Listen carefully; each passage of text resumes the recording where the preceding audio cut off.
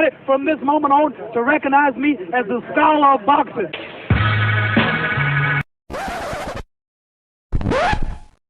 You see, their morals, their code, it's a bad joke. Dropped at the first sign of trouble. They're only as good as the world allows them to be. I'll show you. When the chips are down, these civilized people, they'll eat each other. 49 hours declaring it a riot. Cruiser 5 to 50 feet advised, County Police 1 advised they're trying to breach and get to the Capitol. Publicists, when you talk to your publicists, you know the first thing they tell you? What? Stay away from religion, stay away from politics. Okay. You know why? Why? No matter what the you say, somebody passionately disagrees with you. Absolutely. No matter what religion, you believe in Allah, then you're saying that's not the right way. You believe in every Christianity, that's not it, because they're choosing something different. Your political party, the Democrat, Republican, the disagreement completely. Yep. So I stay away from it. When I get pulled into politics, I go, Yeah. and I have nothing to say. I'm That's just the looking. same way we are. Well, no politics, none of I'll this. with that. Like, I don't stay there because I'm still entertainment. If it's not music, then it's film and television, but it's still entertainment. So why would you turn someone off by saying that? Right. I want everybody to enjoy what I'm doing. Right. Not just a selective few amount of people. I focus on diversity because it's needed. Right. The boxing scholar is a lover, not a fighter, but he's also a fighter, so don't get any ideas. If he pats you on the back, you'll put it in your resume. His enemy. Have him listed as an emergency contact. The scholar has an inside joke with complete strangers. If he punched you in the face, you'd have to fight the urge not to thank him. Sharks have a week dedicated to him. He's the only man alive to is parallel park. A train is count to infinity twice. In Genesis, when God said, "Let there be light," the scholars said, "Say pretty please." He is the genius of all genius and master of all masters. And that's the trick to life. You have to be wise enough to know when you were living in your dream. And you have to be humble enough to accept when you're in someone else's.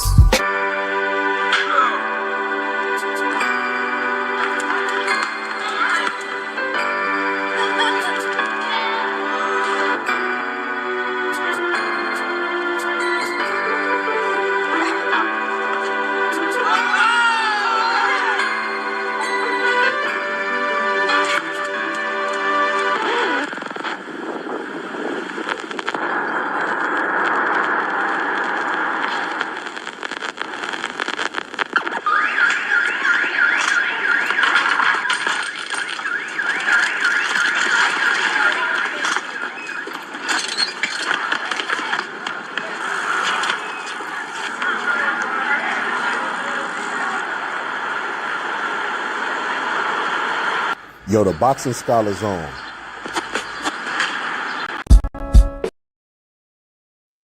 What's good, everybody? What's good? I can't scream today. I don't want to wake my baby up so early, or so late, should I say. So it's the genius of all genius, master of all, man. What's good, everybody? We got a good one today. So hold on, let me get my music straight. Bam, there we go. So it's Terrence Bud Crawford stuff, you know. I heard a lot of the fans. Okay, what's good, Angie? I heard a lot of the fans making excuses about the outcome of the fight, and you know, a bunch of other stuff, you know, to discredit Terrence Bud Crawford. And it's like, I even heard somebody say this is crazy because this dude got gray in his beard, gray on his head. This lets you know that gray hairs don't mean wisdom. The man said that, well, now since Terrence Bud Crawford, right? And look, shout out to the YouTube algorithm, you know, for not being as great as TikTok. I'll just play. Hey, don't cancel me. Don't cancel me. I love you, YouTube. Let's get this money, baby. Let's get this money. But no, all seriousness, why would they even recommend me this guy's channel, right? But so I was scrolling through, going through the wormhole, put me up on the channel, and a dude was like, basically like, Terrence Bud Crawford, now that he has the belts, needs to fight Benavidez. And I was like, bro, you can't be serious.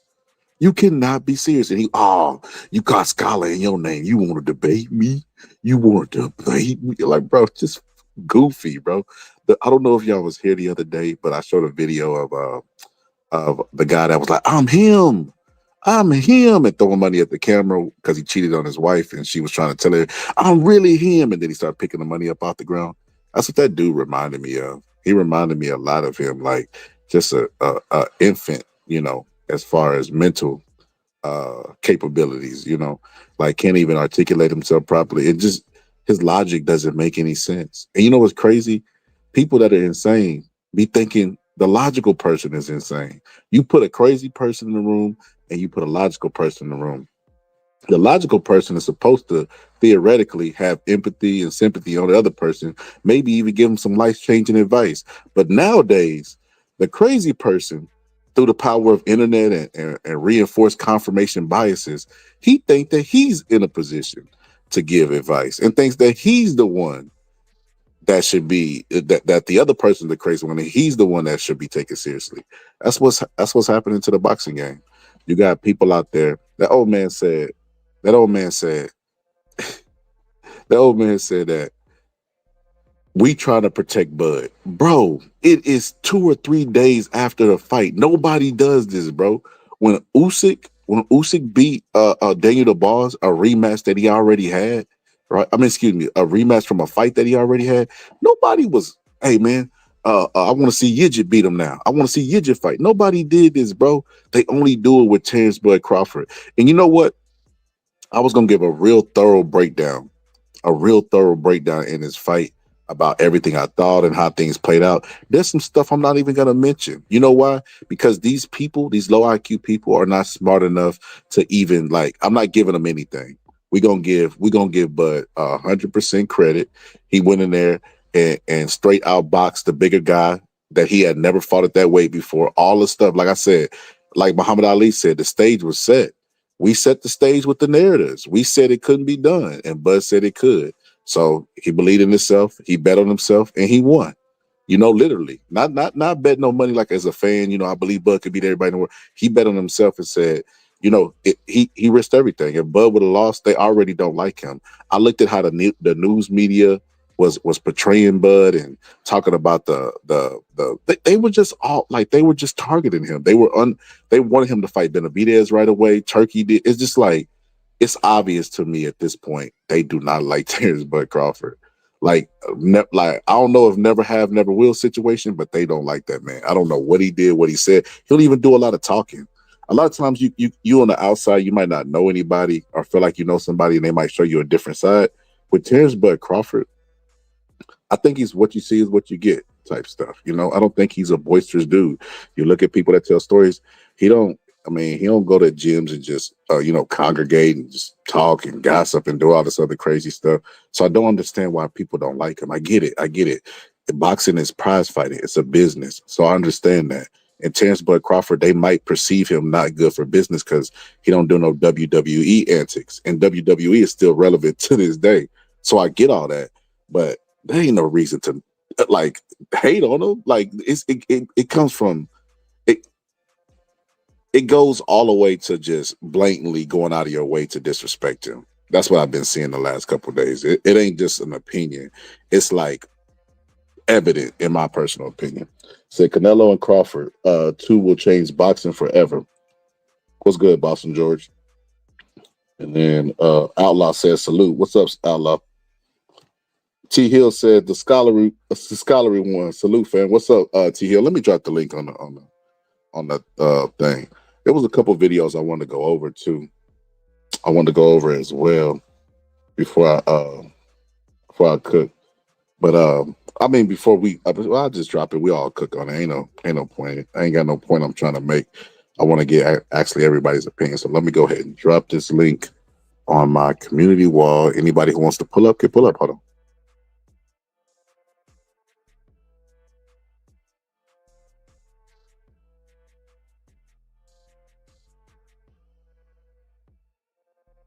Okay, there we go. I dropped the link, but I was gonna say, yeah, man, it's crazy, man. I can't believe the stuff that I've been hearing. Terrence Bud Crawford should fight Benavidez. You know what's really really crazy? If Terrence Bud Crawford should fight Benavidez, where was this what do you call urgency? What's good, Paulo? What was his urgency when Canelo was fighting Skull as a mandatory, or when Canelo was fighting Mugia, fight nobody asked for? Matter of fact, nobody even was talking about Mugia before Canelo fought him. Nobody.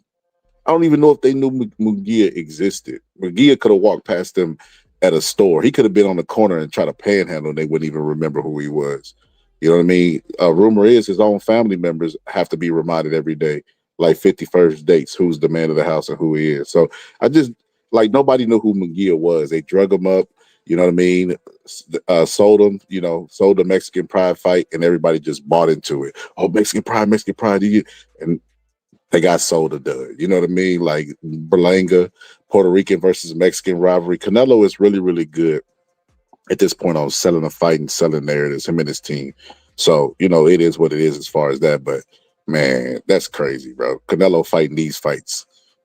What if Bud's next fight? Well, so let's say Bud stay at 68. What if Bud's next fight he fight Berlanga? These people that are calling for Benavidez would show up with even more urgency, telling us how we need to stop giving Bud a pass and how Bud is ruining the sport. You can't make this stuff up, bro. Listen, bro, if you pick Canelo before the fight, we get it. We get it, bro.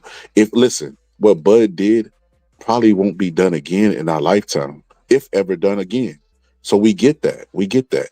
If you were using your logic, you said, well, he's trying something that's never been done before, and if it's never been done before, why would I believe that somebody's going to do it? And he's going to be, why him? I get it. Logic, bigger man, shoulder surgery, at the ring, all the factors that went into this fight, bigger gloves, right? So I get why you would pick Canelo. But now that the results in, don't double down on your pick. You were wrong. As simple as that. We don't always get stuff right in boxing. We get picks wrong. How many people thought Caleb Plant was going to get upset in his last fight? How many people picked Jaime Mugia getting knocked out of his fight? You know what I mean? It's boxing, bro. Or how many people predicted Tank Davis calling a timeout and taking a knee in the fight? How many people predicted? Vegas couldn't even predict that. And they the house. They always win. Just got to accept it and move on, man. It's nothing wrong with being wrong. But to discredit Bud Crawford, bro, just because you picked against him before the fight doesn't validate you even more now that the fight results are in. It doesn't make you more validated because Terrence Bud Crawford should fight Benavidez and you think he should. Bro, the man ain't even, bro, the wounds from both of them, Canelo and Bud, haven't even healed up yet. And you're already talking about him fighting a dangerous guy at 175 because he's not even at 168 anymore. You and Turkey, y'all have lost y'all's mind trying to protect Bud from what? He got all the belts. Bud could do whatever he wants. Ain't that what y'all said when Canelo had all the belts at 68? Canelo could do whatever he want to do. He's earned the right. So Canelo earned the right to not fight the guy who we want to see him fight, that we thought was a good 50-50 fight. But a guy who just moved up and had one fight at the division at 68 don't deserve the right to do what he wants to, and he's 3-time undisputed. Bro, you can't make this up, man. You couldn't make it up if you tried. You couldn't get Spike Lee to write a movie script like this, man. This is absolutely insane, man. These people are crazy, man. Oh, man. Said Crawford will beat Benavidez if they ever fight. Now, let me say something. Let me say something, George. I got to keep it real now. Got to keep it real. I doubted Bud. Listen, I don't want to be like Teddy Atlas and pick Deontay Wilder every single time, doubling down on standing on business against Tyson Fury. But I got to keep it real. Benavidez is a different animal. And Benavidez would have stopped Canelo. If he'd have fought Canelo the other day, that was him. Actually, he would have stopped Canelo. Bro, I can't. I would have to pick against Bud again. I'm sorry. Bud against anybody else but Benavidez. Matter of fact, they asked Bud leading up to this Canelo fight with the build-up about Benavidez, and he said no. He said, I'm not fighting Benavidez. He said that got too big. He said, at first I thought Canelo was too big, but then I actually got around him and he's not that big. He just thick. He's wide. He not really tall. He's like, but Benavidez is a big guy. And Benavidez also balloons up in weight. So Bud gonna be fighting. He said if he fight Benavidez, he might as well go to heavyweight. That's an absolute fact. If you fight Benavidez, you might as well go fight Anthony Joshua or somebody because that guy is big. He bro, and he throws a bunch of punches. He don't gas and fights like Canelo does. Bro, no. Do not fight Benavidez. Listen to Bomac. Bomac said after the fight. The reason why it's some truth to what Bud is saying, not only is Bud saying it, but his team is saying it. Bud's team always, like Bomac was saying, Terrence Crawford could have made 68 a long time ago. Started this fight at 68. That's what he said. And I was like, nah, if that's the case, he would stay there and fight. He talking about going back down. So I don't believe that. I just think that Bud has the best eyes in the business in the ring and outside the ring. I think that's what it was, because even him saying Canelo was a bigger guy and changing his mind, it was after what he seen. And I already talked about in my breakdown on members only, by the way, about Bud having the best eyes in a business, his eyes being better than even Mayweather's. You go look at when Mayweather got hit by Marcos Maidana.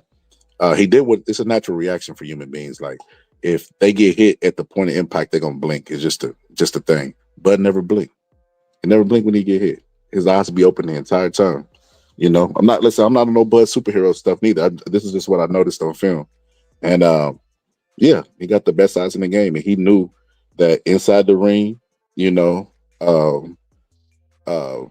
able to judge and factor in risk and reward, and outside the ring as well. He was like, you know what? I can beat Canelo. He's not that big. He went in there and he, stimulated the fight in his head. And he went out there and did it.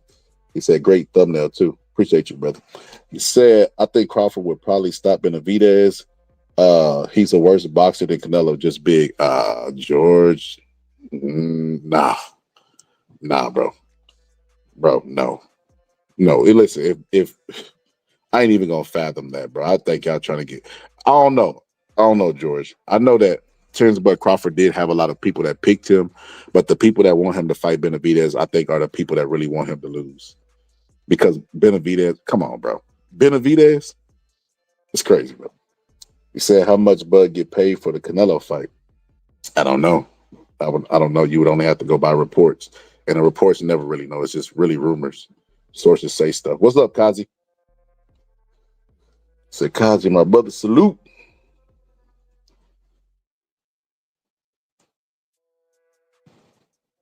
Say I like Crawford style better than Mayweather, in my opinion. I don't disagree with that. Shout out to Rob G, man. We're gonna have to start calling Rob G the Oracle of boxing. This is kind of like this. This is the second time Rob G done did this. Said exactly how a fight would go whenever it was announced. He doubled down on his opinion too, and he was right. He was right about this. And listen, Rob G. Listen, I was on this boat. I was on this. I went on a cruise, right? And I played a game. I had never played the game before. It was like Texas Hold'em or something. I only played it because it had Texas in it, right? And I remember sitting down at the table, right? And I remember telling them to do something with the cards that was like unorthodox, but it was my gut feeling, And I remember doing it, and I actually won. I quit too because I'm not a huge gambler, but I actually won on it. And she was like, "Sure, you got lucky." I'm like, I just don't understand the game enough to not take any risks. So, with that being said, Rob G is the new oracle of boxing. We got to get that man his props. What he predicted would be the outcome was something that ain't really supposed to be in boxing. Boxing being a corrupt sport that it is, Canelo having 3 judges, all see it the way of Bud Crawford without a knockdown, that is banned. That is some hellified odds. Y'all remember that oracle on what was it? Riddick, Chronicles of Riddick, I think that's what it was called, with Vin Diesel, Pitch Black. Yeah, that was, so I got to call Rob G the oracle. At the end of the movie, she was like, who would have ever, what's the odds of that? That was Rob G on the live. Now, what is the odds of that? Said punches and bunches. He said, but all in my humble opinion is the king. King of what? King of what? I got some videos to play. I'm going to interact with y'all for a little bit before I play the videos. I like when the chat is lit, and I like to read y'all's comments. I ain't gonna lie, I ain't got my glasses, so I might stop midway because my eyes already feel strained. Hold on, let me remember one good time. I'm a genie in the bottle. Here we go. Said Bivol, in my humble opinion, is king. Said, yeah, Crawford way more skilled than Benavidez. Said, we'll actually use his size and volume and fight the way a bigger guy should. Facts. That's a fact. Said, as Canelo didn't even know how to impose his size and he was limited. You know what? Canelo, what's up? Vic J in the building. What's up, Vic? Vic, that's crazy, man. I'm gonna show that. Vic. Vic, I got one of the clips I'm gonna show is gonna be AB getting kicked out. Matter of fact, because you sent the super chat, Vic, we'll start with that. Let me get through these comments, get to yours, and then I'll put it up. So give me a second. So yeah, the thing that was so surprising about what's his name, Canelo, is that not only did he go in there and he's not that's an illusion. He's not a way bigger guy. That's an illusion, right? Bud is not a way bigger guy.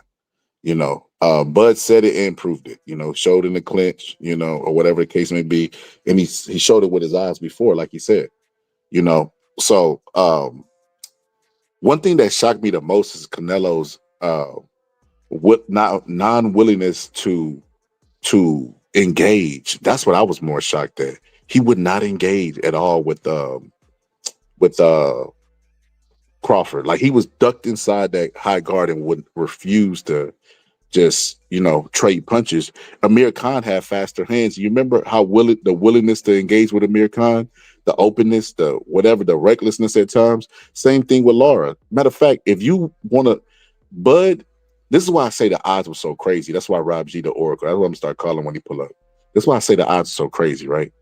I thought if Bud won, it would have to be a fight like Lara, right? The exact same fight. Lara getting hit on the shoulders and hips and stuff like that, being not having the power advantage out of the two. I thought it would be exactly like that fight. It ended up being like that. How did Lara play out? Lara played out with Canelo winning the fight. And this is a younger Canelo. This is before the cash register started, the money machine just started going crazy. So that's why I was like, I said, even if he wins, can he win?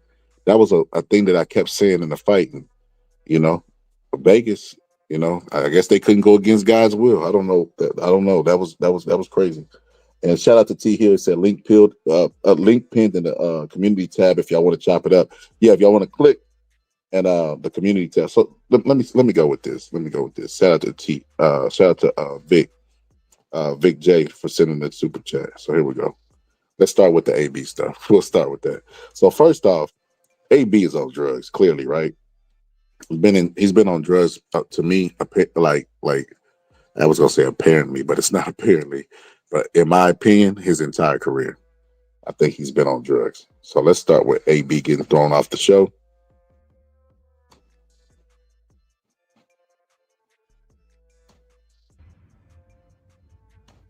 Studio, because y'all, we got a special guest, AB in the building. How you feeling? Hey, man, this shit crazy. I ain't gonna lie. I did not know I was gonna be on the show.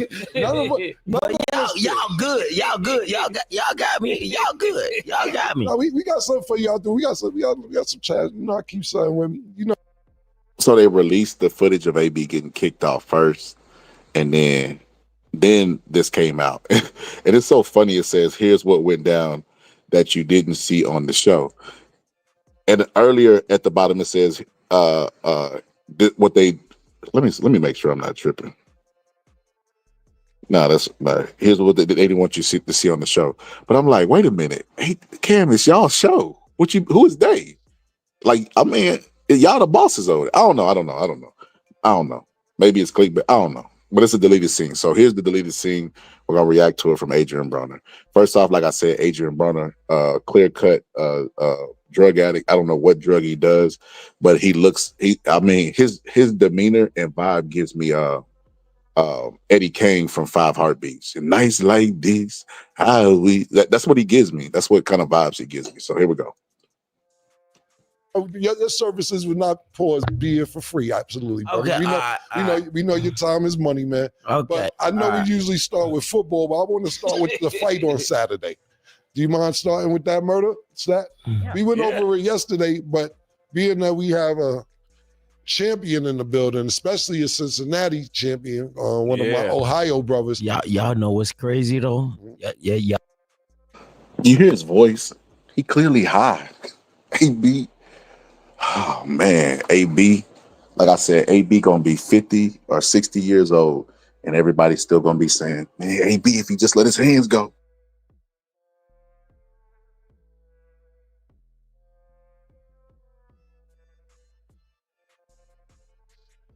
If he just let them hands go, he'll be all right. That's all he got to do is let them hands go. AB is a joke. AB is a person that never really believed he was the part, complete polar opposite of Terrence Bud Crawford. He wanted to be a street dude. He wanted to be a RN. He wanted to be all that stuff, and he's that right now. Right now, he's all of those things combined in one, and he looked like a junkie. I don't know why I fuck with Terrence though. Damn, this shit gonna make me tear up. He went to my coach funeral, bro. I don't go to funerals. He went to my coach funeral, so I'm forever embedded with him. He a good nigga. That's what's up. What do you think about his performance on Saturday night? Did you see the fight going that way? Because it looked pretty one-sided from beginning to end. I mean, Canelo got some rounds in, but did you think the fight was going to go the way that it did? Of course, he got all the attributes that Floyd got. He got everything. He's a special nigga, bro. He a good nigga, bro. Yeah. No, that's what's up. Yo, that is crazy. That is crazy. Adrian Broner, of all people, is up there talking about he got all the attributes of Floyd Mayweather, and he was supposed to be the next Floyd. You want to hear something crazy? There was a time where AB, the manufacturer star, the guy that came later was like, you got to understand, Adrian started trying to talk like Floyd, everything. He was the Floyd Mayweather Tim U version, right? It's so crazy to me that guy would say Terrence Bud Crawford got all the attributes that he got. At one time, they wanted Adrian Broner to fight Terrence Bud Crawford early in his career. People were hypothetically talking about that fight. That's crazy. Crazy, man. What's good, T-Hill? You got the best hand, Playboy. You started talking about AB, so I decided to join in. Shout out my man Victor J. Yeah, shout out to Vic. Shout out to Andrew, baby. She said she the only AB that matters. Yeah, man, you gotta forgive me, man. My allergies is kicking in. I just got allergies a couple of years ago, and them bad boys be flaring up. Hey, well, no, don't say flaring, because Canelo got them herpes, brother. We gotta wait till at least 3 weeks after the fight. But we start saying flaring. No, I just playing. Let me stop. But yeah, man, good to hear from you, brother. Good to hear from you. This is my first time really watching the entire. I haven't watched it at all. I don't think nobody. I think even the people that reacted to it only reacted to the snippet that was floating around. This is the unedited version. So let's get it. Illest nigga in Nebraska. Literally. Literally. So what do you think about this? As one of your homeboys, matter of fact, Tank fighting Jake Paul next month? I think he gonna clip him. Yeah. Because I see you. I don't know what happened, but I remember. Yo, we was just up here talking the other day about, and I was saying this, because I'm in the middle on this, T-Hill. Because, a lot of the game is mental. A lot of life is mental, bro. You ever, been thinking about something? Like I'll give you an example, T-Hill. There's this girl that I used to go to school with. I used to always clown with her. And then, I had graduated. And it was probably like 5-6 years after then, bro. Bro, I was like, man, I wonder what old girls doing that I used to clown with. Bro, when I tell you, she wrote me on Facebook. Bro, I swear to God, I thought the government was spying inside my brain thoughts or something. Bro, I was like, real rap, dog. Real rap. I was like, bro, do we live in a simulation? What is the odds of that happening, bro? That is insane. But yeah, bro, like manifesting stuff like do be a real thing, bro. Yeah, manifestation for sure. Speaking things into reality. Look at Bud, bro. That man manifested putting the beats on Canelo before Canelo even knew Bud wasn't a potential opponent. You know, this is the cold part about it, man. And not too long ago, we was talking about Spence fighting Canelo and it being a mega fight, and Spence possibly going up there and get rid of Canelo because niggas really wasn't feeling Canelo. So it's crazy that Bud is the one to do it, and people want to just throw shade on it, man. I mean, facts. Shout out Bud. I mean, he did something that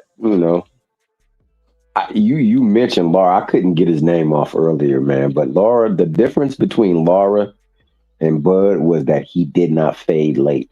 If Crawford would have faded late, they would have given it to Canelo. Facts. They tried. On one of the videos I seen, Terrence Bud Crawford said that one of the judges, like one of the judges had it close going in, so he knew he had to come on strong in the end. At the end of the fight, and I'm like, see, he know, bro. He know how they do you in boxing. No secret. No, absolutely. But so how you feel? I said I think AB on drugs. So this is why I brought that up. You look at Adrian Broner beard, bro. That man got more. Adrian Broner not even 40. I know. Terrence Bud Crawford older than Adrian Broner. Look at Adrian Broner's beard and his whip. Bro, I swear to God, and then I'm not even being funny. Adrian Broner look like a bum, like a real life bum. Hey, I don't mean to cut you off, but shout out Steph Brown, Mr. B Well in the building. Oh, Steph in the building. What's up, Steph? Now you shout out Steph. But I was going, man. So I brought this up to say this. So if I believe you can manifest stuff and mental is a lot of the game, I got to be consistent with that because you got the physics involved. But how do you overcome that? You got to be mental. That's how Sugar Ray was able to beat Hagler. He got into his head before the fight and he went out there and executed what he had to execute. So with that being said, we were talking about the other day that drugs affect you because Pure don't think it affects you. And I mean, of course you got different ones. Like cocaine is an upper. It's a stimulant. It's gonna help you in boxing. I feel like look at all them people that was on cocaine. The Roberto Durant, they all did really good. Even Sugar Ray Leonard. So it's a stimulant. It would be illegal today, I think. Outside of being illegal to consume or sell, but it's another story. But if you're really well on coke, exactly. So, but we brought up alcohol. Alcohol is a downer, right? So we brought up alcohol, and I was saying, and they were saying that alcohol affects you negatively. The people that was on the panel, and I've seen both sides because I've been watching this closely for years. See, the fighters of old school, I mean, bare knuckle. They used to drink alcohol heavily and they would give massages in alcohol and they felt like it loosened up their muscles and they would go like 50 and 60 rounds, and I'm like, were they able to do that because of their mental? Was it genetics combined with mental? You know what I mean? I can't pinpoint it. Mayorga used to smoke and drink. He didn't even gas in fights. No, he did not. He absolutely did not. So, I'm kind of torn on that. I don't know. I think you got to have everything. You got to have the genetics, the belief. You got to have a combination of everything. But Adrian Broner is the one that ain't got the genetics or the belief because that dude is aging like milk. Adrian Broner, what the A stand for avocado, avocado biologically because he out there aging like, you know what I mean? An avocado that's been cut and left on the kitchen sink, man. AB does not look good whatsoever, man. He looks awful, bro. Awful, bro. I seen a video on your page. I followed you on the gram, and they was talking about you potentially fighting Jake Paul. So why did that fight happen? And what do you plan on doing next? Because I know you got another run in you. Pause. I ain't gonna lie. This next run gonna be. Why you pause another run in you? Bro, they be pausing everything. They be like, I woke up, pause. Got breakfast, pause. Like, bro, come on. Only pause the suck stuff. You just can't be overusing the pause button now. Well, you already know what I feel about the pause button, but hey, shout out to the pause button, man. I'm not gonna lie to you. I'm not gonna lie. I think it's crazy nowadays that if you play the pause game, they accuse you of being gay. I'm like, wait a minute, ain't the pause game to call out the such stuff? That's like it's like the Smelted Delta game. You remember whoever Smelted Delta when we Oh was a yeah, kid? yeah, yeah, yeah. Hey, Yes. hey, my little cousin, boy, he got me on there. He was like, "Oh, you gotta say pause there, Tom." I was like, "What you mean?" He was like, "Dude, that's sus. That's sus." I said, "Bro, so you telling me something is sus, dog?" I said, "What the fuck?" That's crazy, bro. That's crazy. But you're right. You know, certain things come out a little loose, and I mean, eventually, I did catch one scene of this.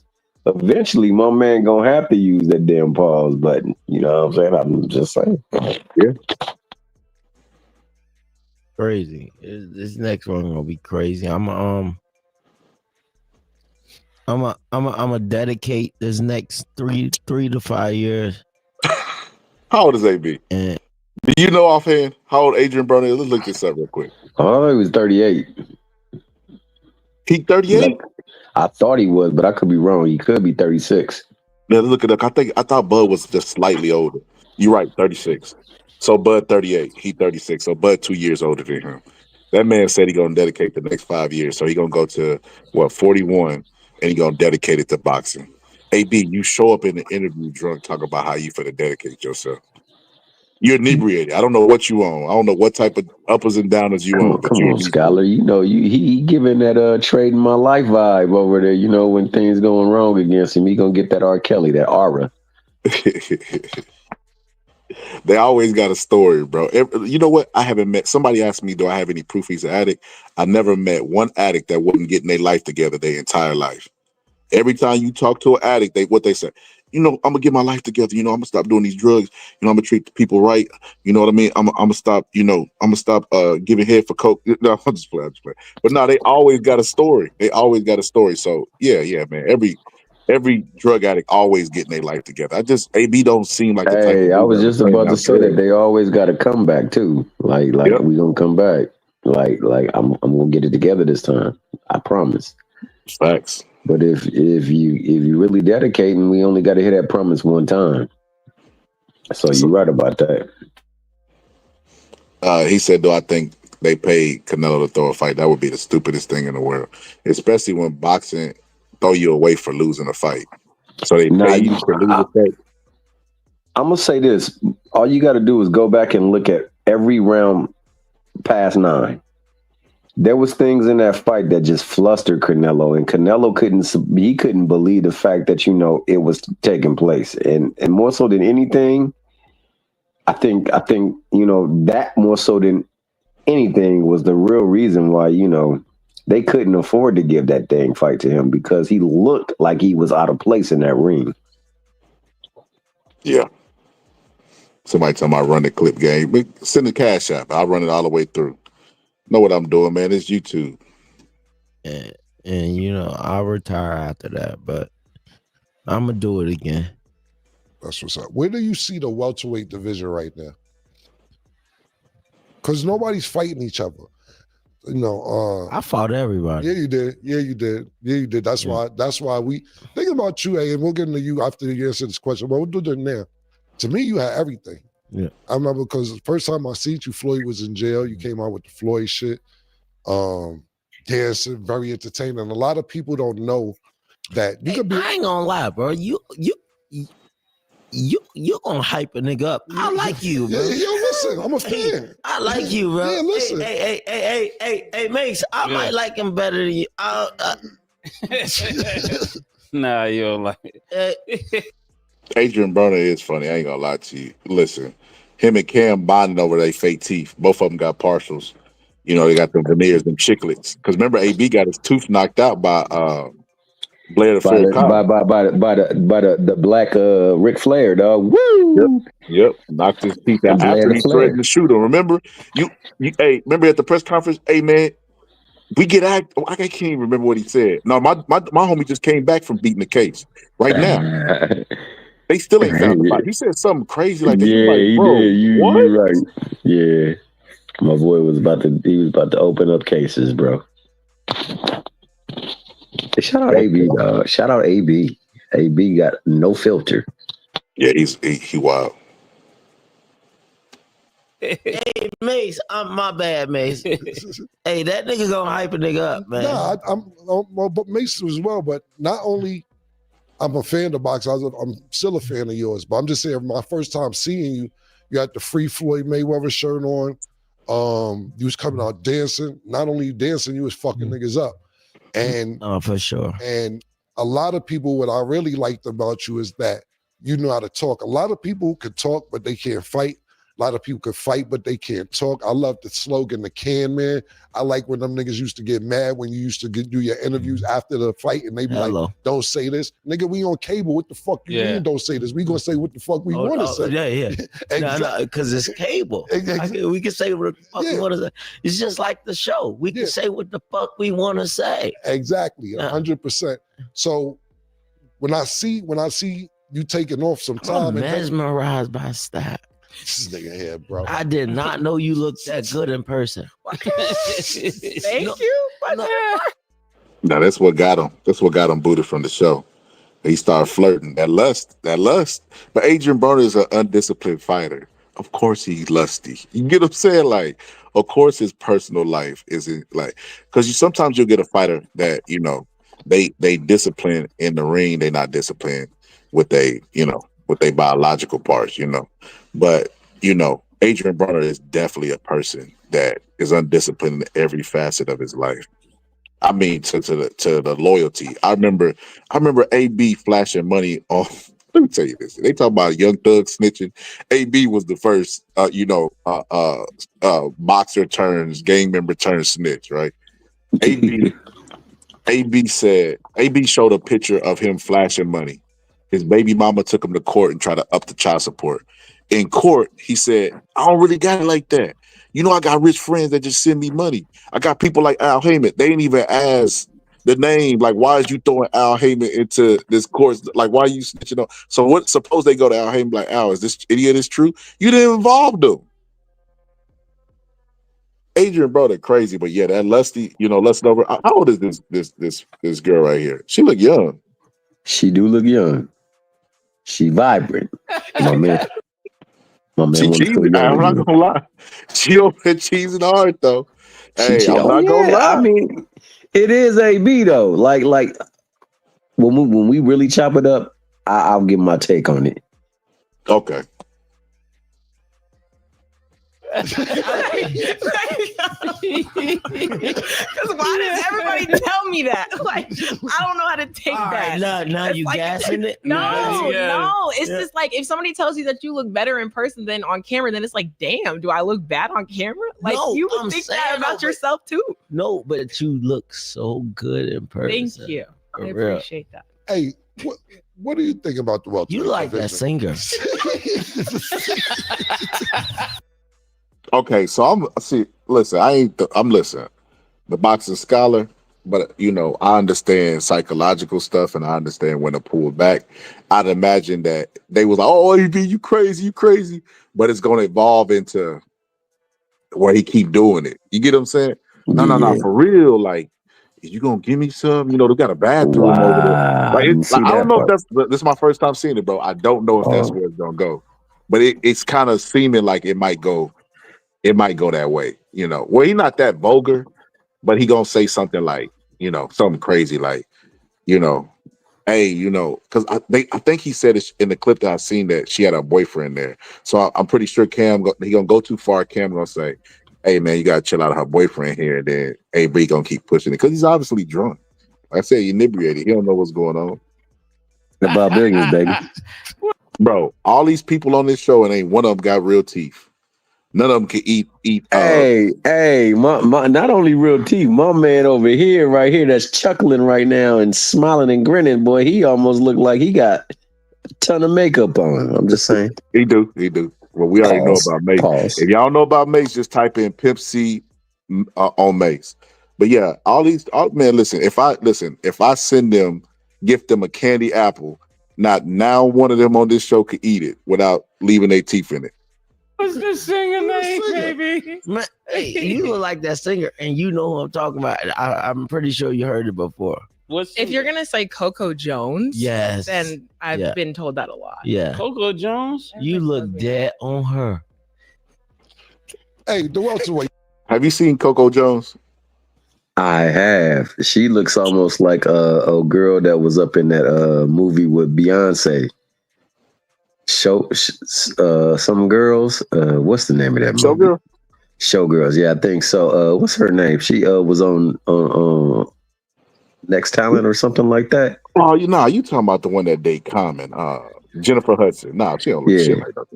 She don't Listen, look like, Coco, Coco fine, bro. That's why she this is. No, little girl she don't is. look like Coco to me, and Jennifer Hudson don't look fine to me. So nah, I can't. Oh, okay. My bad, Scully.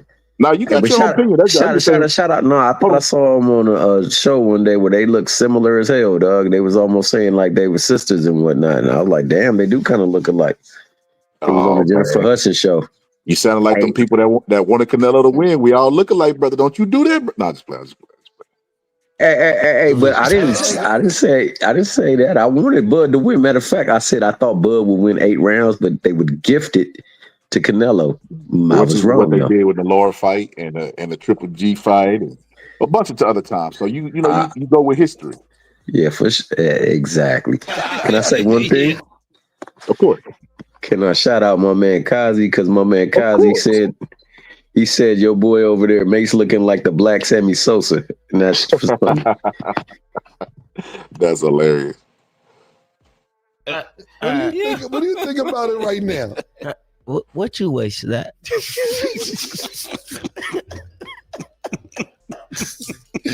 I'm not gonna say my weight on camera. Yeah, that's like crazy.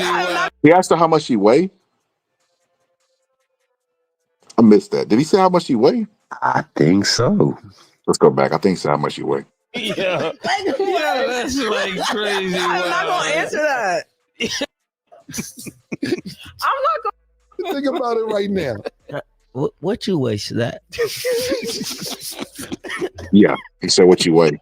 I'm not gonna say my weight on camera. Yeah, that's like crazy. I'm not gonna answer that. My boy was lining her up, dog. He was trying to get the measurements and everything. What was it, Matt? Oh, that's crazy. Hey, look, and AB now this I think rubbed him the wrong way, because if you got your little sister, everybody already knows 2 questions you don't ask the woman: her age and her weight. You know what I mean? Like what? You know what I mean? Like, I don't know. It is. And then he said it. He started laughing when it don't really matter, because she's thin. Like she might need an IV. You ask me, because I definitely like them thick. I think she's a little bit skinny, but that's just scholar. But the welterweight division, right? Stat. I love you. What a guy. I'm sorry. My bad, y'all. My bad. The welterweight division though is You can see right there, Cameron was getting a little uncomfortable. Look at his face. Them teeth that he always showing, he wasn't trying to show them no more. Look. What a guy. I'm sorry. My bad, y'all. Right here. My bad. Let me see if I can pause it. He's still cheesing from ear to ear. She liked the attention. The what? Cam, like, bro, you're doing too much, AB. Like that face right there, Cam ain't even showing the newly bought chiclets. He's starting to see that it's about to go south. So yeah, you normally you see Cam's teeth. Somebody stop, man. You know what I mean? Nah, he ain't showing the teeth today. Wait, division though is everybody moving up. Everybody moving up. I mean, you see Terrence, he just moved up. Everybody moving up. Everybody moving up. Everybody moving up. If you fought again, would it be welterweight or 154? 40. Go 40. Going back down. I would. This just so hot. AB's stupid in the ring, out the ring. AB just a stupid person. Somebody from Cincinnati said somebody from Cincinnati when the chat was there. I don't know what AB reading level was, but I guarantee, it's probably first grade, second grader comprehension. He's just a stupid guy. The division to come back to would be the 147-pound division. AB got real action at there. Think about it, AB. The guy that you fought, Manny Pacquiao, came back at 46 and had to get robbed with the same judges that was in the Canelo fight, by the way, but had to get robbed in the fight because that's how weak the division is. Go fight Mario Barrios and get his belt. That's crazy, bro. I would not listen. I'm done doing favors. Okay. I'm not a 47 pounder. Right. I'm not. You know, I was just doing favors, but I mean, he from Ohio too. Don, you know what I'm saying? But right. Cleveland. Yeah, for sure. Yeah, I mean, I'm just done doing. I caught that. So to say you ain't a 147 pounder when Terrence Bud Crawford had moved up to 68 and fought the undisputed champion there, you know, in a weight class that he didn't fight at before is just absolutely crazy. And it showed the mindset, the difference. Like I said, at one time they wanted AB to fight Terrence Bud Crawford. AB is younger but looks older, and Terrence Bud Crawford is way more accomplished than Adrian Broner. Adrian Broner, it always leaves the excuse if he just would focus, if he just would do that. Cameron is basically giving him the talk while he's on air. You know, AB, if you just would do this, if you just do X, Y, Z, what about the welterweight division? He ain't even gave it no thought because he's not coming back to boxing. Y'all trying to believe in AB, but he don't believe in himself. That's just what it boils down to. Can't make AB believe in himself. You can't do that. And part of the AB illusion was that, in my opinion. I felt like AB was a guy that knew he was talented, but didn't believe he could make it to the levels of a Bud Crawford with his talent. So what he would do is make it look like he was squandering his talent. So to the public, we would accept that and say, well, you know, if AB would just focus, he'll be so much of a better fighter. He does that on purpose, in my personal opinion. I think that's his game. That's his niche, you know. And if you see, look, AB is what, 36 right now. They still talking about AB coming back. And he talking about a comeback plan for 5 years. So you're gonna box till you 40. An undisciplined, inebriated boxer, well past his prime, is for to come back and make a run, you know, for 5 years, undisciplined. And then I caught what he said with Don King. He said he did a favor to Don King, you know, by fighting at 47, but he really not a 47 pounder. AB, you look at least 160 right now. You look at least 160 right now. I don't even know if your body could get down to 40. You might have to fight at 47. But I think it's in respect to the fact that he don't have the type of pop that's necessary to get the respect. I think he fully understands that, you know, when he skipped up the weight, he bit off a little bit more than he can chew, and then not being disciplined and not being in shape. You got to be in shape when you go up and you fight them bigger fighters or people that's bigger than you. And I don't know if he has the discipline right now. You can see that he struggles with the discipline to pull that stuff off. Now he got skill set, but you know, the last thing that we said about him was that he was camera shy, so to speak, or gun shy. He wasn't going to let the punches go. And you definitely got to let punches go if you want to keep them bigger punches off of you. So I think that more so than anything, I think he being realistic by saying, I can't go up there because, you know, I don't fight the way I used to, and I ain't in the shape that I need to be. But you right about it. I actually agree with what you're saying. Somebody in the chat said it, and I think that the Maidana fight is what humbled AB. I think if AB wins that Maidana fight, he don't be saying, you know, 47 and boys too big. Because, you know, it's like, okay, well, AB, you say that's not your weight. Didn't he fight Mikey Garcia at 35? Or was it 40? I can't remember. But it was at a lower weight. And the reason why I knew it might have been 40. But he was like, you know, Adrian Broner, that Adrian Broner is undefeated. Nobody ever beat that version of Adrian Broner. I'm not a big guy. What's good, Mosaic? I'm not a big guy. But you know, that version of me can, and then Mikey Garcia goes in there and beats him. It's like, bro, he knocked down Sean Porter, bro, at 47. He did something that only 2 other people did. You know, well, Ugas did it too, but they didn't. I don't think they counted it. But Sean Porter was knocked down by Errol Spence, good company, and Terrence Bud Crawford, great company. So it ain't about the pop, bro. It's about the mindset, bro. He still got the Maidana ghosts in the basement, bro, that he ain't let go. Yeah, no, I mean you ain't got to have pop to knock somebody down, but you got to have pop to have them their respect. And I think that the way Maidana did him, he didn't have no respect for him, and I think that he felt like maybe that was going to be the case for all fights that way. He just probably didn't recognize that Maidana a different dude. You think AB would have fought? You think Maidana would have been all over AB if he knocked him down like the way he did Sean Porter? I'm not sure. I think a lot of the things was also the antics. I think he was charged up because of the antics that AB was doing. So you already hyped up because you feel like this dude was disrespectful. So now I'm gonna have to disrespect the hell out of you in the ring when I get a chance. And I think more so than anything, he was on that get back. Like, you about to find out today. I'm not that dude. Listen, I'm gonna be honest with you. AB, shout out to Light that he always be saying that. But you remember when T.I. was like, I'm willing to believe in it, even when you're too stupid to believe in your damn self. And ATL, that's us with Adrian Broner, bro. And I'm gonna keep it real, bro. Adrian Broner fighting Marcos Maidana, getting upset like that. Marcos Maidana gave Mayweather hell as well. And Absolutely. Nobody thinks Mayweather's no bum. Yeah, it was at 140, Mikey Garcia. But nobody think Mayweather's no bum. So it's like, so he don't believe in himself. He took from that fight, I got exposed or what the people were saying. He said that rappers stop answering their phones when he lost. He looked at it like from the public perspective of like maybe I didn't get it done or maybe I was exposed to a certain degree.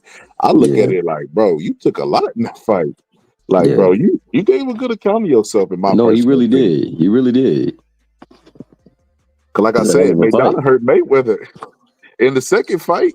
He could knock the tooth out of his mouth.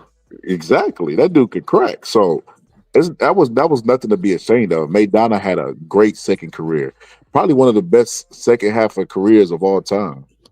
Him and B-Hop, B-Hop had the late start, so that was kind of his second career. But and then he picked up late, so he had his losses earlier, and then he picked up steam late. Marcos Maidana is similar to B-Hop in that way, where you see him and was it not Victor Ortiz, and a lot of people start saying Maidana was washed up, and then Maidana had a great career on the second half of that his career. No, absolutely. In favors. My next fight will be at 40. Okay. 40. Who would you like to fight at 40? Everybody. Everybody. And the crazy thing is that it's just,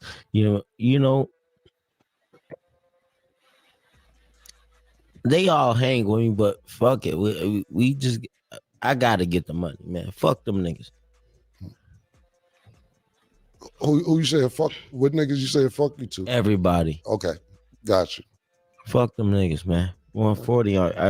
I gotta win everybody. I'm gonna win every belt. If you got a belt at 140 pounds, I'm coming to get it. Who's at 140? Everybody. It's a good question. Like he said, Name those that are still at 140. I don't know because that's hilarious, bro. Did you see what they just did there? That was like I said, like in the spelling bee, where you don't know how to spell the word, so you try to stall. You be like, could you use it in a sentence? Because they was like, who's at 140? AB didn't even know, because like I said, he ain't giving no real thought. He just talking his drunk talks, And then so Mace, Cameron being the boxing guy or know more about boxing, he was like, who's at 140? Cam, and Cam was like, ooh, that man that everybody be talking about. Because remember we had said, bro, he turned it. That's crazy, bro. But nah, he didn't know. Finally he said, I don't know. Like he said, everybody's moving up. And then the thing about it, that'd be a good question for Sin. And I'm pretty sure A knows who's at 140 because it looked like he got his eyes. Yeah, on name three for us. Adrian Bronner, Adrian Bronner. See, he don't even know.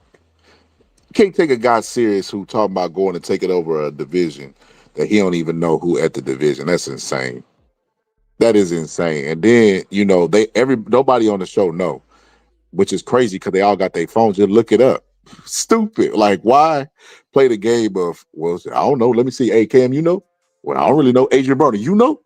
And Cam was like, he should have said Hitchens. He should have said freaking Haney. Or, well, I don't know if Haney going to be there. They don't know. Hey, I'm glad you brought that name up. Check this out, bro. Check this out.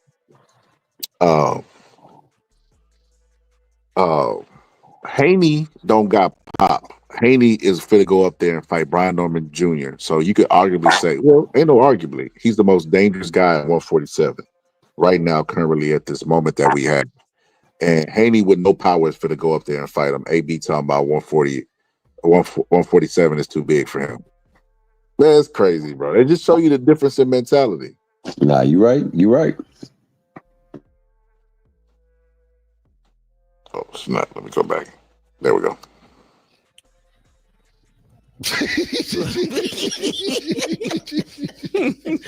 Mace looking up to the 140. Yeah, I'm looking them up. All right, let me. Finally, somebody smart on the panel. This is my first time seeing this, by the way. This is my first time seeing it. We have reacted in real time. Finally, somebody smart just uses the smart devices. I guess they call them smart devices because dumb people don't use them properly. But yeah, somebody finally looks it up. You see, before we go, because we'll come back to boxing, man. I know we gotta get ready to get into some football. My last question is: where's your relationship at today with Tank and Floyd? Tank will always be my baby brother. That's my baby brother, man. Right. You know, last time I seen him though, that nigga made me cry, man. Why is that? How? We was he didn't know I was there. He was at the casino in Miami, and he didn't know I was there. I grabbed him and we hung together all night with pause. But we talked about the pause button, bro. We talked about the pause button, bro. That was pause worthy, bro. He went up and grabbed him and they hung together all night. I'm pretty sure this was the testimony during the Diddy trial. Diddy came up and grabbed him and they hung out all night. Like, bro, what? Like Raggy? Like what is going on, bro? That's crazy. Sounds like my drunk uncle after a 12-pack. Facts. That is exactly how came up and then it was about 3 of them. You know what I'm saying? Oh, you're so beautiful. That's what he in the edited version. That's what he kept doing. So let's finish the editing. We was together all night, and then he dropped me off. He dropped me off, and but before I got out of the car, he said, "Here." He gave me every dime he had on him. That shit made me cry because I used to do the same shit for him. That's what's up. See what I mean?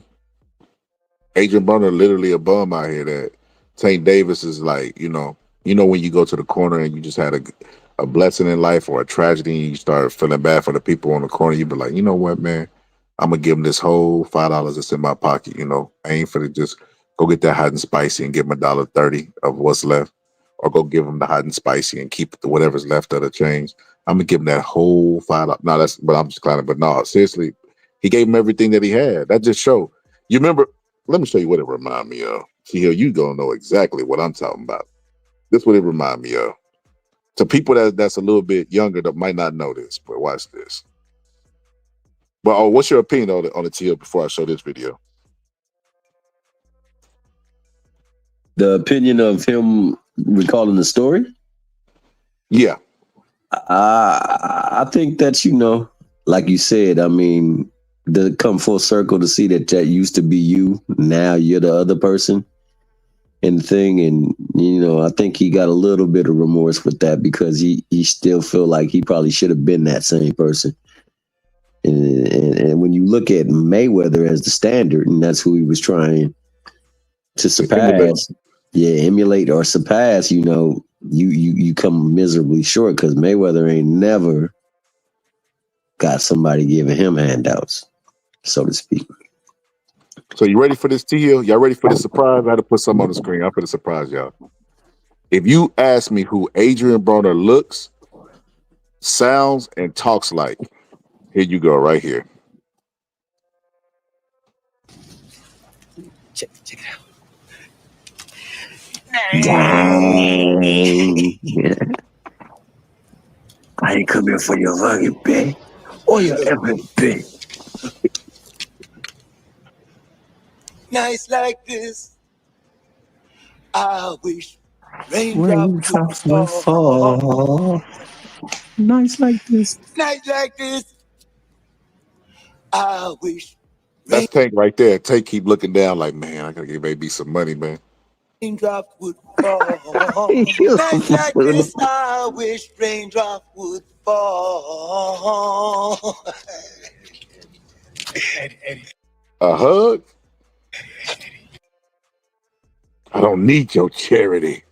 But that's who AB remind me of, a dude that just never panned out, never really believed in himself, had a, like I said, in the Marcos Maidana fight, I think that should have been a confident booster in my opinion, instead of the other way around, but it is what it is. Yeah, it had the reverse effect. But hey, hopefully he'll feel like going home. Hopefully. Yeah, y'all at the TV show 25-8, all that shit. I know that shit, brother. Absolutely. And what about with Floyd?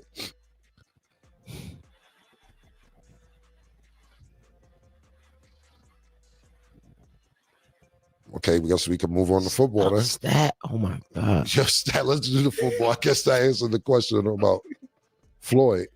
Okay. Well, you ready for football? Stat. Today we are joined with our analyst. Listen, all right. You know, y'all want to know what's crazy, bro? I really love that nigga, bro. Hey, I love him, bro. You know Say a pause after that, bro. Say a pause after that. You grabbing people from the back, spending the night with them, and now all of a sudden you love. I really love Floyd Mayweather. Our relationship probably not be the best, but I can really sit and say that I love the nigga. That's what's up. I'm pretty sure he love you too, man. Sometimes it be like that, bro. It be like that. So I know the real static though. What is it? What's the real static? Stat. I think you deflect when I ask a question you don't want to answer the stat. Uh-oh. There you go, Cam.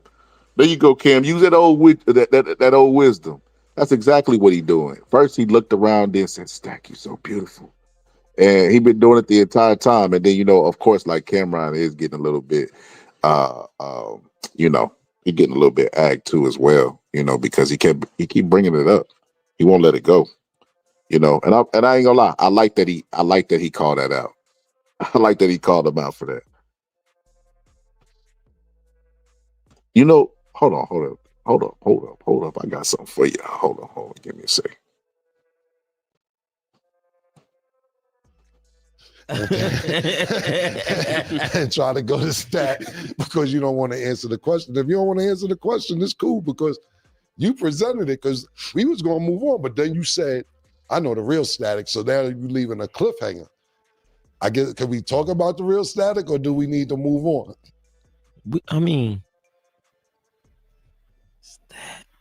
Guess that means move on. You don't want to talk about there ain't no commercial.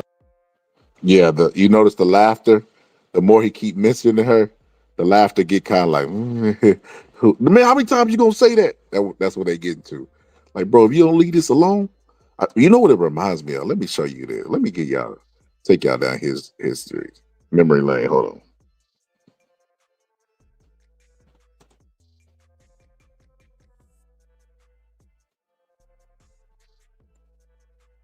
Hold on. I got a story for y'all.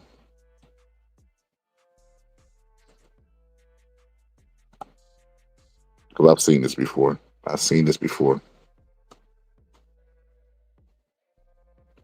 Oh my God. Hold on.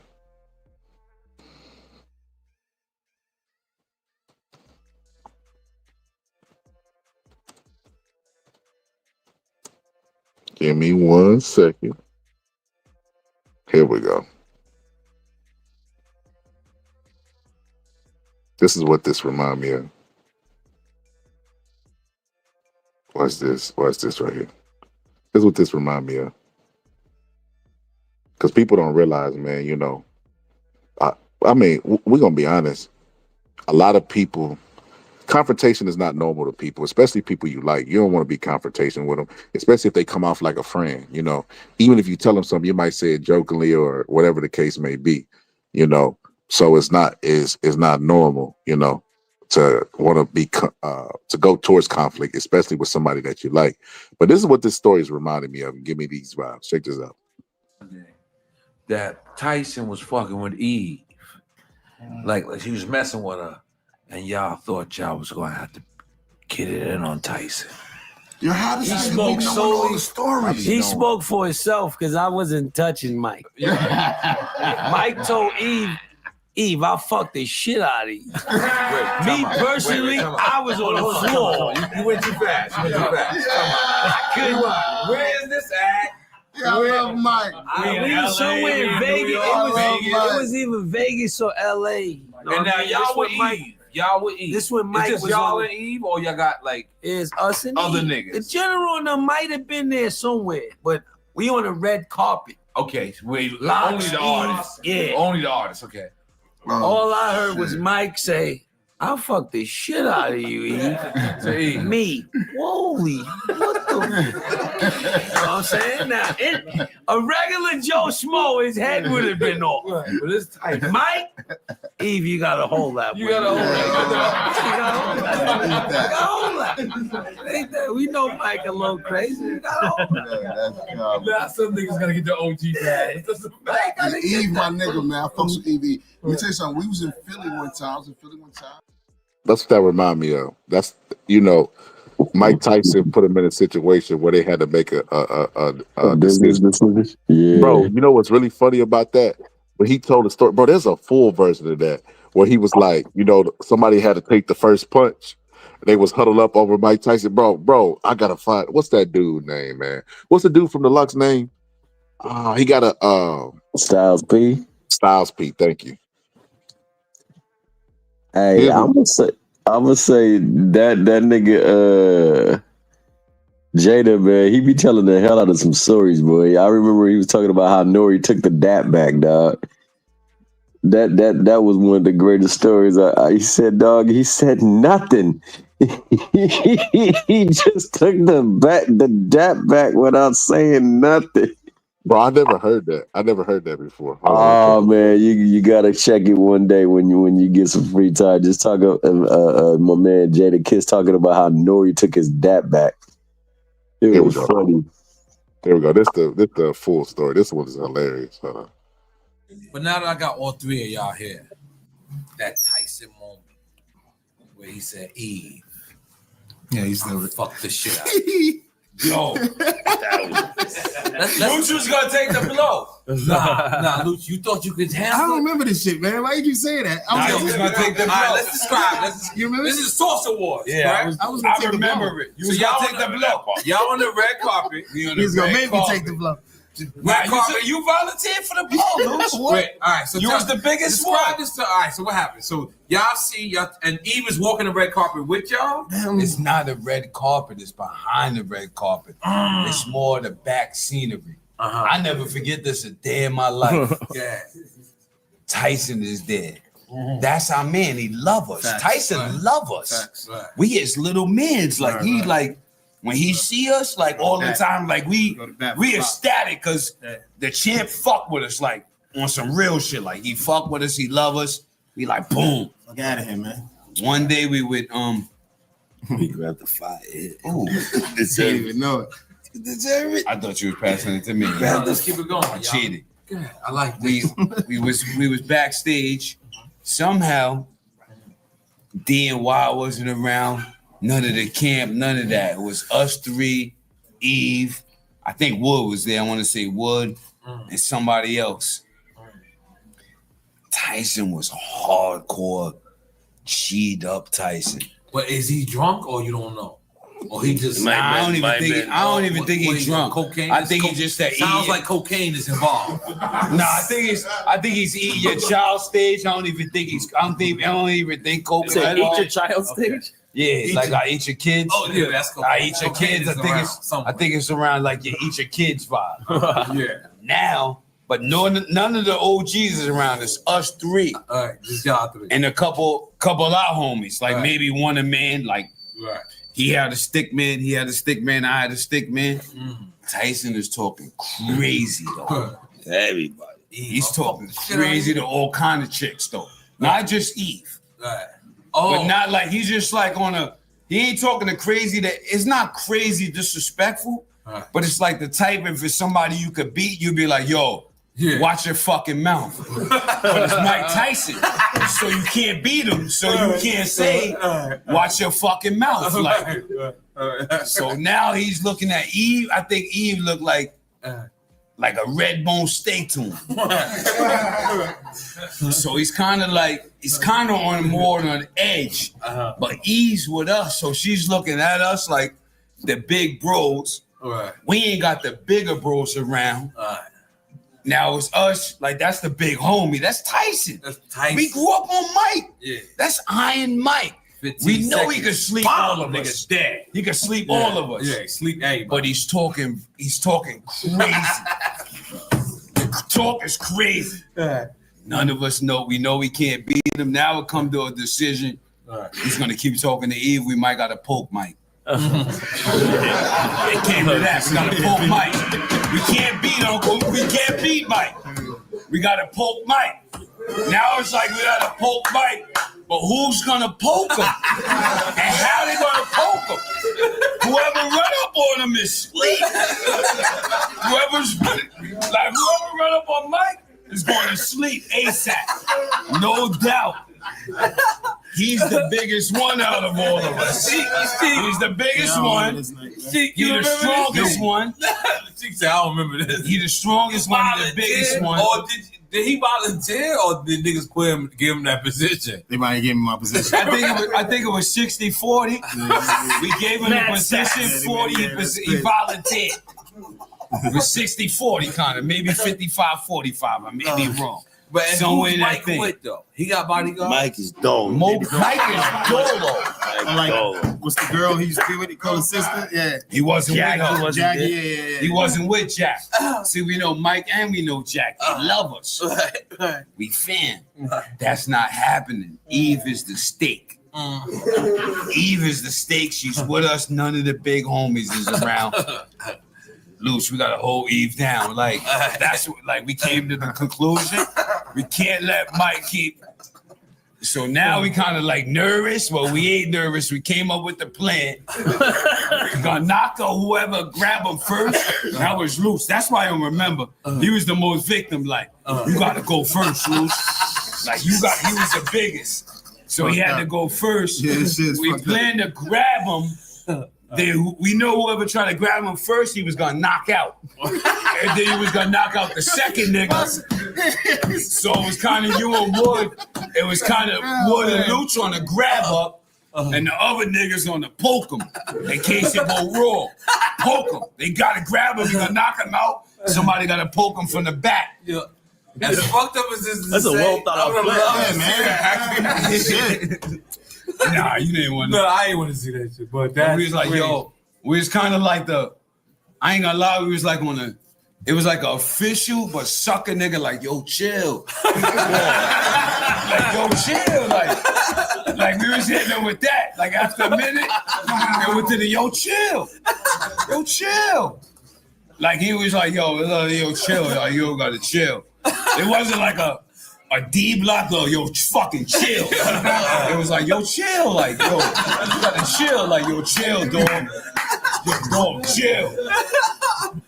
It went to her like yo dog, chill, but that it wasn't that like official like. What happened with Eve after? Eve didn't know about our plan. It was us in the huddle. No, but where'd she go? She kept moving. We told Eve, and that was the sucker. I ain't gonna lie though. I wanted to leave that out. You fucked it up. We told Eve Mount. I never make knew it that better. Part. Yeah, Eve. Now, that wasn't sucker. That was real. Nah, it was kind of sucker. Cause when the 6 niggas huddling up for one nigga, Mike Tyson, man. You feel weak. That nigga hands is a lethal weapon. I felt weak at the moment. I love Iron Mike. That's like our OG. He embraced us early. Like for us, that I want to say for me especially, I think for everybody that was a big moment in the locker career. Nigga said, I think we should have personally left him alone. Hold on. Just horny. You said we knew the first nigga that was gonna go was gonna get knocked out. I think you deleted that in your That's memory. crazy. Don't you remember? Oh shit! Don't you remember those? Do you remember those? He admitted he should have heard it. He didn't tell me he's gonna shoot this nigga. Do whatever. He said we knew he was gonna get knocked out. Whoever that first nigga was, I think it was knocked out by him. And I said, yeah. That's why I remember this shit. That would have been legendary though. You'd have been like, nah, it was hard. It was hard for that. He was hard because he was gonna take him first because he was the biggest. That's hard, right? That's why you don't remember. He didn't want to do it, but he took it on the chin. That's why I remember. Man, listen. His heart was back here, but he took it on the chin. Yeah, that is hilarious. That dude said we was 5 dudes huddled up for one dude, bro. And that, like Angie said, that player was awful. But yeah, it's kind of like that where you're in a situation where it's somebody that you mess with, but the general consensus always is, protect women and children type stuff. We don't mess with women and children, so you got to kind of defend that, against your homeboy. Like, hey man, chill out, bro, chill out, man. You doing too much. You know what I mean? That's kind of the energy that I got from them with with Adrian Broner, but Adrian Broner's no Mike Tyson, make no mistake about it. But Cameron's clearly a fan of him. You clearly like him. But what's up, Pittsburgh T? You been watching, man? You hip to what's going on? Yeah. I see where you at. What's up, fellas? I mean, this is different. It's interesting, man. I always think it's weird, like when people idolize people too. You ever hear that saying, when you meet your idols, man, people always disappointed from their idols? Yeah, never meet your heroes, yeah. Yeah, that type of thing. And then so the whole Mike Tyson thing, like, man, you can't say you protecting a woman and y'all got to have a meeting before y'all go do something, bro. Like that's nuts, man. Like who does hey, they knew the first one. Pittsburgh, they knew the first one was getting slept. Crash out. Can you imagine being the crash out? That's like being last in a train. Like what? Who came up with this? But not only that, though, it don't matter. Like, okay, let put for example, like if you're an older man, let's say you 50 and you got a 20-year-old daughter, and Mike Tyson over there, he groping her up or he doing what he doing. You're not finna have a meeting about what you finna do. Either you gonna do it or you ain't gonna do it. That's just it. That's part of the game. It's like being with your homeboy and he get in a fight and you don't know what he did, but you know you got to jump in with him. Y'all came together. That's just what it is. I just don't subscribe to what he's saying. I just think it's certain codes. And if you saying a certain thing, that's how you move. Now, if that's not your people like that, then don't do that. But don't sit up here and act like, that's my sister, this and that. And then when it comes time for you to do some protection shit, now you got to think about it now. Wait a minute. What you thinking about? Either it is or it ain't. Like, yo, chill. I see what you're saying, T. You saying I feel what you're saying, Pittsburgh. Saying you gotta stand on business, be who you is. If somebody was harming your family, it shouldn't be a decision whether you're gonna protect them or not. So if it's a huddle, that means they can all vote no. Man, we just have to let Eve go ahead and get banged out by Tyson. Like, you know what I mean? I get what you're saying, bro. I get what you're saying. And then on top of that, the idea is for you to protect her. It's not for you to win the fight. You're trying to get that person away from the person that's possibly harming them. That's what you're trying to do. If that's what you're trying to do. Now, if you're trying to win the fight, that's different. That ain't the same thing. So I don't know. I don't know. I just look at it differently. Same. Well, I wouldn't say same. I see what you're saying though. Commercial breaks, but it's okay. Let's get some more of this video though. It's all right. I would never. I mean, I would never do it. You know what I'm saying? No, I get it. I understand 100%. Sometimes some things don't need to be said, but you said what you need to say. So I understand. I mean, we'll talk though. Yeah. We'll talk. We'll talk. All right, let's get it. Yeah. Okay, so let's get started with football. Today we are joined with our analyst, Arabia. Arabia, what's up? Hello. Arabia. Well, hi, how are you? Good, man. How you been? Been really, really good. So I offer a new service now where people can book chats with me one-on-one to talk football. They have been very interested in football talks. Ground. Hey, Stat, can you stop Yes. Can you stop smiling? You Arabia is. Now yo, bro, some G. Tell you Okay. it's not that. This is I was gonna fast forward through all that, like I said, my first time, but apparently Cameron warned him. This girl knows football. I ain't gonna lie to you. What's that girl name that be on TV? Jamil. She used to be on First Take. I forgot her name. Jamel Hill. That's probably one of the most knowledgeable women about football, and nobody really support her. So, I wish her luck in her endeavors. It's just not a sport where they respect women's opinion. I'm just being honest. It's not a sport where they respect, no matter what you know. And like I said, she got a lot of knowledge about the game, and they just don't respect her. That's a fact, man, about all sports in general, man. She's very knowledgeable. Yeah. Bro, what's the crazy part about it is, man, look, unrelated. I might talk about this tomorrow. Did y'all see on ESPN Molly said some things about Stephen A. Smith and about the show? And you just like, Molly, bro, if there was ever any useless person on TV, bro, it wouldn't be the people that work for CNN. It wouldn't be the people, well, no, Fox is horrible, but it wouldn't be at MSNBC. It would be Molly. Molly is awful. She is god awful, bro. She don't add nothing to the conversation. All she do is like it's everything come full circle. She's a distraction. I mean, but how did she even get that job? Like that's what they do over there. Yeah, but that's the irony. Like the irony is the entitled person that shouldn't have the job. That when they finally get the boot, they over there trying to flip the table over, trying to burn it down. Well, you should have never had that job to begin with. It's some real qualified. They should have had a Jamel Hill. They should have had this chick that's one up here right now. Those are the knowledgeable people that's up there. That's when you start doing this identity stuff where you just want to get a woman or you just want to get a black. There's plenty of qualified people that check all the boxes off that these people can get, and that's not what they be doing. They get these people up here based off of certain relationships, and then when them people leave out the door, they trying to burn it down, and these people act surprised. Like, you didn't hire somebody who was professional, who earned it, who was thankful for it. You gave it to somebody that shouldn't have got it. So shame on Stephen A. and whoever's part of that show. You get what you get when you get people like this.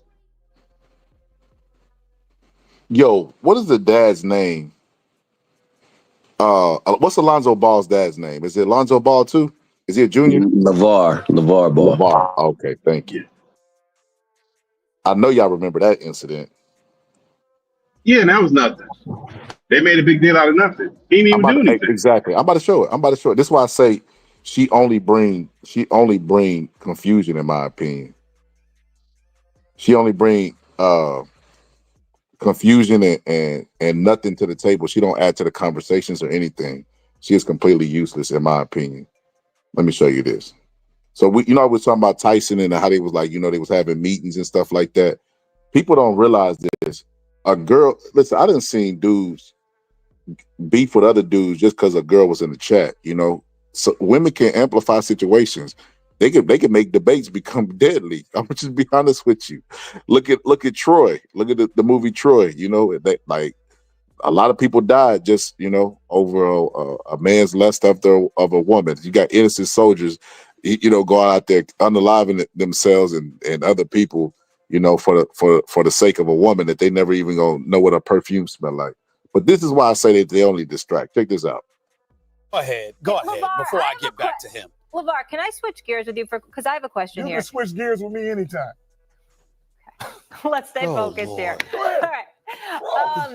Let's stay focused here. But let's not let the coonery over here by my man to his left. I mean, to his right. You talking about Stephen A? Yeah. Oh God. Bro, first off, LeVar says a lot of stuff, but it's basically just boisterous about how great he is. He's never had any like sexual allegations or any of that stuff. So for them to act like you can switch gears with me anytime, bro, he didn't even say it in a sexual way.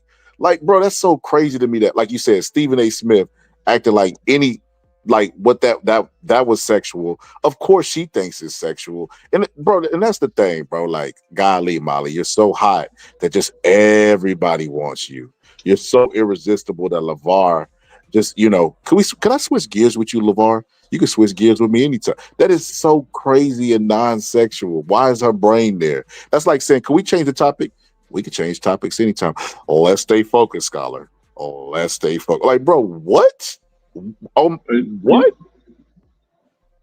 But Scholar, those kind of like to me, that reminds me of if you start dating a woman and she want to tell you every dude that hollered at her at the store, at the mailbox, run from that woman. Decent women that look past 6 or 7 on the scale of a 10, they getting hollered at all day, every day. They go put gas somebody trying to talk to them. So the idea that a woman is so shocked that she need to come back and tell you something is probably a nothing.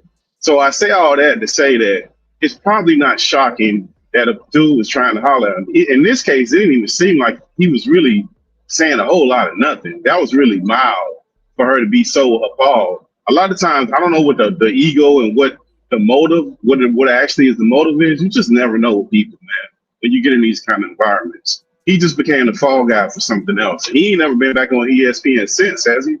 Since this incident? Nope, they banned him. And what's crazy is now she banned because her delusion of thinking he was hitting on her actually transferred over to her contract. And she thinks she's worth more than she really is. Like, Molly, you don't do anything. They literally could train a monkey to do your job. Literally. Get a monkey to train. You don't do anything. You moderate the debates. Nobody notices you. You don't even add. Like I said, you're not no Jamel Hill. You're not adding to the conversation. She would at least add to the debate. She would say, well, he got a point, and actually be knowledgeable about the sports that they're talking about. You don't know anything. To think that she can negotiate anything over, bubble gum, and $2.50 an hour is just absolutely crazy, bro. She does nothing. Matter of fact, I want to say she was engaged to what's old dude's name? The one that Kobe scored 81 points against, Jalen Rose. Her and Jalen Rose used to be engaged or married. I can't remember which one, but they're not even together anymore. It's just so crazy because I remember them. They was married. I remember them asking Jalen Rose about it, and he had to make a comment about it, bro. Bro, he should have just said, "Look, man, that's my wife. I'm gonna protect my wife." But I don't even think he meant it in a sexual way. I think she's tripping. It's on my community tab, dude. The link. But yeah, I think she's tripping. That should have been a proper response, in my opinion. But man, you know how people is, bro. People gonna ride with narratives, bro. Now she get to go look like a victim, and bro. It was just, I don't know, but I think it's crazy, bro. I'm gonna just be all the way honest. I think this is insane. The fact that everything come full circle, and she eventually now trying to negotiate her way because she's still in delusion about her place in life. She really thinks she really believed that somebody bought not bought a ticket, but somebody turned on the TV to see Molly. Like, girl, the last Molly that people was talking about was on World Star. Well, ain't nobody concerned about you. But that's ESPN fault for putting her on. And then the same thing with Jason Taylor's sister. It's the same exact thing. Same thing happens. Whenever you put people that you just elevate them up because of what they look like in those kind of environments, that's what you're going to get. Because that's what it's about. And people know what it's about. And the other part of it is, the silent part out loud is, most of this is sleeping your way to the top. People don't want to say it, but that's what it is. It ain't even that hard to figure out. How could somebody unqualified get on TV like this? Get on a national syndicated show and be provided everywhere. But we well know there's people that's way knowledgeable, and they got to scrum up little 5 and 10 minute spots on shows. They don't even get on the show like this. Never. They put them in 5, and it's colorism too. That's the other part of it. Because when they do put women on the show, they seemingly don't put dark-skinned women on the show. Like, that's one thing about Cam's show. He does have a beautiful dark-skinned women. I don't know what it is about this colorism to women where they don't put dark-skinned women. And if they do, they got to be drop-dead gorgeous. I don't get any of that stuff. But that's not even the case with this woman. She's unknowledgeable completely at all. And she's not even good at her job. So it's got to be sleeping to the top.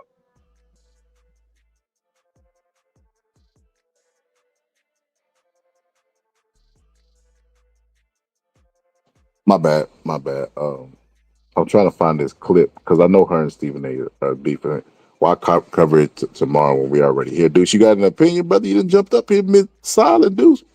They didn't clone you, brother Deuce? Somebody said, What so up, you Deuce? got F your way to the top, Pittsburgh T? No, I'm qualified. That don't work for men. That don't really work for men. Men can't do that. That ain't working for men. There's a certain section, and that's not even all women. There's certain women that do that. There's a very minutia of women that even have the opportunity or that are bold enough to do that. That's very small percentage of women that even do that kind of craziness. Most women are overqualified for those positions because of education. Let me see what Molly said. She abruptly resigned as the host of the show. And to say that I'm quite sad about it is an understatement. Molly is a friend. Molly is a coworker. Molly is somebody that I have leaned on many occasions in the past, as she has done when it comes to me. We've been partners. We know what kind of leaning you was doing on the show for the last 10 years. And a lot of times some of these things happen and it's just uncomfortable to see. The details, quite frankly, are none of y'all business. But it's not as if I know all the details. It was a contract negotiation that was going on. ESPN certainly did not want to lose her. But in the end, rather, she made a decision to walk away from the show effective immediately, as you see from her Instagram post. Man, Stephen A crazy, bro. Stephen A crazy. It's none of y'all business what's going on. Now, hey, I gotta give Stephen A ton of credit though. I gotta give him a ton of credit. He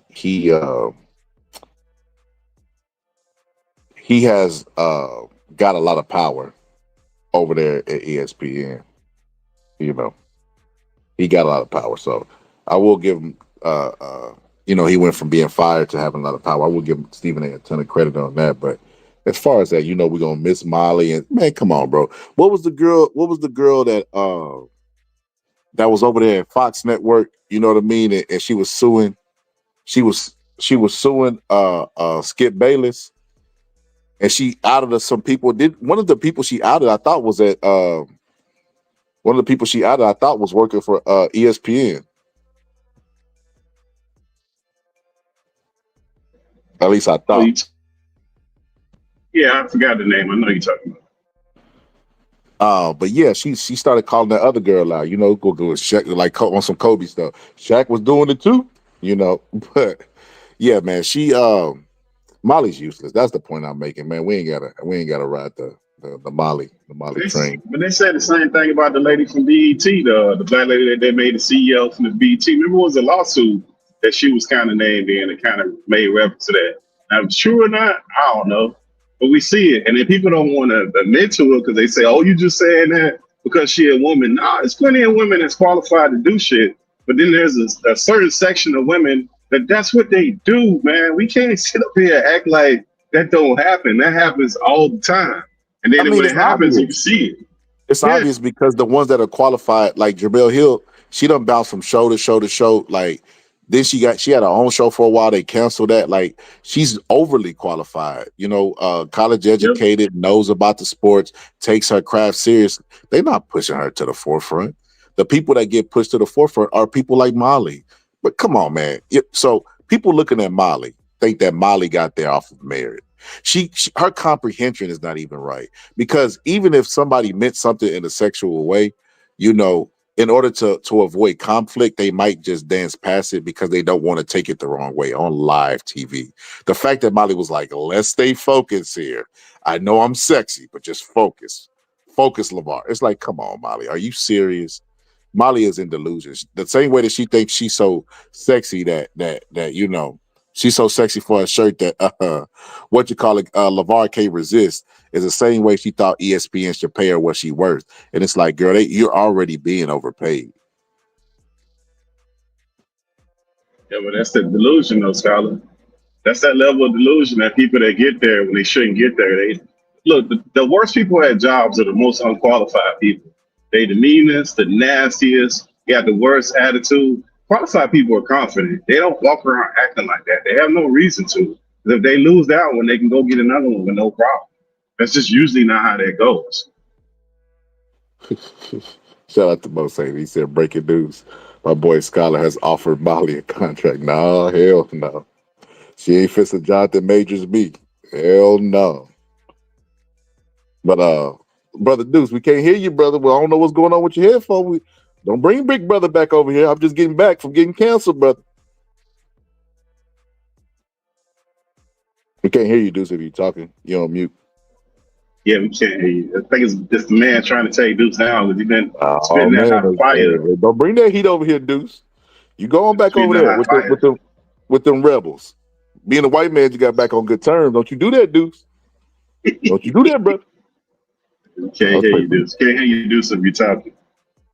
But Bring some he's more been spitting that hot fire. We can't. If we been spitting that hot fire, you get erupted. But man, I don't know, man. And then you know the other thing, people forget how this lady got a job, and then she'll crowd wolf, and people will come running. All the groups will start running out here. Like, man, get out of here with this lady, man. She shouldn't even have it. She took that job for some qualified people, man. Get out of here with this lady, man. Yeah, it's always obvious who don't belong because they incompetent at doing their job. They don't know what they're doing. You ask them questions about it. Like it would, you know what it would be like? It would be like if we had, because you know boxing is free media. If we had like just a beautiful face come in the game, like let's say Tim's the singer, if she started doing boxing content, she would obviously go to the top just because of her beauty, not because of what she knows. Dudes would defend her just because she's beautiful and act like it's innocent. Man, this is the game. This is the game. This is the game of life. Everybody know what's up. You know, it is what it is. But I didn't hear this part of the interview right here. This is where Cam warned them. I guess that's why they dropped the deleted scenes right here. So here we go. This is not an OnlyFans situation. When you get on the camera, just have some decorum. But really good football chats. I feel energized and ready to talk about week 2. Wait a minute. So she promoting her OnlyFans. I think she said she gave her a football pick. Let's go back. Let's get context. Not that. This is not an OnlyFans situation. When you get on the camera, good, man. How you been? Been really, really good. So I offer a new service now where people can book chats with me one-on-one to talk football. They have been very interesting. To everybody who joined the chat, thank you so much. Having good football talks. To everybody who showed their genitalia, it's not that. This is not an only. You see what? Listen. I hate it. I ain't gonna lie to you. It's funny because it's like sad. But as a woman, even if you're good at your job, you're never gonna get away from sex. Like she having a football. First off, I gotta keep it real. That's what I do. No man would ever book a private session for you to talk sports with him. That's only a woman's thought that, you know, I'm beautiful to have access to me. You got to pay. I'm keeping it real. 100%. That's exactly what this is. Because even my members only is exclusive content and not everybody pays for that. And I don't be expecting them to. I'm not like, well, look, I'm going to charge you this for members. And if you want to, you know, get exclusive content to me, then you got to do this. I'm like, well, people talk to me for free. I've dropped the link and they can pull up. I don't charge them to drop the link. That is definitely like, even if she takes her craft super serious, and let's say she got a Bill Belichick like mine, like, you know, you're just talking football. It's not like you're a coach. Like, why would they pay to have access to you to talk football? But hey, the game is to be sold, not told. I mean, you doing what you're taking advantage of the system that already exists. That women are given given the presumption of virtualness and exclusiveness. So dudes do pay for exclusive stuff, but no man would ever in his life be like, you know what? I know so much about football. I'm gonna charge people just to talk to me. I'm talking for free every night, and I feel like nobody even be on par when it comes to the boxing talk. You know, so it is what it is. What were you saying, She doing, you know, she do what she do, like fantasy football. Or she talking about regular picks, or you don't really know. What's she trying to do? I have no idea. I haven't even. This is my first time really seeing this video in full because they drop snippets throughout the day and then they finally drop the uncut scene. So I have no idea. Like just rewinding it just now is when I found out people were sending their genitalia to her. I'm like, yeah, that's what they're gonna do because they're paying. That's what they go do. Yeah, there's nobody else around. Yeah, they nobody else around. There's some weird dudes. He gonna open up a webcam with just you and him. Yeah, okay. Yep. That's what weird Okay. people do. All right. They're gonna look at you and see sex. They're gonna go see you nothing past your hair, your boobs, and your butt, and then they're gonna think that because they're paying that they're entitled to show you their genitalia. And that's just the reality of life. But it's not right too at the same time. But you gotta No, it's expect not right. But you gotta crazy people to expect be that. crazy people. Yeah. Yeah, because what you gonna do? Go to HR on a Zoom call? Like, what you gonna do after they do it? Yeah, Like, they know there's no like, repercussions behind it. and then you got to be like, is she gonna cancel that dude's membership and say she don't want? Is she gonna cancel all the people who want sex from her? Because I guarantee there would be nobody left. That dude is just a creep. But the other people like her too as well. Because why else would they pay a subscription fee and just to talk football? Let me stop. I don't want to mess up her money. Keep doing your thing. Let me stop. Situation when you get on the camera, just have some decorum. But really good football chats. I feel energized and ready to talk about week 2. That's what's up. Arabia, is that a real background? Hey, Stack, could you stop Yes. Can you stop smiling? Arabia is Nah, yo, bro. See, there you go. Hey, Stack, can you stop smiling? He's still flirting with Stack. Yo, bro. Some G shit. We gotta. Oh, have boyfriend here, yo. Oh shit. I told you that. My bad. Nah, like it's all like. Pause the show for a minute. Like I love your energy and the shit. My bad. Your energy good, but it gotta be a limit with it. You know what I'm saying? You know what I mean? All right. Yeah. And trust me, I love you. You know you my brother. I'm just saying it was cool, but her boyfriend here. Cam just checked me. Nah, you my brother. I'm just saying, like, yo, what type of brother? What type of brother? Pittsburgh, you think the check-in was warranted? Yeah, but he didn't. I think he went wrong with that "you my brother" stuff. Because what he did next didn't make any sense. Because that's his brother. Like if he was telling him, "Hey man, you can't do that on the show," that's cool. That's what he's supposed to do. All that "you my brother" stuff and his actions later, they just don't line up. You think he made it permissible when he said "you my brother"? No, I think that he didn't handle him like his brother. I think he should have checked him because that's unprofessional. So he should not be doing that. I don't even think he should have had him on the show because he's clearly inebriated. I know he drunk when he came in there. He could smell him. So I mean, and you know AB. I'm pretty sure he know AB better than both of us know him. I wouldn't get my friend that I know get lit every Saturday on the talk show and be asking him questions because I know it's gonna happen. Deuce said his phone won't let him join. See, Deuce, they got you. Big brother got you. It's the man. He trying to keep the brother out. Stop talking about spreading too much truth. Yeah, they're hitting too much truth lately. They don't want to do something, man. Just been peppering them up with too much truth around here. Shout out to Zay. He said, "Nah, my opinions also have a price tag. I can relate too." That's hilarious. That is hilarious. And you know what's really crazy about that is there are some people who are really cold. Like there's a dude who has a channel called B-Ball Breakdown, and he get professionals on. Like all the people in the game really respect him, and he make money from YouTube. But he not like charging for exclusive stuff and, just to even talk to him and stuff like that. So, that is definitely like the idea and headset of a woman that has a level of she's aware too in society that her virtualness is she's given the benefit of doubt of virtualness by society. She understands that. And she's trying to market off that. Like I said, I ain't finna let me not mess up my money. I'm gonna get off that topic. I ain't even gonna bring it up no more. Let me get off of that. I read a comment. It got me back in that. Let her make her money, because somebody willing to pay for it, that's the game. Whatever somebody willing to pay for that's on them. But if dudes felt like that, we wouldn't have access to anything, Scholar. Because think about it. All the dudes with all the money, who can afford to pay them dudes what they worth? If we run around and talk about it, that's crazy. You wouldn't get access to anybody. I do. There are some dudes that do this. There's dudes that are financial, quote unquote, gurus, and they give like seminars and they charge you. Like, I swear to God. So I'll give you an example, right? So I got a family member that went to one of these seminars and it was about tax liens, right? And the dude was like, "Man, look, the government don't want you to know this." That's how they get them. Government don't want you to know this. And he talked about tax liens, Pittsburgh T. And when I found out that they paid $500 a piece for that seminar, bro, I was so bad, bro. Because the two of them went. So they spent a total of $1,000. Pittsburgh T, when I tell you I was angry, bro, I was like, "Are you serious? Give me the $1,000, and I'll tell you some what the government don't want you to really know." You know what I mean? Like, come. And then here's the catch, Pittsburgh T. The dude was like, "Look, man, I'm not in this to get rich.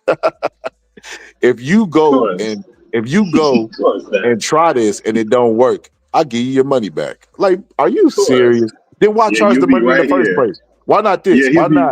Why not you go out, be successful, get the money, and then give me $500? That's the contract I'm gonna make with y'all today. Because you can't miss, you can't lose. Go out, get the $500, then report back to me. Nas, give me the $5, and then if you get, I'm pretty sure if you try to go get your money back, it's gonna be all type of clauses. I'm pretty sure they sign stuff. Like, that's just crazy. Yeah, but that's that what they call that multi-level marketing crap. That's what that is.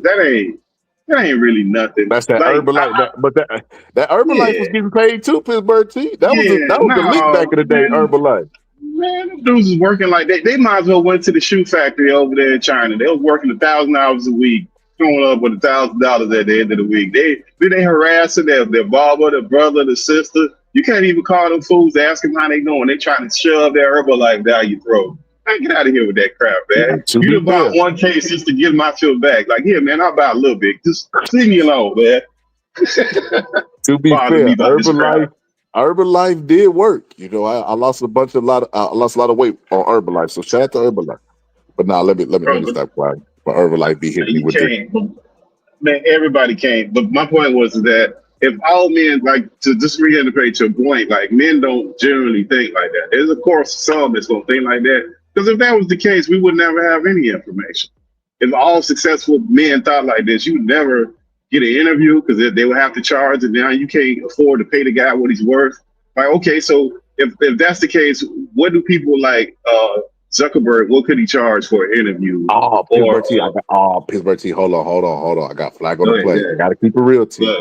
So I was on this. I got a homegirl on TikTok, and I was on her panel. And she told me about this. So I just popped in my head. So there are dudes on Instagram that be like the Instagram models, like the women with the fatties. They'll be doing it the opposite. I don't know how they be getting their attention, but they'll get their attention. And then what happens is they'll jump in the inbox just like the Instagram model will. You be like, wait, what you in my box for? They got like an OnlyFans they trying to sell or whatever the case may be. So there be dudes on Instagram, according to her. This is what she told me. I don't know. I can't confirm or deny. This is what she told me, though.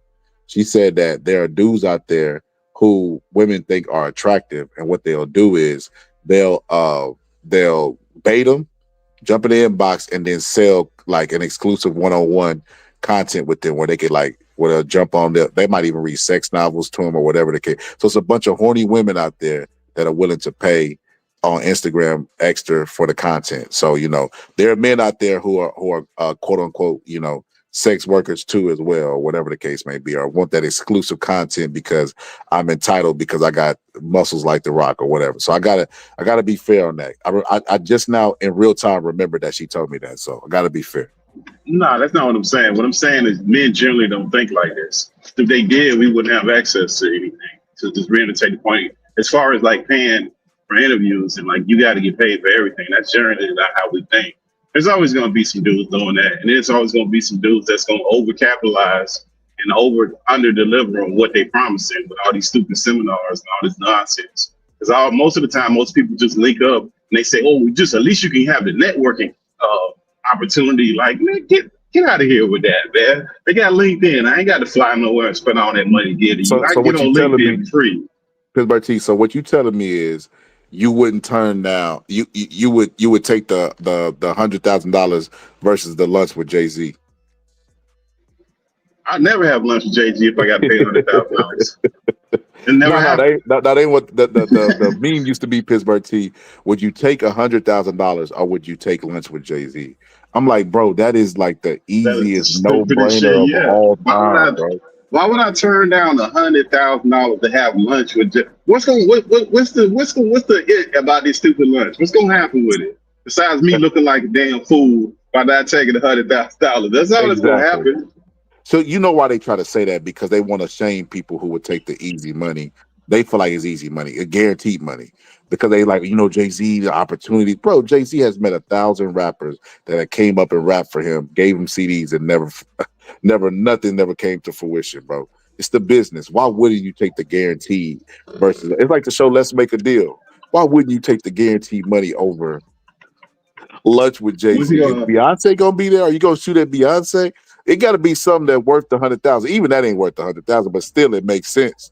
You know what I mean? If you're getting something out of it, you're basically. But if I'm like average American, most average Americans ain't got $4,000-$5,000 in the bank. So you got an opportunity for somebody to give you 100. Even if Jay-Z told you some legitimate stuff to do, how you gonna do it with no money? Like everything costs money. What are they gonna tell you to do when you get some money? This is what you do. What you gonna do? What if Jay-Z tells them, hey, I see potential in you, man. You gonna make it. Let me run these numbers. All you need is about $100,000 to start your career, man, and you gonna get there.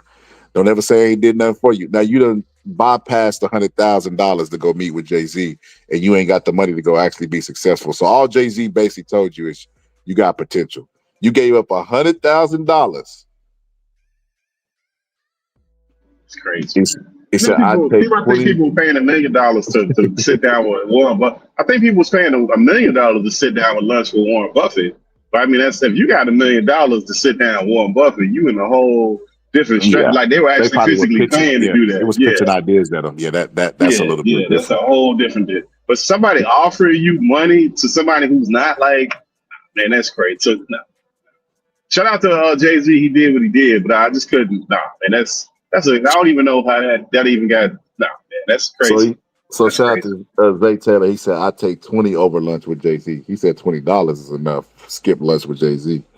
Said, you got some knowledge though. What's the point of having knowledge if you're not going to be able to use it? Everybody knows. So I'll give you an example right now. What is Bitcoin at? $100,000 per stock. So we know that Bitcoin is probably going to continue to go up, right?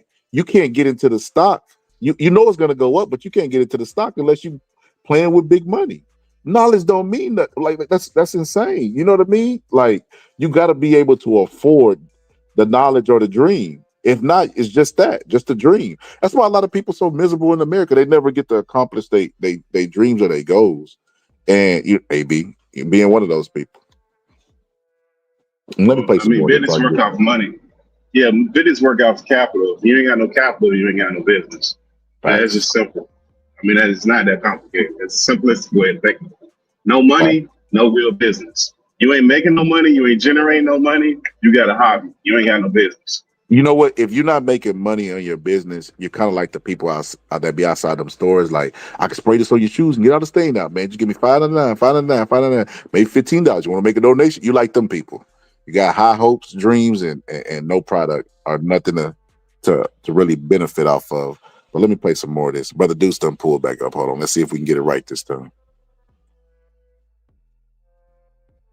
If her boyfriend here and you, like, it's of course stat look good, but it gotta be a limit, bro. Okay, you know what I'm saying? I gotta stop that shit. Yeah, it's all good. All right. Sorry about that, Nick. I'm all right. All right. Look at Stat. She over there just loving it. You could tell she young by the way she acted. She acted like somebody that didn't get a lot of attention. And then one thing she said that was super important. She said people always say she looked better in person than on camera. And I ain't gonna lie, she is loving it. This ain't like sometimes when girls will be in uncomfortable situations, they'll laugh or smile. She lit up. Her skin glowing, her smile is from ear to ear. This ain't no uncomfortable stuff right now. Stat is really, she liking it. She like, ooh, she like, ooh. Because I remember she was beefing with DJ Academics and they were saying some words back and forth, and the words they were saying, DJ Academics kind of like, I can't remember exactly what he said, but I just know they were beefing. And he was calling her out, and then he called Cam and them out too as well, But like the show say, it is what it is. Sorry about that. I ain't trying to come at you, but that's my sister too. So. Oh snap! What'd you say? No, go ahead. Play. Yes, sir. Yeah. All right, yo. I'm sorry. Okay, I'll bring Arabia back in. Yeah, the Bengals put Joe Burrow in that position. If you think about your top 4 quarterbacks in the league. Hold up. I can't say this without messing up her money. Okay, how more of this? Nah, skate around it. Skate around it. Just skate around it. Scott, we don't do it. Skate around it. Okay, I'll be the voice to read and skate around it. You're right. Hey, but why is her boyfriend in the studio? I don't understand like her boyfriend being in the Coming studio. to work with her. Yeah, that is weird. Yeah, that's kind of weird, bro. And people gonna say, oh, they can do what they want. You don't really. There's not like a bring your boyfriend husband to work day. Like that it's not really a thing. Like and especially in that kind of environment, that'll be like a singer bringing his wife to the studio. Like that just wouldn't make a lot of sense. You ain't with show and tell. Yeah, that's crazy. He did it. See, he did a ride. She did a ride. He did a ride along on a podcast. Yeah, that's kind of weird, man. That's you asking for when an environment with a bunch of men and you got a woman sitting there and that's your woman. Like, first of all, ain't no man gonna let another man embarrass him in front of his woman, girlfriend, wife, whatever you want. So you kind of like you elevating everything right there. I don't understand. Cam lacks maturity to even let that dude come and sit down like that. That's kind of weird. Agreed. Oh man, hold on. In no particular order. Most people have Patrick Mahomes, Josh Allen, Lamar Jackson, Joe Burrow, in whatever order you put them in. 3 of those quarterbacks have some sort of offensive line. They have some sort of run game. They have some sort of defense. Joe Burrow does not. And it's been a problem since last season. This season, through 2 weeks, that offensive line is dead last in quarterback hits, the worst with quarterback hits. They are 30th in the league with quarterback pressures. That's just the offensive line. Move on to the running backs. They are the 2nd worst in the NFL in yards per carry. You know what that means? Once again, that's an offensive line problem. It's not a Chase Brown problem. It's an offensive line problem. That means the defense is getting in the backfield or to the line of scrimmage and not allowing the running back to get any yards per carry. Last but not least, that defense, 2nd worst in the NFL in forced punts.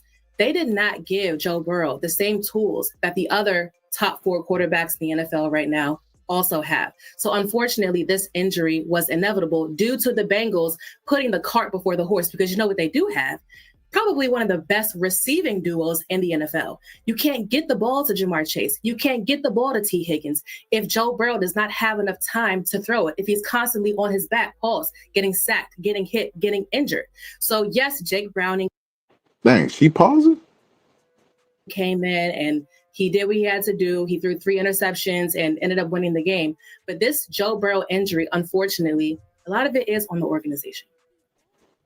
Hey, because Mama Cincinnati Bengal fan too, so you got it first. I can't talk. I mean, all right, you told me to stop. My bad, bro. You're amazing. All right, hey, we gonna have to ask you to go, my nigga. I have to ask you to go, man. I'm gonna pay you for your time. He didn't even say nothing. What, bro? I never thought bro, AB didn't even say nothing. He said he was about to do it. He was like, you know what? You asked me to stop, bro. I'm gonna stop, man. My bad. He apologized before it even came out. Look now. Can't talk. I mean, all right, you told me to stop. My bad, bro. You're amazing. All right, hey, we gonna have to ask you to go, my nigga. I have to ask you to go, man. I'm gonna pay you for your time, for being here. I appreciate you. I love you, man. Not gonna lie, when I first seen this, it made me think this was staged. That the fact that he got like a bag with money in the studio to just pull out and just give it to Cam, that made me think like, yeah, this kind of publicity stuff. That's why I first thought about it. I still don't think put it past publicity stuff. That's just me. Like, dude just got it. Well, Cam is, Cam's a baller. Maybe he do walk around with the Louis bag, with money in duffel bag and with money in it. But I think that at this point in his career, being an old man that been making money a long time, that he don't really want to be flashy with it. The only thing flashy on Cam now is the teeth, the chiclets. You know what I mean? Somebody stop by. That's the only thing flashy now. But other than that, he dressed like an older dude, So I don't know. It's just my opinion. I think it still might possibly be staged. But then again, not because Adrian Broner he drunk. So I don't know. I go back and forth with this. So it is what it is. How you feel about it, T? T Hill, Pittsburgh T. I mean, why you had the drunk dude on there from the beginning? That's why I just don't get it. What you expect to happen? Oh, my bad. Go ahead, Pitt. T. No, go ahead. You got it. Go ahead. No. I was gonna say that from the beginning when you had even mentioned it a while ago. Like, what was the true purpose of bringing him on there? And like, I forever maintain the fact that they know that, like Scully, you said it. Broner, a funny guy. He known for doing stuff that can go viral. They was looking for a moment that they can get so they can put some more eyes on that show and, get their moment. But I agree with you, man. I mean, yeah, he was doing a little bit much. But at the same time, man, like, yeah, man, I don't know. Why would you have him on the show in that condition without knowing that this could possibly go this route or go a different route? So I agree with you. I don't see the purpose. And the problem is that the problem me that I have with it, he'd have been fine with everything if you done did that. I love you, my brother, all that crazy shit. Like, why are you doing all that? Why would you put your brother out there publicly like that when you know he is a complete mess and ask him a bunch of questions and ask him to conduct himself? That's like going into the crack house and getting a crackhead and be like, now you act right, I give you this money. You know this man ain't finna act right. Like, stop it, man. Like, I don't even think it's reasonable for you to believe that Adrian Broner in that condition is going to act right. We done seen him sober do some crazy stuff. So, and he's a mess. His whole life is a mess. AB is who he is, man. He's a complete disaster. I just think Cam lacked maturity with some of the stuff he be doing. Yeah, they pause. Grown men pausing it. Pause everything. The stuff that they pause don't even make sense. Like I said, they'd be like, and then I heard ting, and I went to, and the bread was done in the toaster. Pause. What? Why does toaster take you to sit? Anyway, they on that Molly stuff. But he said, laugh my ass off. He said, Cam is still the same guy from Page Before. All I heard was that's 14 bricks right there. That's hilarious. But How old is AB right now? What he mid-30s now? 36. He just not gonna get his life together. He just got rough, man. You didn't hear what he said earlier about his 5-year plan? He finna come back to boxing. Yeah, he finna come back to boxing, be good for about 5 years, take over and win all the belts in 140. He said all this while he drunk too, by the way. While he drunk on the show, he about to come back and take over the sport of boxing at 140.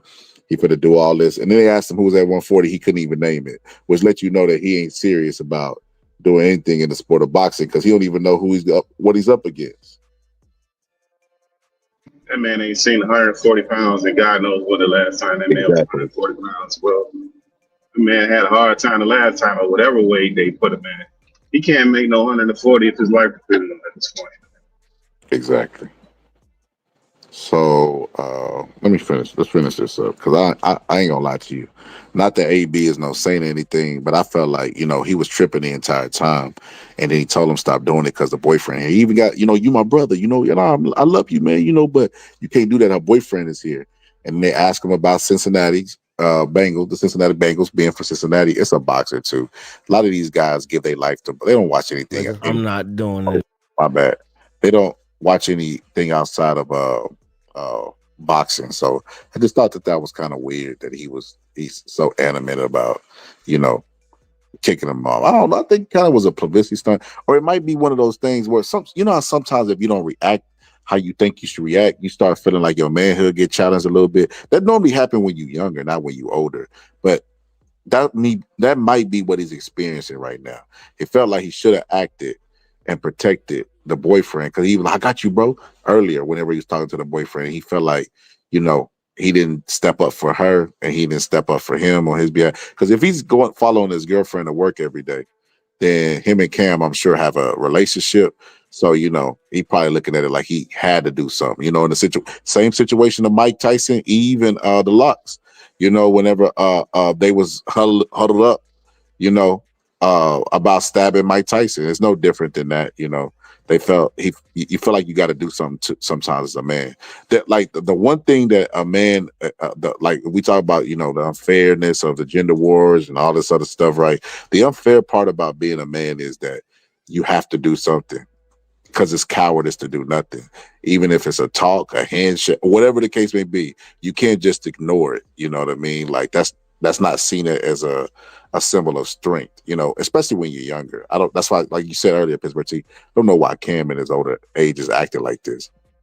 He could have just came out as uncle and be like, look, AB, can you stop this, bro? I already told you she got a girlfriend. Don't mention it no more, bro. Don't play about it. Bro, do everything else but that. You could be AB. That's the line that you can't cross. Don't do it. And I don't know if he would have did it again because he kicked him out just at the thought of him doing it again. He should have never. But I just don't think. I think if you do all that my brother stuff and you want to give him some money, you see the man messed up, just give him some money and say, hey man, you ain't right now, but when you get right, I need to have you on the show. Then you give him the same money you was gonna give him and go on about your business. That's what he should have did. Then you don't create that environment where you gotta protect the lady and have all this stuff going on. And it's probably light work with AB. AB probably do all kind of crazy shit when he out of his mind. Ain't no telling what that dude do. Yeah, what's good? What's good, BBO? He said, bro said he was not gonna get his life together too. And that's why I said that's why it made me think he on drugs. He got the story of every drug addict I've ever met. They always gonna get it together. They always, you know, they always one decision away from getting back on top. You know, one hit away from being the number one rapper again. Orlando Brown think he won TV show away. Remember, he was mad that they didn't do That So Raven with him again because he thought it was gonna get him back on. And he missed out on the check. Like they always think every time you talk to them, you know, I ain't smoked crack in 10 years. You're like, bro, you was at the trap house just last week. No. That wasn't me. No, I was getting that from somebody. I was stopping somebody from buying it. That's all. They always got a story about getting their life together. Only drug addicts participate and stuff like that. So I just, you know, it wouldn't surprise me if AB was on drugs. I don't think it wouldn't come as a surprise to anybody if AB was on drugs. But there's drug addicts that went to a lot of counseling. See, people who abusers of substances that go to a lot of counseling, man, them people are super manipulative. It's either one or two ways. Either they want to get off, they get off, or they very manipulative because they know all that counseling stuff. They can make you feel bad about your situation. But they went to all that counseling, they know all the keywords, and they're very good with words, and they're very persuasive. A lot of those folks, man, they're not dumb people when it comes to their interactions with people and digging into people's emotions. They'll make you feel bad. I mean, it's a thing. People do a lot of counseling like that. Isbert T, you think if AB gets some counseling and he let his hands go, he could be champion? Nah, man. AB, that boxing, unless he gonna be a coach somewhere, that's over, bro. And then some things, would you let AB coach your kids? Nah, that's what I was about to say. Is some things are so toxic for the individual, even though it's your profession, you can't even do it no more because you know what it's gonna lead to. Like some people have to know their limit. Like they can't do a thing because if they do this one thing, it's gonna lead down this whole road of doing this other thing. So they just stay away from it. I think he just need to stay away from the limelight and entertainment, period. Because he clearly can't handle it. He never could handle the spotlight. Been doing wild stuff I don't know how many years.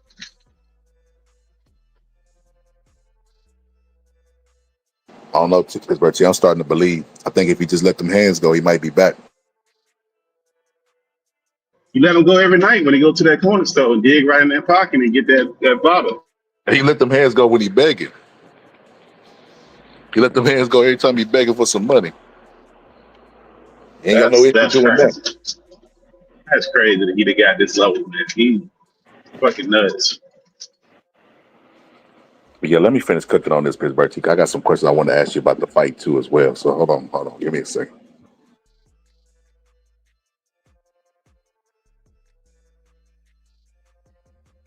Hold on, let me find the charger. My laptop about to die. Hold on. Did it die already?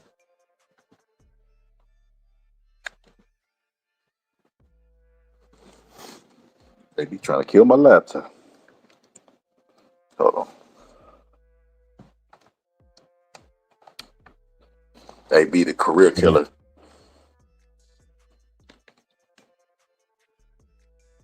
Yeah, Hit your laptop with some malt liquor. The first time, I don't have no problems with you. I'm gonna pay you for your time, but you can't violate, bro. I told you that. I'm not though. I'm not. Nah, I told you niggas boyfriends in here. You know when my brother. Oh shit, my bad, bro. My bad. Nah. But I appreciate your time. It's me. Well, if you want to wait for us outside, you could, but I'm not gonna sit in and not value your time neither.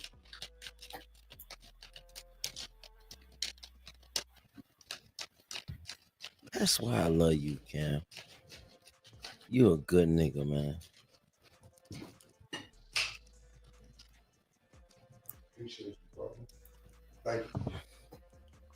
You want to wait for me? You could, but I appreciate it, bro. You gotta jump out. Thank you, man.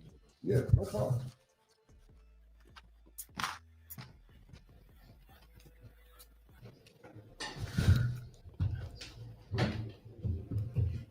What they do? Go outside and talk about it? AB the first dude to ever get kicked off a podcast.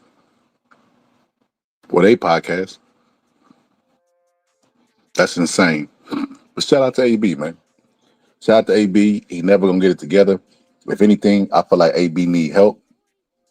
I think AB needs what do you call it? Rehab.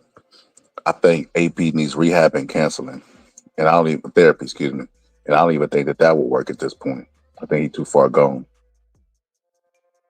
He can change. He just gotta want to. Like the problem with that is you gotta want to, bro. Man, listen. He give me the personality of Pittsburgh T. He a guy that don't act like he wants to change to extort what he got to extort out of you. Yeah, that's what I'm saying. You gotta want it. If he ain't serious, none of that stuff. Look, like you see people that be a lot of the people that be on the street. The moment they decide to change and all of that, they can fight their way up out of that stuff. A lot of people just don't want to. And on top of that, we can't ignore the fact that addictions are real and they're very grappling on people. And they can't. A lot of people can't change. I don't see nobody fighting their way out of. Depending on what he do, depending on what his addiction is, I done met crackheads before that saying, like I said, they always quitting the drug. How many of them ever really quit, truly quit?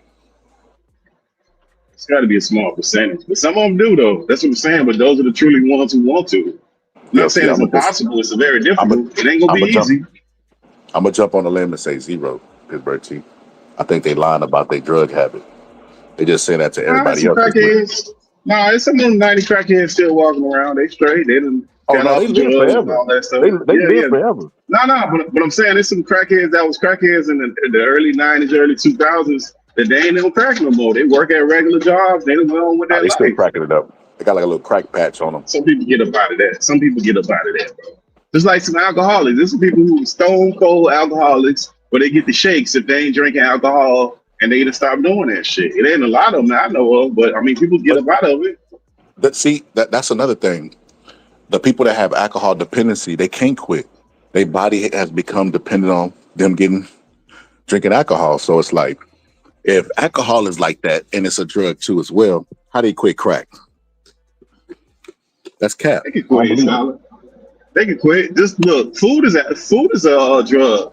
Just the person who got 600 pounds got to be 600 pounds. When they get that donut, it's like sugar in their veins. It's like the sugar in their veins is equivalent to crack in the crackhead's veins. People quit that stuff when they want to, and they lose all their weight. They gotta go have surgery. I'm glad you said that, Pittsburgh T.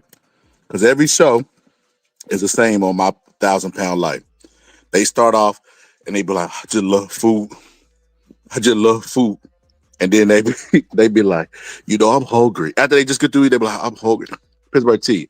The reason why I'm not a Muslim right now, not for any other reason than I can't, that pork, brother. Not giving up that pork chop sandwich, brother. Can't let the white man hold the sandwich over you, my brother. The pork, my brother. It's too delicious, bro. Man, don't let that defiled animal hold Nothing you like a down, pork my chop brother. sandwich. Nah, but you can quit, man. I think people got look.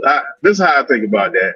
I think addictions are what they are. It's all different manners of them. I think the ones that are the most apparent that we see are the ones we always talk about, which are drug, alcohol, and some kind of substance abuse.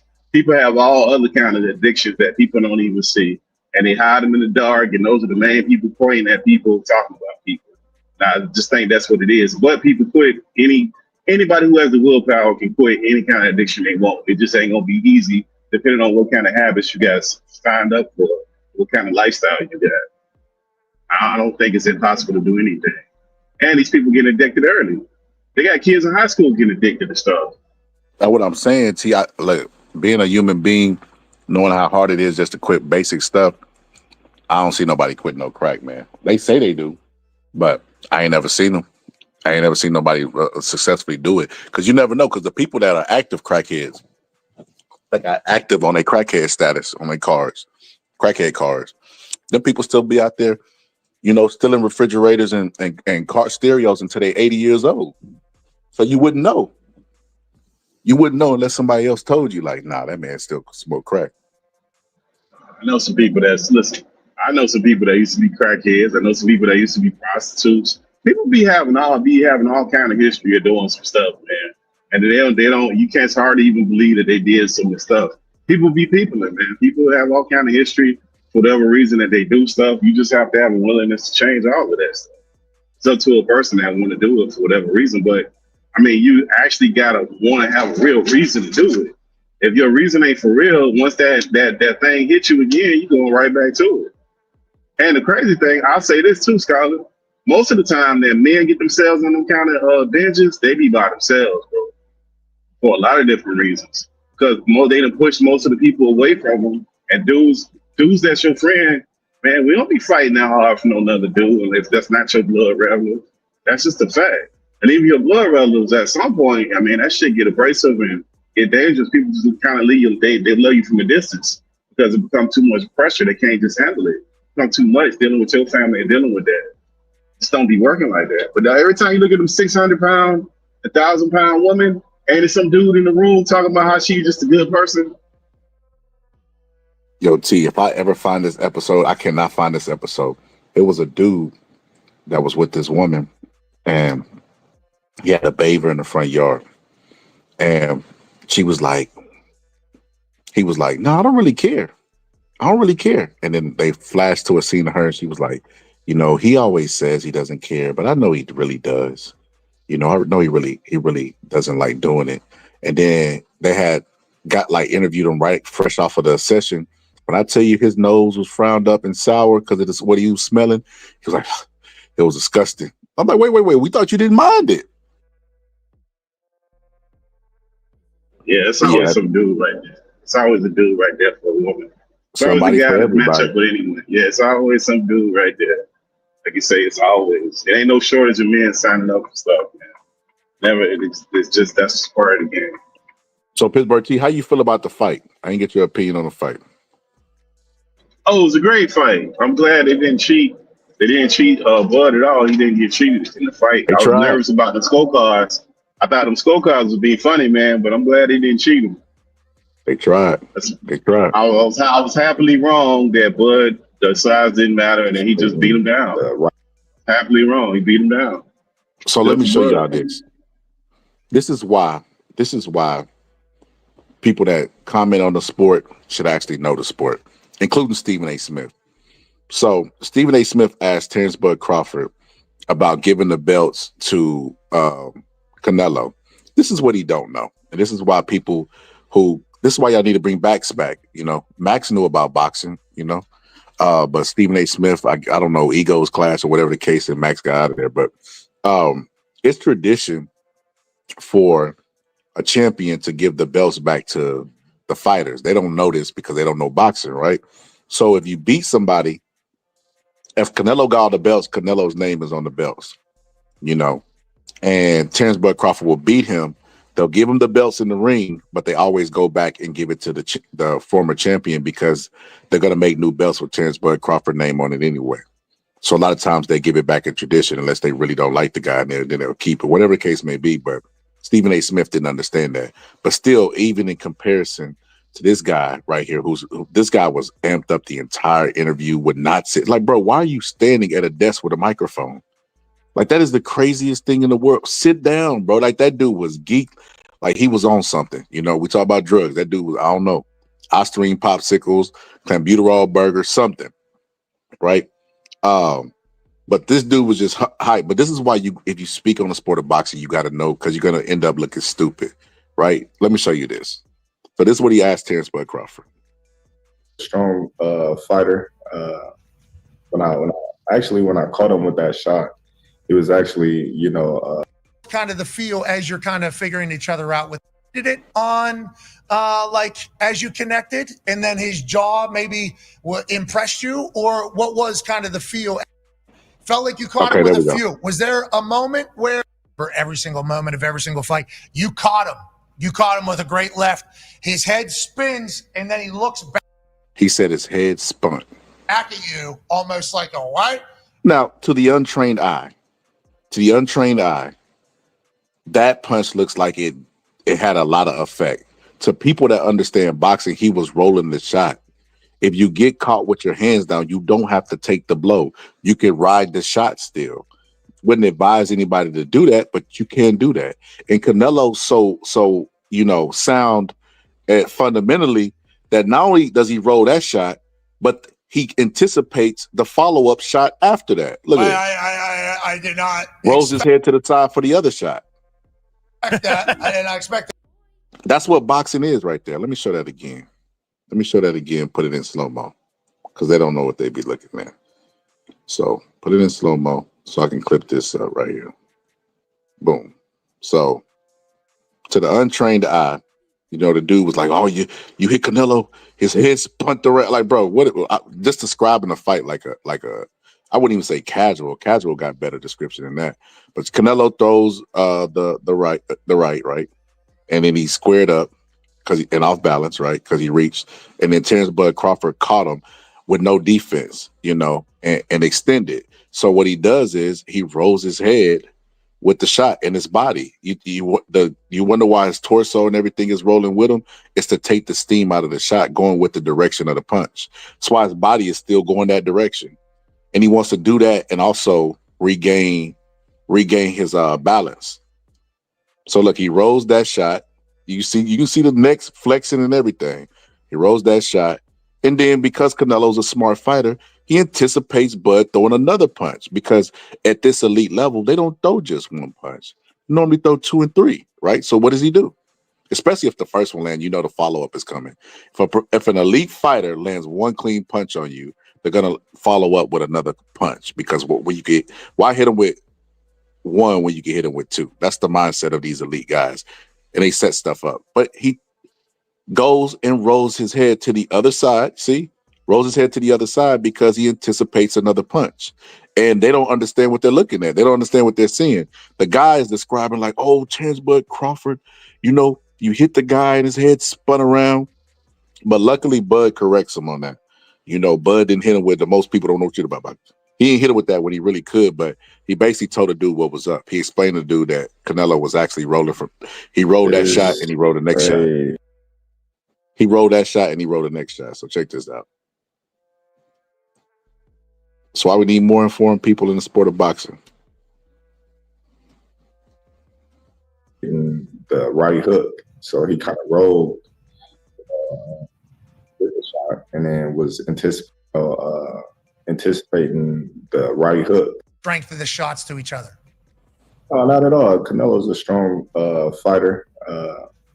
When I caught him with that shot, it was actually anticipating the right hook. So he kind of rolled with the shot, and then was anticipating the right hook a little bit. So, that's kind of why he looked at like, it was like, going. Had him on skates in there. Go ahead, AJ. He's still explaining he don't understand. Had him on skates in there. Like, bro, he's still explaining the dude don't know what he's talking about. Why you don't bring in experts no more? That'd be the problem with these shows. Like, They want to have a Stephen A. cover all these sports when they used to bring in like an expert for those segments, and they don't do that no more. They just got somebody just talking. They don't know what the fuck they talking about. I don't really get it. Stephen A. taking all the money, Pittsburgh team, and they losing shows. And Pittsburgh team, he finna leave ESPN too as well. He gonna be the last one off the Titanic, but they all gonna have to leave TV. Ain't nobody care about TV no more, bro. Everybody's on YouTube. Everybody on YouTube and X and Instagram and TikTok. Nobody watching TV no more. They would rather watch through those streaming services. They would rather watch because it's more interactive. You can't interact with your TV. You get what I'm saying? Like they could put comments on YouTube. It's brought fans into the actual conversations where they could respond in real time, feel like they're actually interviewing the fighter versus somebody on TV asking the questions that they think the fans might want to know. It's over for that television stuff, you know. But yeah, Bud corrected them, and they still, you know, he said that's Pat McAfee. Yeah, I don't know who he is. Oh, okay. He's an ex-punter. Yeah, he used to be a punter for one of the teams, couple teams in the league, and then he got like a real popular. Yeah, he got a real popular show. That's the show that LeBron went on to when he wanted to address him and that Stephen A. Smith beef when he decided to go on the show. He went on his show. That's that show he went on. He's got a really big podcast. He said because ESPN fired everybody. What's up, Marcus?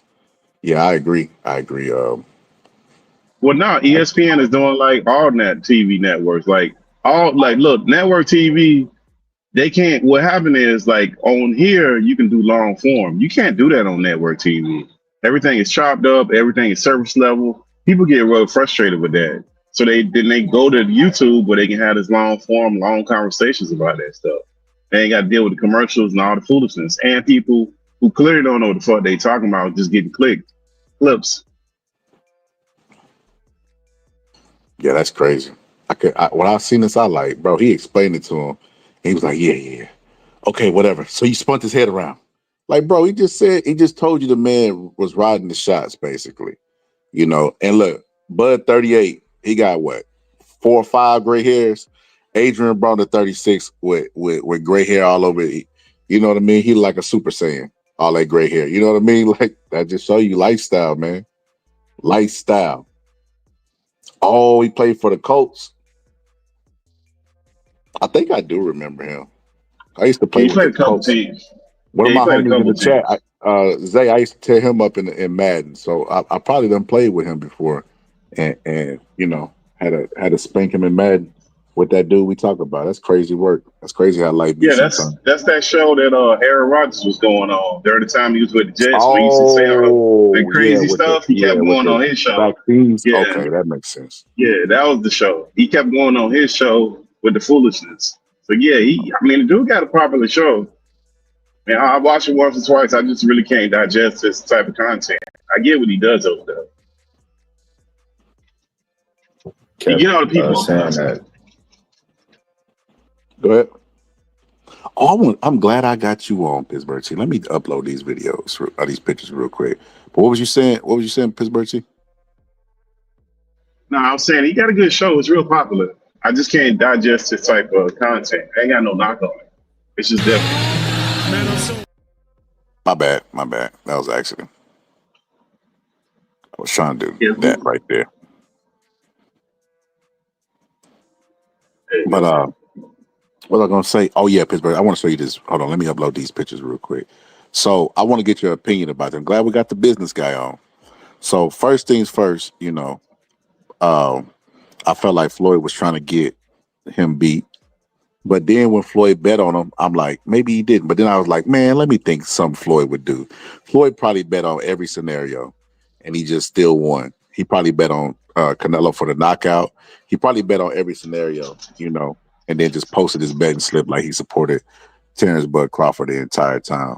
Because Floyd, as much as he hate, I don't see it. I don't see him supporting anybody but himself. That's just me, though. He do sucky stuff, bro. He does a lot of sucky stuff when it comes to other fighters. It's been well reported. I just say he does what he does. Outside of the ring, he just do a lot of silly stuff. I want to get your opinion about this Pittsburgh team. How you feel about the 41 million people that watched versus the 90 million that watched Jake Paul versus Mike Tyson? I don't know, bro, because Mike Tyson's Mike Tyson still. You know what I mean? His name is his name.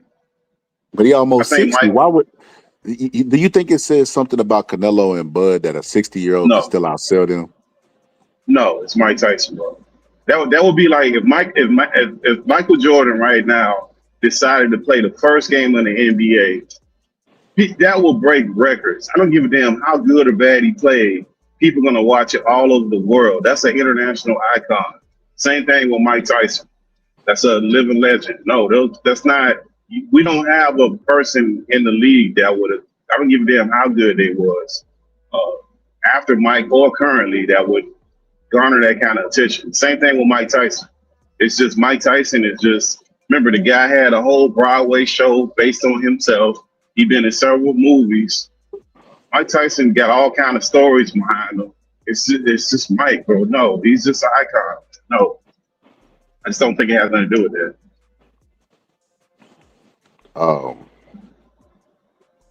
And that's good for boxing. That's good for boxing that they have 41 million people watching on Netflix. So they didn't squander their money. Whatever they spent on that, they got 41 million people to tune in and watch a live show on Netflix. But I gotta be honest though, T. I gotta be honest.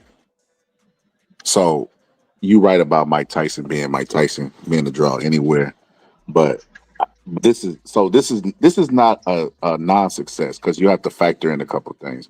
Number one, Dana White had switched out where they were going to have the fight before the fight because he included a big turnout, which actually ended up panning out for Dana White.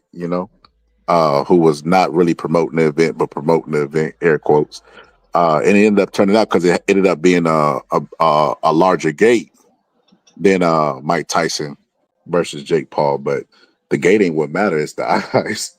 People actually going to the fight versus watching it from the comfort of their home when they get off work or whatever they may do. But they taking a break from YouTube, whatever the case, or bonding over YouTube. Because some people having fight parties on YouTube. That's all that matters is how many people tune in. There's nothing to be ashamed of that Mike Tyson outsold you to, in the words of, basically essentially what Pittsburgh T was saying.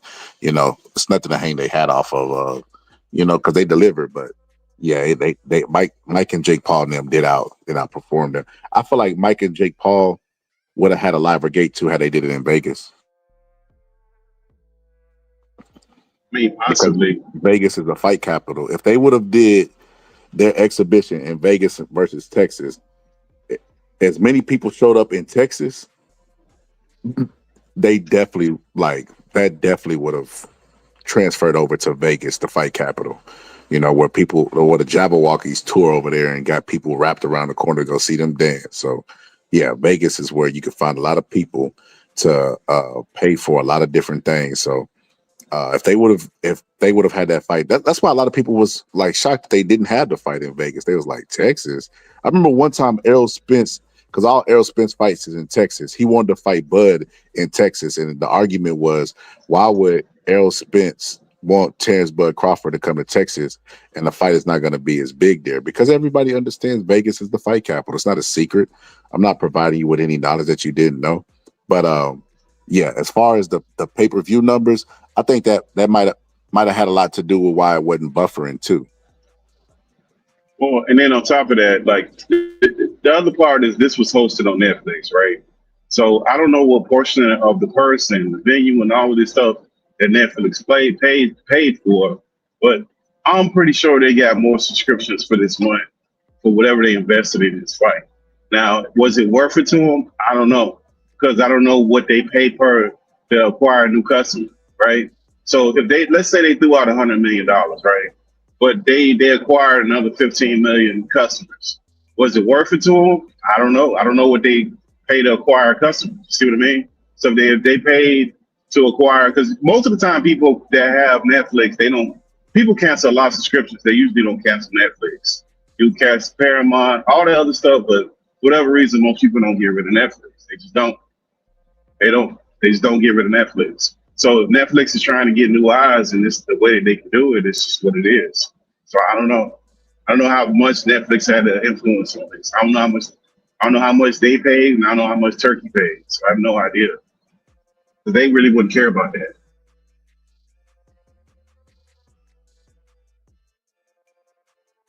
And it sets them up in the future to do more live events too, because now they have the infrastructure to they keep building out their infrastructure to do more live events, and it might not just be boxing. It might be NASCAR, it might be the Super Bowl, it might be Major League Baseball, it might be the World Cup. It could be anything because they've got a whole formula now to run a live event and broadcast it without it buffering and have everything ready.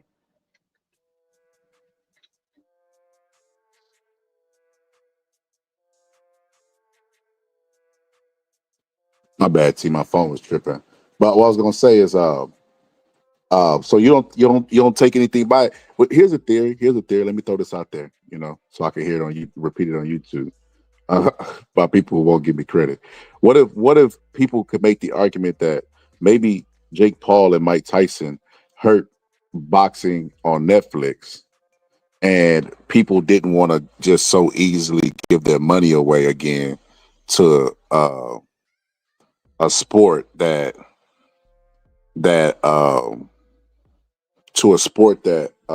what do you call it? Give their money away to a sport that basically bamboozled them the first time. No, because I think Jake Paul and Mike Tyson, in the combination of the two, they're bigger stars than Bud Crawford and Canelo. Just think about it. Jake Paul was on Disney. He was a Disney kid. Plus, moving forward, Jake Paul by himself is more well-known than Bud Crawford. You can make the argument that him and Canelo are equivalent, but you can't make the argument that none of these people are equivalent to Mike Tyson. So, like, as far as star power, if you're strictly talking about sales, you talk about star power and the name recognition, it's a lot of people don't know who Bud is. Because remember, Netflix is across the international world. They're not just in America.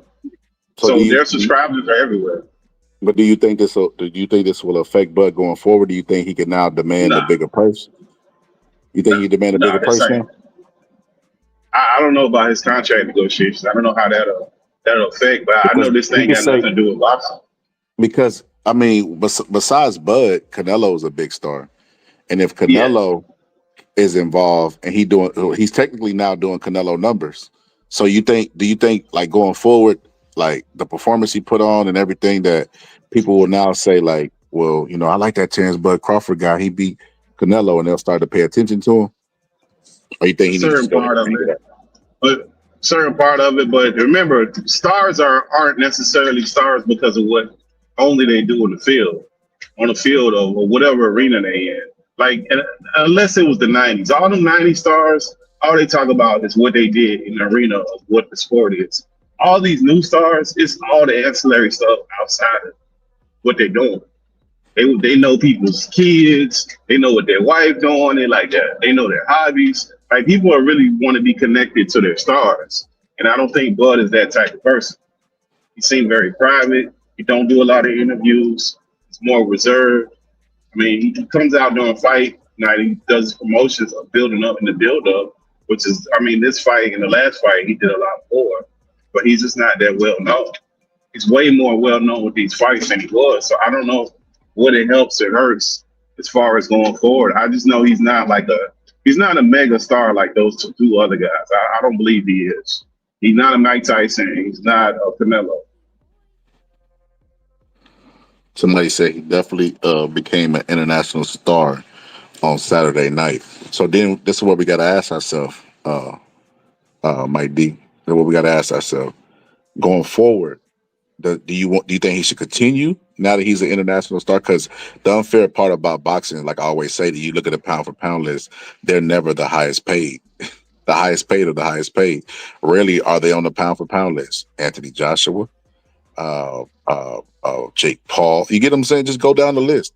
Rarely do you find one. Usyk is better than Anthony Joshua. Anthony Joshua makes more. Jake Paul, a lot of people, don't even consider him, Hard Knocks, but he's definitely the highest paid. He definitely ain't no pound for pound. He ain't even the top 100 boxers in the world, 1,000 boxers in the world. But he's the highest paid. So now that Bud is actually getting his blessings, do you think he should retire? Because he talked about going down to 160, and fighting. And I'm just like, I don't want to see it. I think he should leave.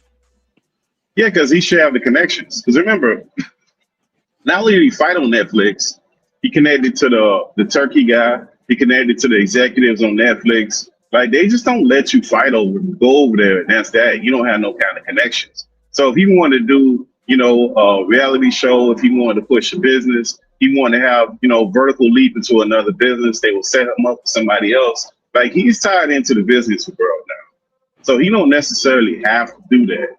I don't, any amount of money he got paid wasn't a little bit of money. That would be equivalent to you hitting the Powerball, probably the amount of money that he got paid.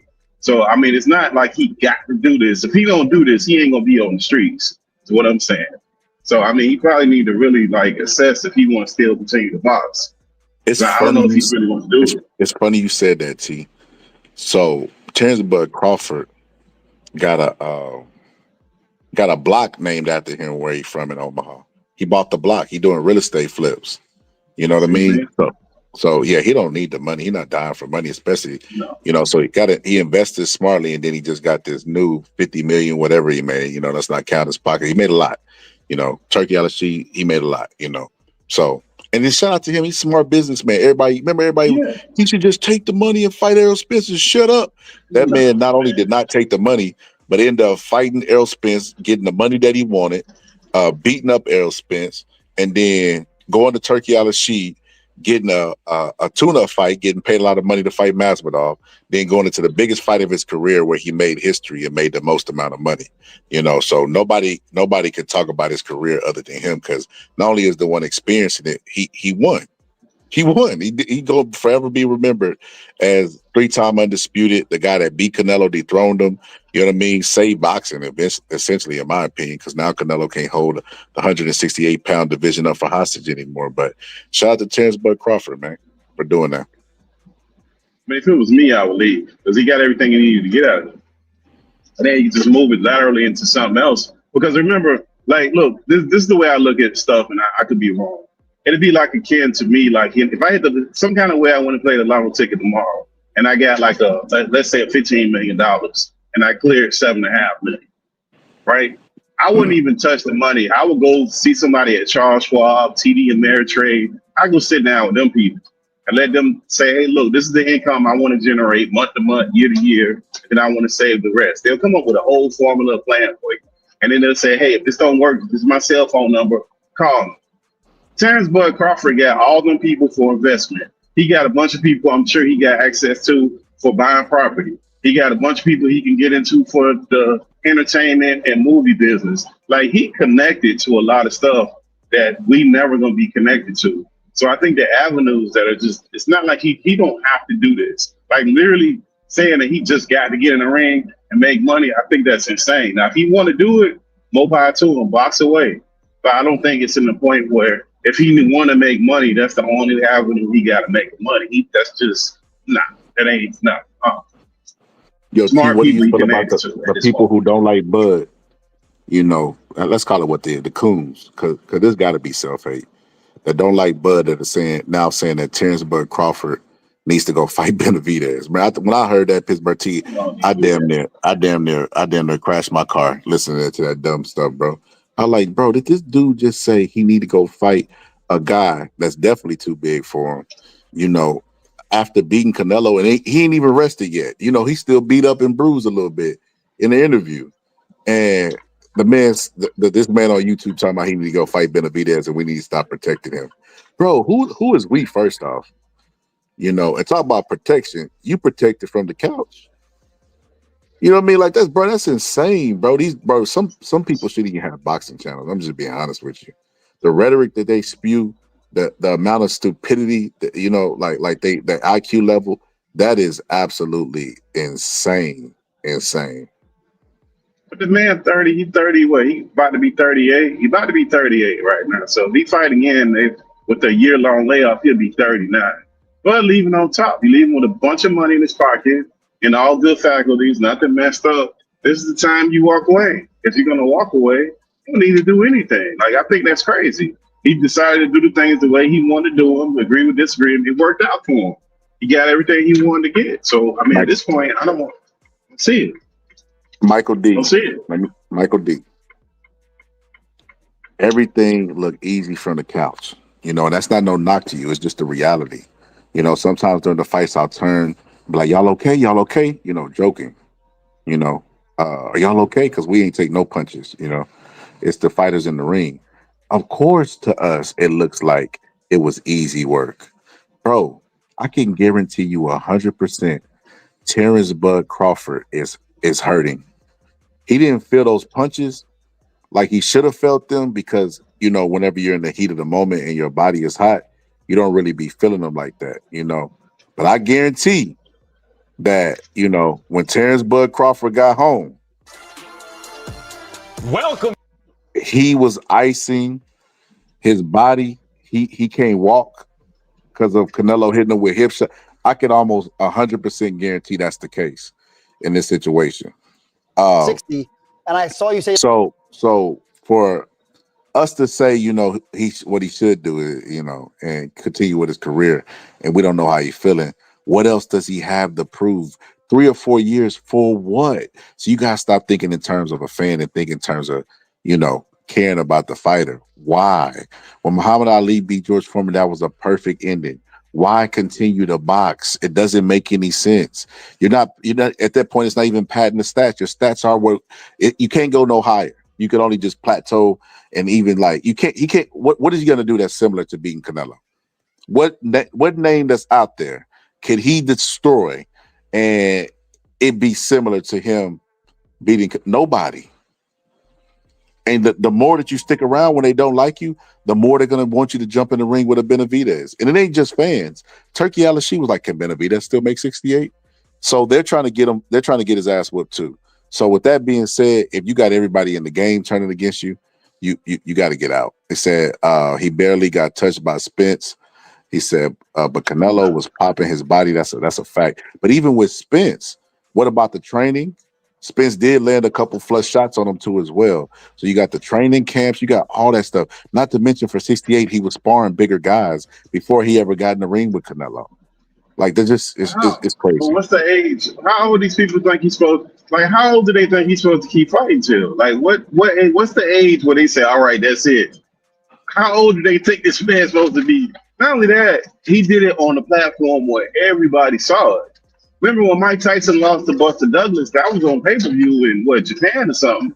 But there ain't a lot of people that saw that. Yeah. So Buster Douglas couldn't go home and be like, hey man, y'all seen the fight? Like, nah, man, you didn't beat him. He probably went home, people didn't even believe him, bro. I'm pretty sure he was walking around like telling people he won, they didn't even believe his ass, man. Because it wasn't on that stage. He did that shit on Netflix where everybody saw it. So nah, man, and it's clipped up. It's all across the internet. That one shot that he hit Canelo with the rolling the punches that you were saying, that's everywhere. So everybody will knows it. So he got the fame, he got the money, he got the recognition on the biggest platform, which is Netflix. There ain't a lot of platforms that's bigger than that at this point. That's facts. And he's 38, 39. Nah, man, you going man. Nah, man. You been able to walk away with all the money. I mean, he might be one of the guys who just can't leave it alone. I don't know. We'll see. Mike D, you missing the point, brother. I'm still trying to lay it out for you. Not picking down what I'm putting up. You say I live in Vegas. I am a part of the boxing community. I can tell you right now that Bud has a few fights left in him. So, Mike D, why can't he leave the game with a few fights? It's you know what you're doing? You're essentially trying to make orange juice, and you keep squeezing every single pulp left inside the orange. Why can't the orange survive with just 3 pulps left? How much, like Pittsburgh teacher said, how long would you like theoretically for him to fight? Would you like him to fight till he have no fights? So let's say hypothetically you're right, he got 3 fights left. Would you like him to fight all 3 fights and have no fights left? Or struggle in one of the fights and then, you know, get that knocked down in the other fight? It happens to every Bud is still a human. I give you an example. Case in point, Archie Moore, great mongoose, one of the greatest fighters of all time. When he fought Yvonne Durrell, He said that he knew he was slipping because Yvonne Darrell knocked him down. I think they got like 7 knockdowns, 9 knockdowns, something like that in the fight. Something crazy like that. Don't take me at face value. It's been a while. You know. It's been a while. My memory is great, but you know, I forget some things. But they had a bunch of knockdowns between the two of them, and then Archie Moore ended up winning. But the fact that Archie Moore was getting knocked down by Yvonne Darrell showed that he had slipped and he knew it. And it's like, well, Terrence Bud Crawford at 68, right? You remember Roy Jones moved up to heavyweight. You remember that? Roy Jones moved up to heavyweight, and when he came back down, everybody talked about his power. You know, when he fought Antonio Tarver, and you look at that first fight, he hit Tarver with shots that would have knocked other people out at light heavyweight. And then he went, of course, the second fight rematch, and we all know what happened. Terrence Bud Crawford could either stay at the weight, which some big boys up there, not just Canelo, you know, and fight, or come back down. Now, he said he was going to go to 160, hypothetically. You know, that's what he said. He said he's not going to 54. But even if he goes to 160, and that is an easier division, it is weak at 160. I will say that. You know, Laura has a belt there, so you don't need me to tell you. Laura's 145 because of that Cuban birth certificate. But even with that being said, if Bud go get undisputed again at 160 and become 4-time, it's never gonna be enough. He's gonna always say more. Listen, I don't know if y'all watch The Matrix. In one of the movies where the dude kept creating agents, he was like, more. That's how boxing fans are with their favorite fighters. Like, bro, at some point, bud, you have to be content. Leave on top. If you leave on top, they'll talk about you forever. If you leave while you're close to the bottom, they'll question you forever. Roy Jones would have retired after fighting John Ruiz. They would have been saying Roy Jones is the greatest fighter to ever live. They would have been saying that. But because he continued, he hurt his legacy. See, what happens is a fighter sticks around and people start to see him lose, right? And then when they finally do retire, people forget the losses, but they don't completely erase them. They'll forget them and start remembering the greatness, but then they've also seen them lose, so they won't immortalize them. So it's kind of like Michael Jordan coming back to play for the Wizards type thing. If he would have stayed gone with the finale, he would have undoubtedly been the GOAT. Well, he is still, but like when you come back, you kind of tarnish your legacy when you do it when you're supposed to get out. And that's why Bud should just leave. Andre Ward said it best. When they were talking about Andre Ward, why'd you leave too early? You left too early. You need to come back. And he was like, why I can't have one more left in me? That was perfectly summed up. And then his ass trying to come back to fight Anthony Joshua. So it's crazy. He said Tyson lost to Douglas on HBO. He lost to him on HBO, but it wasn't in Tokyo, Japan. Pittsburgh T was right about that. And the reason why I know what Pittsburgh T said is right, because if you go back and look, Tyson's coming out the gym and he got some dark shades on, and because he's trying to hide his swollen eye. And the reporters are like, "Did you lose to Douglas? And tell us what happened in Tokyo, Japan," because news wasn't how it is today. Like a lot of people didn't even know the news. Like I remember Teddy Atlas, Tyson's biggest hater, was saying that he was giving the money to the people on in New York, like the bridge. I don't know what it's called, but he was giving the money to him, and the dude was like, "Tyson just lost." I guess he'll listen to the radio. I don't know. Tyson just lost. He was like, "Yeah, right. Give me my money." And then he can remember where he was. That's how you notice your biggest hater. He can remember the moment where he was when you lost the fight. But yeah, a lot of people were still in shock and didn't know that Tyson had lost, and nobody expected him to lose to himself. But remember back then we didn't have the internet like we have now. And then like the newspapers weren't really covering his fights because the fights was less than you wouldn't even get out the first minute. He was knocking everybody out. And then like it was in Japan, number one. It was a time difference because of where it was at. And even ESPN ran it. They didn't even run like a whole segment on it. They ran like a little clip on ESPN. And you're like, what happened? Wait a minute. Like there's no place to go and look for it. There wasn't no newspapers that was really pushing on it. So nah, man, people didn't know. Absolutely. I wish Al Positive up here. He could tell you better than me because I know he know the date and all of that stuff. So to the dude that said he said the question is he the best to ever live is ridiculous. He said, bro, the best of his era for sure, but not the best to ever live. Chill. First off, don't come over here telling me what to do. You know, you can hit the link and vocalize your opinion. All that, you know, heavy-handed typing, that stuff gotta stop, you know, especially when you say from a chat where you're not pulling up and vocalizing your opinion, you know, where you can Google some stuff and think about it. That's number one. But to act like that, this dude, what he did, that Floyd Mayweather or anybody else did. Y'all was calling Floyd Mayweather the greatest to ever live, and he didn't even have Bud's resume, in my opinion. And then, if we're gonna be honest, Floyd Mayweather always give y'all talking points. He always say, who beat more world champions than me? When really they wasn't world champions when he fought them. But if you look at Terrence Bud Crawford, the last 20 fights that he had, dating back to 2014, all have been world title fights. So you could arguably say that Terrence Bud Crawford has beat the most champions because they were current champions when Terrence Bud Crawford fought them, and he's 3-time undisputed. So you could, what Floyd say? Basically, you said, greatest fighter to live. Thank you. That Bud versus Terrence Bud Crawford versus Mayweather talk is hilarious to me because I don't even think it's close. I was alive during the Mayweather era. I remember people wanting fights that he wouldn't give you. Not only did Bud give us the fights that we wanted, and a lot of people avoided him and didn't want to give us those fights, and we still got him anyway because that's the type of fighter he is, but also he went to Turkey Al-Rashid and campaigned for a fight that nobody was asking for because the guy was so big, nobody was even calling for the fight. Get that man his flowers while you can smell them, man. Stop all that. Get that hate out your heart. He said Turkey is putting pressure on Bud, making sure that he don't retire. Turkey Al-Rashid want to see Bud get beat. Of course, and he want to milk the golden cow while he got him. And then I would say this about Bud too. Remember, he got all his money from them. He didn't have to wait for no pay-per-view numbers. He didn't have to get no money from nowhere else. He got all his money right there. That was it. The fight is over. He got his money. He went on about his business. There's no back-end money. There's no negotiation about no pay-per-view. There ain't no reliance on no pay-per-view. So no, he went out on top. Like, that's it. That should be it. It's done. Gone. He hit the lotto. Got it out of there. Got all the money. He had to fight with nobody. None of that shit. There wasn't no negotiation dispute this time. Wasn't none of that. They gave him a number. Say, hey, you good with the number? All right, cool. That's it. That's it. We ain't got to worry about no splits, no A side, B side, none of that stuff. None of that stupid stuff happened. Yo, this is a good point. Mike D said that would be wild knowing that David Benavidez has been chasing the belts for years, and now that Bud got him, and now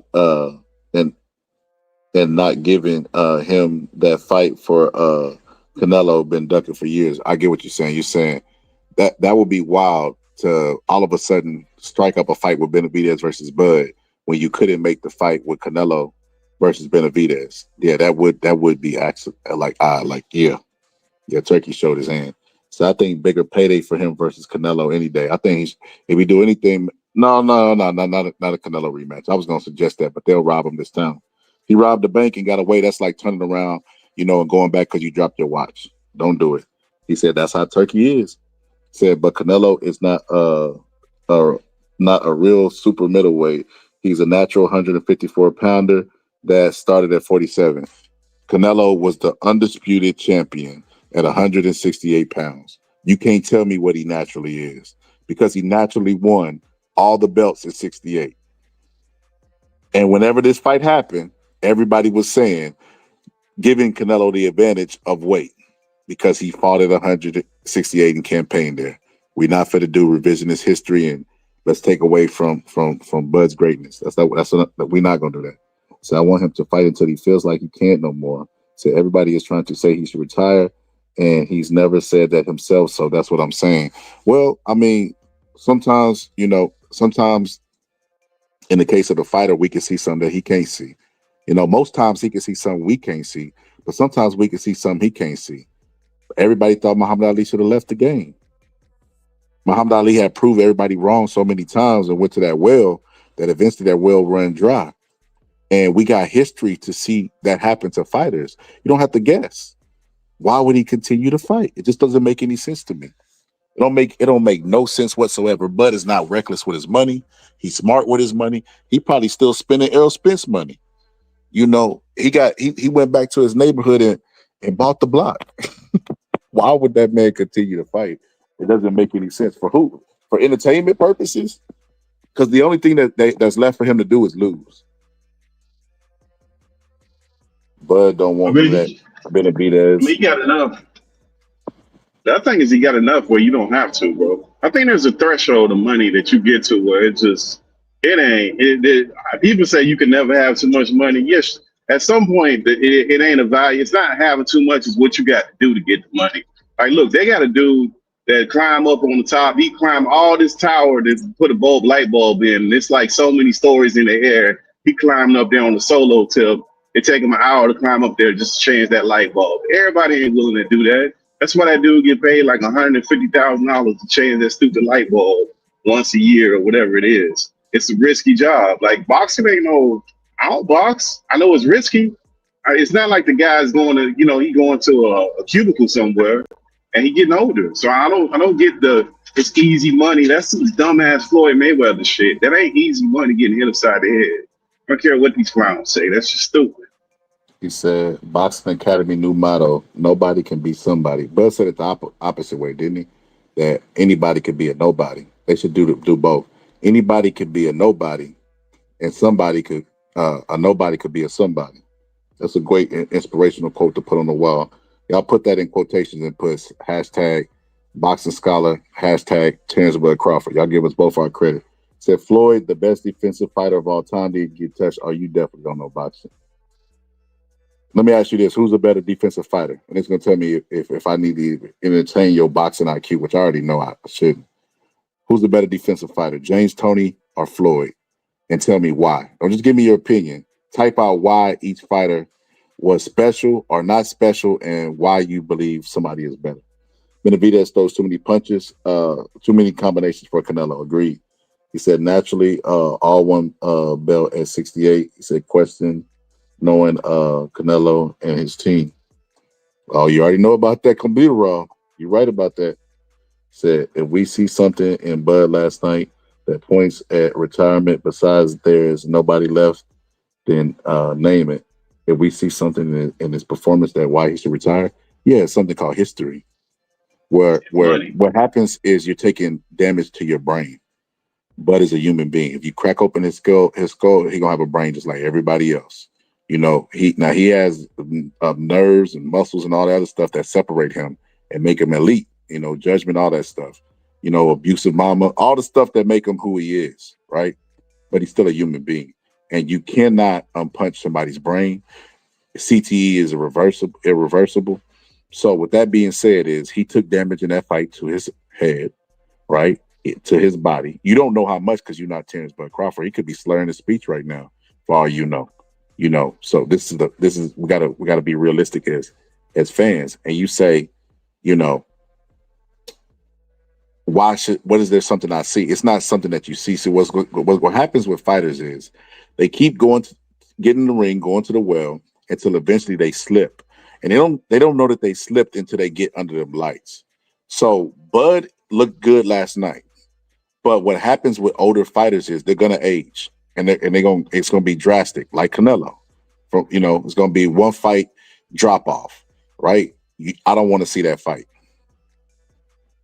I don't want to see that fight. Do you want to, as a Bud fan, do you want to turn on the fight and he's fighting somebody? Let's say his next fight, he looked really, really good coming out that Canelo. Let's say he go fight Laura, take Laura's belt, right? Let's say you go fight Laura. He looked really, really good. He knocked Laura out, right? And then the next fight at middleweight, he gets old overnight. What happens then? What happens when you get old overnight in the ring? You can't do it. You see the openings, but you can't close them. You see the punch coming, but you can't roll it and counter. What happens then? Well, I'll tell you what happens. He gets a loss. He did everything but lose at this point. And as a fan, why would you still stick around? I just don't understand it. But hey, grown-ass man, he can do whatever he wants to. He said, Father Time, he said, James Toney was not dedicated like Bud, but Toney was cold. Well, no, we was talking about defensively. Bud can't mess with James Toney as far as defense goes. It's not even close. Bud has a great offense. He has an exceptional offense. He's a great fighter with an exceptional offense. James Toney is a great fighter with an exceptional offense and defense. I'm gonna be honest with you all the time. If James Toney and Bud fought, I will put my house on James Toney, especially him being can't say the bigger guy no more because he just beat Canelo, right? But James Toney's about Canelo size, with great offense and great defense. So You know, but he was a bigger guy because he went all the way up to heavyweight. So yeah, maybe I can't say naturally bigger guy, but no, yeah, that's not. That's just my opinion. I'll take it with a grain of salt. James Toney's one of my favorite fighters of all time, so take that with a grain of salt. But nah, my brother Ill said I'm done with Bud, but Shakur. Yo, if you're not busy, the link is on the community tab. You want to pull up. But I want to show y'all this. So y'all check this out. To the people listening, man, just pulling up for the first time. What we do over here, I do boxing breakdowns, right? I break down the sweet science or whatever the case may be. Sometimes I'm right. Excuse me. Sometimes I'm wrong. Most times I'm right. You know, that's what makes me the genius of all genius, master of all masters. But we do breakdowns of videos, and I have a members only. So let me do my shameless plug right now. And I'm risking this for y'all too. I want to show y'all what we do over there on members only, breaking down film, and this is also footage from the Canelo fight. So it's risky, but this is the stuff that I do over there. Check this out. Now you see my other video where Bud attacks his lead hand, right? He jabs to it, gets it out of place, right? And he doesn't stop there, right? He double jabs to it because if he pushed that hand out of place, he's gonna want to get it back immediately. And he's not thinking about anything else but getting it back because he's in a high guard in a defensive position. So he takes his backhand and hits and attacks that same hand, right? Pushes it out of place. Then he takes his right hand and turns it into an uppercut. So he's creating his offense. So what makes Bud Crawford so special? You know what I mean? He's a very special fighter. And then, like I said, he throws a left hook and he pulls the guard down, right? He pulls the guard down. And then once the guard is down, he wants to put it back up because he feels defenseless, right? And he knows that he's vulnerable. And Bud uses that to pull down and create room for his right uppercut. And this is why Terrence Bud Crawford is so special, because he was down in the fight at this point. And some people said he wouldn't be able to pull this same move off on Canelo. And guess what? He was right, but for the wrong reasons. Let's go through this. So Canelo could see everything that Bud was doing, right? He's eyeing them, looking for an opportunity to counter. Bud takes his left hand and slaps to Canelo's guard, right? Slaps to Canelo's guard, and then shoots the right straight through the center of the guard. Canelo tried to catch it, but he was just too slow. Bud is too fast. But he takes that same hand and then catches the hook because he anticipates it coming, right? And Terrence Bud Crawford leaves the hook on him to steer him and run him into this body shot. Canelo knows that the body shot is coming because Bud is pushing his momentum that way, and he accepts the body shot, right? And tries to take advantage of the open. He got this hand cocked and loaded. See his left hand? He got all his weight on his front foot, and then he opens up with the left hook, and Bud just takes his left hand, places it on Canelo's shoulder, knocks him just out of place, and to add the cherry on top, he keeps his head turned to the left. He never turns it back so that punch doesn't land. He's essentially rolling the shot before it gets there. High level chess. You can't make this. High level chess, man. That's what I break down over there. I didn't break down the full fight. I think I'm gonna ask the members, what do they want? They want a full breakdown, because I don't even know if they're gonna let me do it. I would hate to work really hard on a full breakdown, like, you know what I mean, whatever, 7 minutes, whatever time I break it down, and then all of a sudden they be like, hit me with the copyright strike or whatever it is, because they be getting a little reckless with that. I don't know how Netflix is. I know some other people told me they was tripping, so I don't really want to get caught up. I just got back, from the shadow land. You know what I mean? I don't want to go back. They're gonna lock you up, Scarlett. I don't know what you're gonna get, but I wouldn't mess with Netflix content. I'd leave them alone. Hell play. You're right, bro. You're right. They like that DVD. At least they got somebody I can reach out to. When Jake Paul struck me, I reached out to them, and then they blocked me from the list. Like, they blocked me from contacting them, bro. I was like, what? I told them, like, hey, man, just if you could take away the strike, I'll let you keep all monetization or whatever the case may be from the video, which is crazy because we went live that day like 7 hours, and I showed they clip, but we had a voice over to it, and they still wouldn't enough, bro. They was like, nah, it's crazy. Yeah, they probably got a blanket ban. I mean, it is what it is. That's why them dudes are who they are. You just know not to mess with them with that stuff, man. It ain't even worth it. I guess at least they fair. They do it to everybody. Because you don't see nobody with his content or what. That's true. Jake Paul hitting people with lawsuits for saying that the fight with Mike Tyson wasn't real or staged. I think that's stupid too. Yeah, I hear people saying stuff like that, and it's like, bro, you can't. I don't even take you as a serious person when you say some people say some stuff. Like they were saying that Tyrone Woodley, he signed a contract to get knocked out or some crazy stuff. It's in his contract. Like you got to get knocked out. Like what? Why Where's would you this put that in the contract at? contract? Why would you put that in the contract where it's Yeah. noticeable? It's paper trail. So that means you deceiving the people, and I could sue and have the contracts like opened up to where I could prove to everybody that you basically took a dot. Like, come on, bro. Like the level of stupidity of people, bro, be absolutely insane, man. Because Absolutely why would you insane. do that, knowing that you unless you had agreement with the network and they knew about this contract? Why would you do that? That doesn't make. And then on top of that, if the network did that and then they let the people subscribe or pay money, if they didn't tell the people, they would have to give the people back money with compensation because you deceived the people. So no, who would like? It's just too many levels of stupidity. I just don't. The Jake Paul stuff is a whole nother level of stupidity. I just don't. I don't really get it because people were saying Mike Tyson could have knocked out Jake Paul, but he was holding back. You could tell from the first 2 rounds he could have knocked him down. He could have knocked him out if he wanted to. He just didn't want to. Like what? So Mike Tyson is holding back. Mike Tyson got restrained in the fight. I've never seen that, man. He don't even got restraint in his real life. Let's know the fight. But what's good? I am 444. I mean, Yeah. bro, is that supposed to be like the Wendy's thing, the 444, or is that like some? Nah, it's Like the just 444s. yeah, it's just go with the fours. That's all. It's just something special to me. But yeah, your breakdowns are pretty on point, man. Just wanted to tell you that I enjoy what you just showed, what you demonstrated as a sample. That's on point. I think more stuff like that kind of needs to happen because a lot of times when people are watching fights, they don't really know what they're looking at. You know what I mean? So when you show some of those like high level IQ, moves and stuff, it makes it a little bit interesting. You know what I mean? More interesting. Bro, you know, I used to like when Kobe Bryant would do that show. I can't even remember what it's called.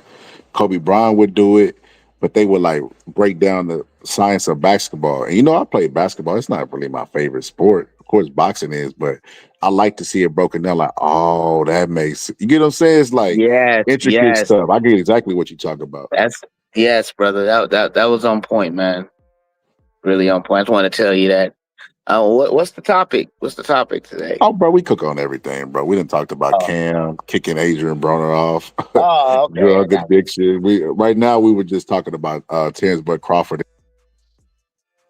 When should he lead a game? I think the writing's on the wall. At the beginning of my show, I played this clip with Dave Chappelle, and Dave Chappelle says, you have to be wise enough to know when you're in your dream, but humble enough to know when you're in somebody else's. I'm like, we in Terrence Bud Crawford dream, because what he did coming off of shoulder surgery, jumping up a weight class, a year off in the ring, fighting with bigger glove, he consented to everything that man wanted and still beat him at his own weight after a year off, For sure. And bro, and listen, I even said this, bro. I said there's no way that Terrence Bud Crawford gets a decision against Canelo with his own personal judges, bro.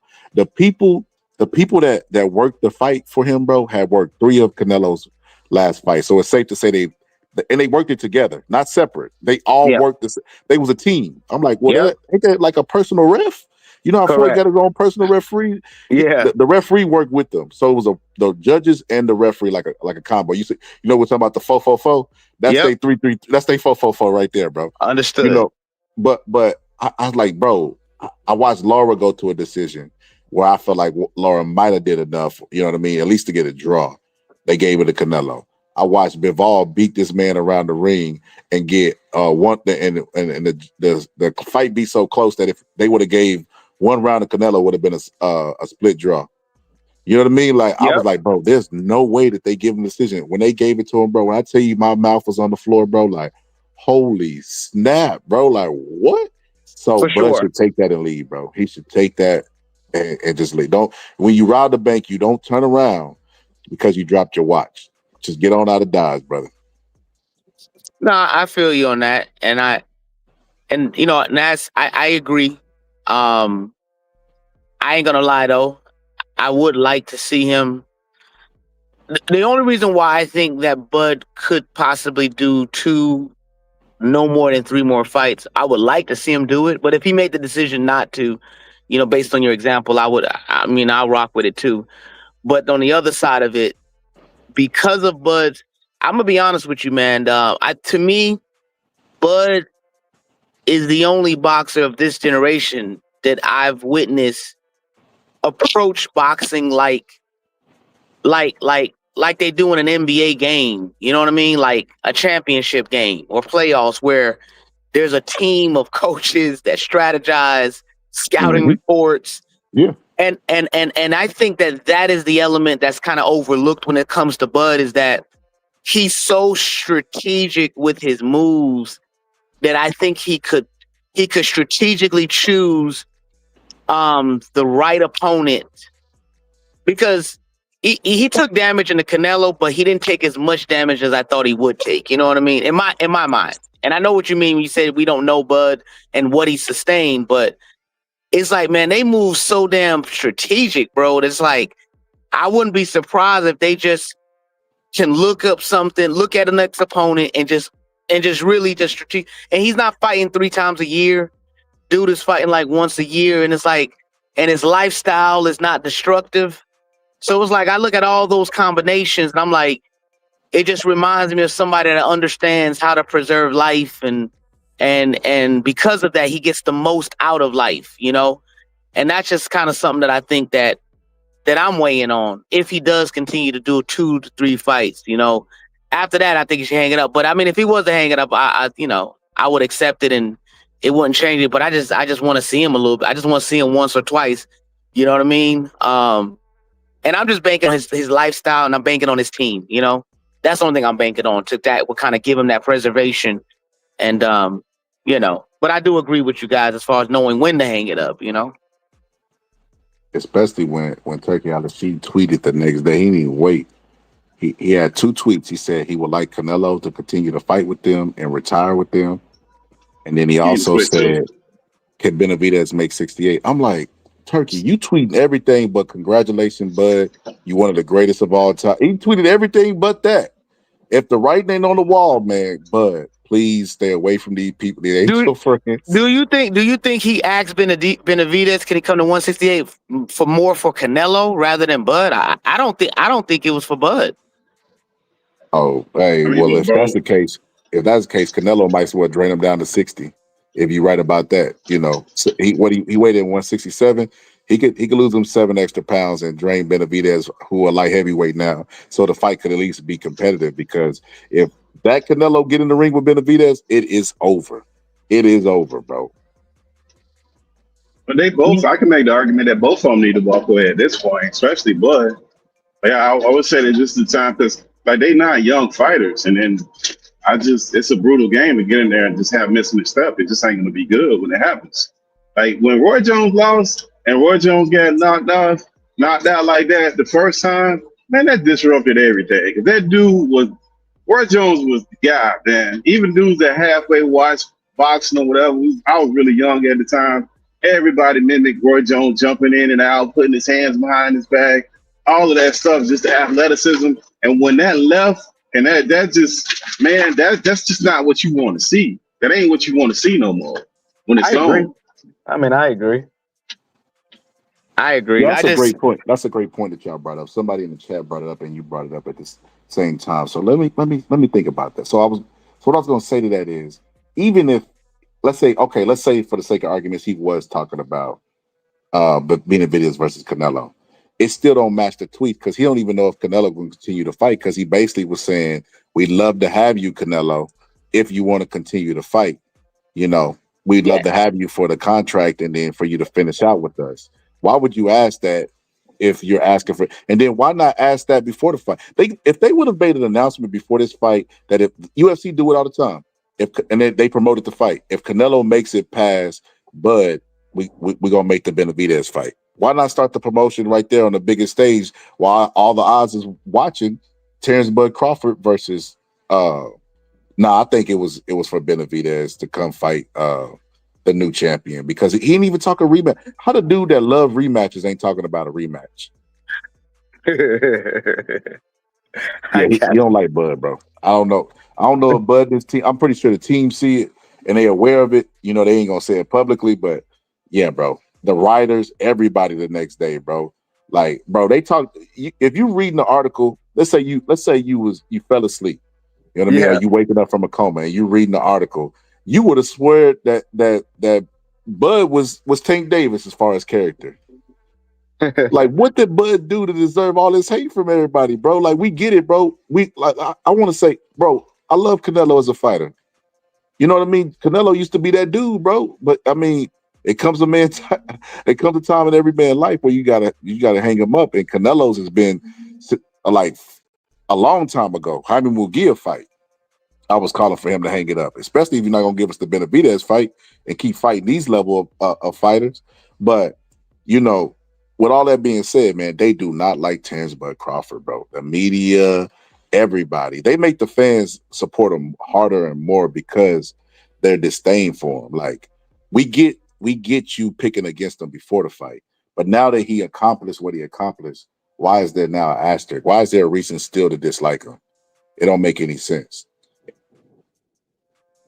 Like somebody said, Bud is a bum. You can't make this up. Let me put this picture on the screen. Bud is a bum. Hey, you know they gotta address the other part too, Scholar, man. It's that dark skin hate too, man. Them dark skin brothers them chocolate brothers don't get no love like that, man. If he was a high yellow Negro, they treat him different, man. They don't treat them dark skin brothers the same, man. Well, also too though, if you a dark skinned brother that doesn't subscribe to like being a clown, you definitely getting the hate. You know what I mean? I think it's more.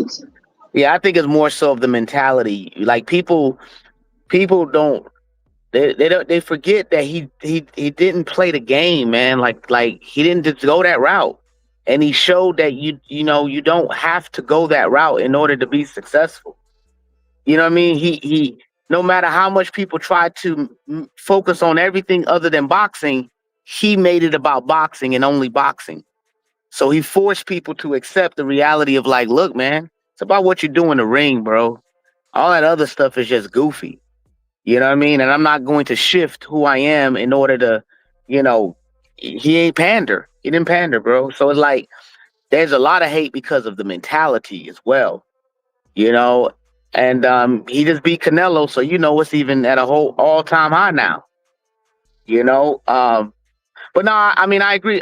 I was just saying because the tweet was so vague. I mean, in my opinion, I just felt like that was also a marketing tool to bring eyes to Benavidez. I mean, I think Turkey is very smart. Turkey is very strategic in understanding the minds of the people, in my mind, because he could have clearly said what he meant, but he purposely kept it vague.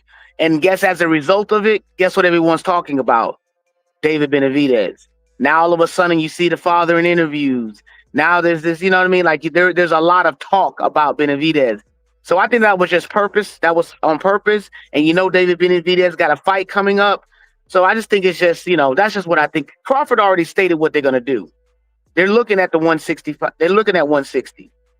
And I think 160 is going to be a breeze, to be very honest. I think Crawford is going to wait for 3 of the champions to 2 out of the 3 to fight each other and consolidate the belts between 2. He'll go down there, fight 1 person, and then he'll undispute with the final person and be 4 times undisputed. I think that's what Crawford is going to do.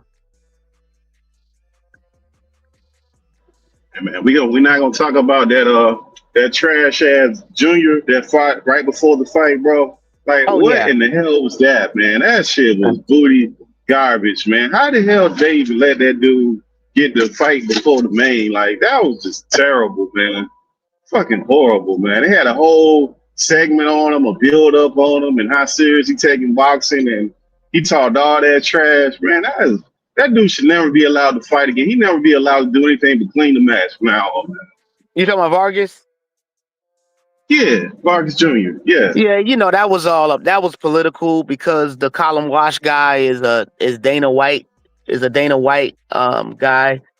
The Vargas, obviously, is, you know, the name, the Vargas. You know, that was just an attempt. I mean, I'm gonna be honest with you. Believe it or not, people were expecting the Vargas to really. This was his moment to really show out. He really disappointed his fans. I'm gonna be honest with you. And it's just one of those examples of everybody. You get an opportunity, man, and what you do, what you make of it is what you make of it. And unfortunately, the dude didn't deliver. That was his opportunity to deliver, but obviously he didn't, and it turned out to be. That was horrible. I agree. But that was political, though. Yeah, The same way I thought Boachuk and Brandon Adams should have been on the undercard, but obviously the Crawford versus the Arab guy, was on that card. You know what I mean? It could have been the other way around, but I get like political, the politics. Yeah, that melee strike, whatever that the African dude, that should have been the fight before the fight, man. That was everything you were looking for right there. Absolutely. Oh, absolutely. That was the fight right there. I don't know that, and then that's the bad part. You followed that fight up with that nonsense. That's what made it look so bad. If they wouldn't have had that fight before. Yeah, the thing was that this is just that was Vargas. That was Vargas garbage, man. Like he was supposed to deliver because that's but you have to get an opportunity. But obviously, the politics put him in the position, and it was supposed to be a banger because even Colin Walsh was supposed to knock him out, and he didn't even knock him out. So they both underperformed. They both underperformed, man. Colin Walsh was supposed to steamroll Vargas, but it is what it is, bro. And this is why I say Turkey Alashi. I will stand on this, bro. He don't know what the hell he's doing, and he got so much money that nobody's gonna tell him he don't know what he's doing. But he don't know what he's doing, bro. And that's why he bring in people like Dana White. But it's like, wait a minute, you bypass all these experienced boxing promoters that you were working with, the Bob Arams, the Eddie Hearns. Bob Aram ain't even got no network now. He's streaming from Facebook, which is hilarious because Pittsburgh T, shout out to you. If that had been Al Heyman, who had lost his business, lost his network deal and was streaming on Facebook, you know how many jokes they've been saying ding dong the witch is dead for Al Heyman for years, and he's still out there putting fights on Amazon Prime and stuff like that. And Bob Arum is up there. Well, we got a couple deals on the table, but as of now, we have a team. It's probably like 3 people, and that's all nepotism. They're all family members doing cocaine and just partying and stuff. I have a team of people, and we're working on our deals. And it's like Al Heyman, Bob Arum, stop it. Bro, ain't nobody clamoring for no Top Rank events. Top Rank almost went out of business the first time, but y'all went to ESPN and Teddy Atlas and those guys, and y'all had a great team, put on competitive fights, but y'all became a machine. And now that y'all are a machine, nobody cares. Richard Torres ain't fought nobody. Everybody was running the Turkey Alashi to get a payday but Richard Torres because he liked the way things are at Top Rank. The machine that's behind them to make him look like a monster without actually fighting anybody. Top Rank events, they were getting god awful towards the end, and nobody wants to see that, But like I was saying, Turkey Alashi skipped over all these experienced promoters to go to get Dana White, who pay his fighters jawbreakers and crackerjacks. You know what I mean? The only way they get some real money is knockout of the night, and sometimes they get knocked out themselves and get nothing. But Dana White is the guy he chose to do this, and it's like, why choose Dana White? Of all people. Now, I will say this. Now, one thing out of all the production, I felt like the fight was going to sell itself. The Netflix was going to promote it, blah blah blah, et cetera, et cetera. Dana White in the interview said that, you got to remember. Pittsburgh T. We said this, Pittsburgh T. We said this. We said that after the fight, Dana White was going to say he's responsible for the biggest fights in boxing, and that people should now, realize that he's here in boxing to stay. And what do you think he said, Pittsburgh T? Of course he's going to say that. But of course, he broke a record. He personally did it. Of course. He said, you got to understand, He said, you got to understand, we made boxing history. He said that, you got to look at it. The 3 biggest fights in the last years that we had was Conor McGregor. He said Conor McGregor, Mayweather. he said, I can't remember what other fight he named, but he wasn't a part of it. And he said this fight, and he said, I'm 2 out of the 3 fights. He was like, so it's safe to say, that I'm here in boxing to stay.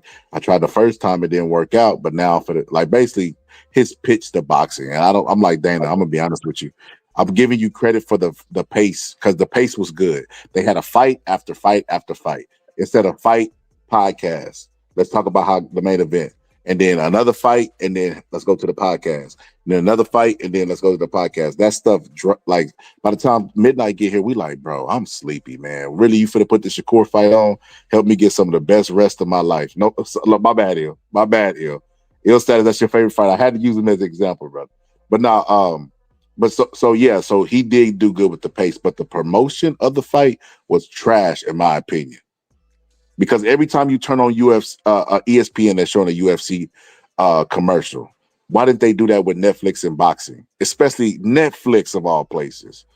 I just felt like he fumbled it on the promotion side. Philip H said, "Laugh my ass off, Cracker Jackson, John Breakers." But yeah, man, I thought that was he dropped the ball as far as promotion. But didn't Netflix buy the rights? Didn't they buy the rights to the fight? Didn't Turkey just sell the fight to Netflix or no? Yeah, I don't know if he sold it to him. I don't know if they had a partnership. Like, that's the thing about Netflix. We don't know if they just bought the rights, if they had a partnership with them. We don't know any of that. Because if you look, also remember, if you look in that ring, there were advertisements for certain companies on the ring, on the apron. Like, that's not something that you normally see on that level. Like, you just don't see that on the ring like that. Correct. So that's a different animal. Because I'm just wondering if the promotion itself also had a lot to do with Netflix. Once Netflix assumed, the rights, to, I would think that Netflix then would kind of do their own type of advertisement. Because a lot of the promotional videos and stuff, that was Netflix, bro. That wasn't. So I don't know the intricacies of the deal itself. But what I can say is this, right? And I hear what you're saying about the more experienced promoters. My only issue with some of that is that a lot of these experienced promoters is a part of the reason why boxing took a hit in America, though, because of all of the politics and the games, and in my opinion, and I just think that I don't know, man. I just didn't like how some of the promoters were doing business. Like, it shouldn't have taken Turkey to come along to make some change. They should have just been working together, bro. You're right. You're right, that's just my opinion, man. Like, I ain't gonna lie. Like, I get it. They're great. They're experienced, but that's one side of the coin. The other side of the coin is like, they just really kind of was just all for themselves. You know what I mean? And I feel like that hurt boxing in a lot of ways, but that's just my take on it. No, you're absolutely 100% right. This is the only thing I would disagree on, right? So they do hurt the sport. They don't give us the fights we want. They basically, like, I always give this analogy. It's like going to Chick-fil-A and they give you a Happy Meal and just say, hey, shut up and take it. That's what boxing promoters do, But they do have experience as far as how the fight's supposed to go, matchmaking. You get what I'm trying to say? That area. I understand. Right there. I understand. He bypassed all that to go get somebody who had no experience in matchmaking or any of that stuff. And it's just like, why would you do that? You know what he could at least do, bro? Because I still to this day don't understand how you make it to the Hall of Fame as a matchmaker. Boxing fans will question if fighters deserve to be in the Hall of Fame, but won't question matchmaking. They ain't taking no punches. How do you determine a good matchmaker? Isn't that subjective? Because some fights people think is great. Other people might think they stupid or dull, or like, how do you get in the Hall of Fame as a matchmaker? But that's another story. And the only reason I brought that up, because I remember when Timothy Bradley made it in, it was a bunch of people bitching and moaning about it, but he made it in with matchmakers, and everybody ignored the matchmaker and criticized Timothy Bradley. You can't make this. The man who fought Marquez on steroids, and a lot of people say he's one of the greatest Mexican fighters of all time. And then another guy who's possibly on steroids, Manny Pacquiao, and beat him. But that's neither here nor there. But people pay attention to the wrong stuff. But why not, as Turkey Al-Rashid, get somebody to go get the matchmakers and bring them in and make great fights? Hell, he got Teddy Ellis to fly over there all the time. Teddy Ellis used to matchmake on ESPN all the time. Why not get him to help with the undercard? It's just a lot of experienced people. With Dana White, to me, the message he gives is, I want an institution that monopolizes boxing. That's why they're trying to get rid of the Muhammad Ali Act. Monopolizes boxing, and I want to pay the fighters next to nothing because we can't keep giving these expensive paydays. I get what you're saying.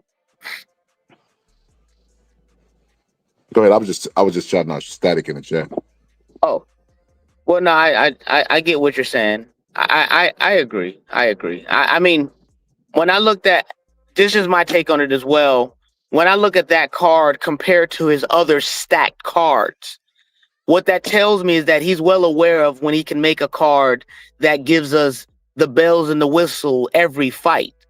I didn't think he had, me personally, I think because of the magnitude of the main fight on the card, I think he didn't have to go all out, and it allowed him to kind of introduce some new players to the board. Unfortunately, they didn't deliver. Let's be honest. If the Vargas brother delivered, I don't think anyone would have been, if that Colin Wash and Vargas fight would have been just fireworks, I think people would have been a little happy. Unfortunately. Absolutely, bro. But that's good matchmaking. Hold on, I'm gonna go right back to you. Just hold that thought. But that's great matchmaking, bro. When you understand styles, you would have put the Mbili fight as the co-main instead of the Wash fight.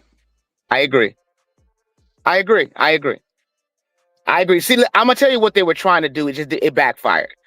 They were trying to leverage the Vargas name. That's all I'm saying. The Vargas name is legendary. So they were hoping that this was going to be a moment to now have a new player that not only, is that has a name, just by default. The Vargas, he just failed. But no, I agree with you. Yes, by default, the Mbili and Lester Martinez should have been the co-main. Go ahead. You're a smart man. You are a smart man. That's exactly what they were trying to do. Even leading up to the fight, the smack talk that they was doing, it was like, oh, I know that as a promoter, they're like, oh, it's a dream. But then this is why I don't understand, bro. Everything always comes full circle, bro. They're saying that we got to get out of the old way of thinking and doing things in boxing. That's literally what the old promoters did. Ricky Hatton's son boxes. You get what I'm trying to say? Tommy Hearn's son was boxing. They try to make another Hearns great. They always do this type of stuff. And they say we're different than everybody else, but then use the same strategy as all the other promoters. You know what they remind me of? You remember every 90s R&B song was basically, I'm better than your man. He ain't shit. I ain't going to do that to you, baby. I promise, baby, baby, baby, please. And then they would get with them and do the exact same thing. It's kind of like that.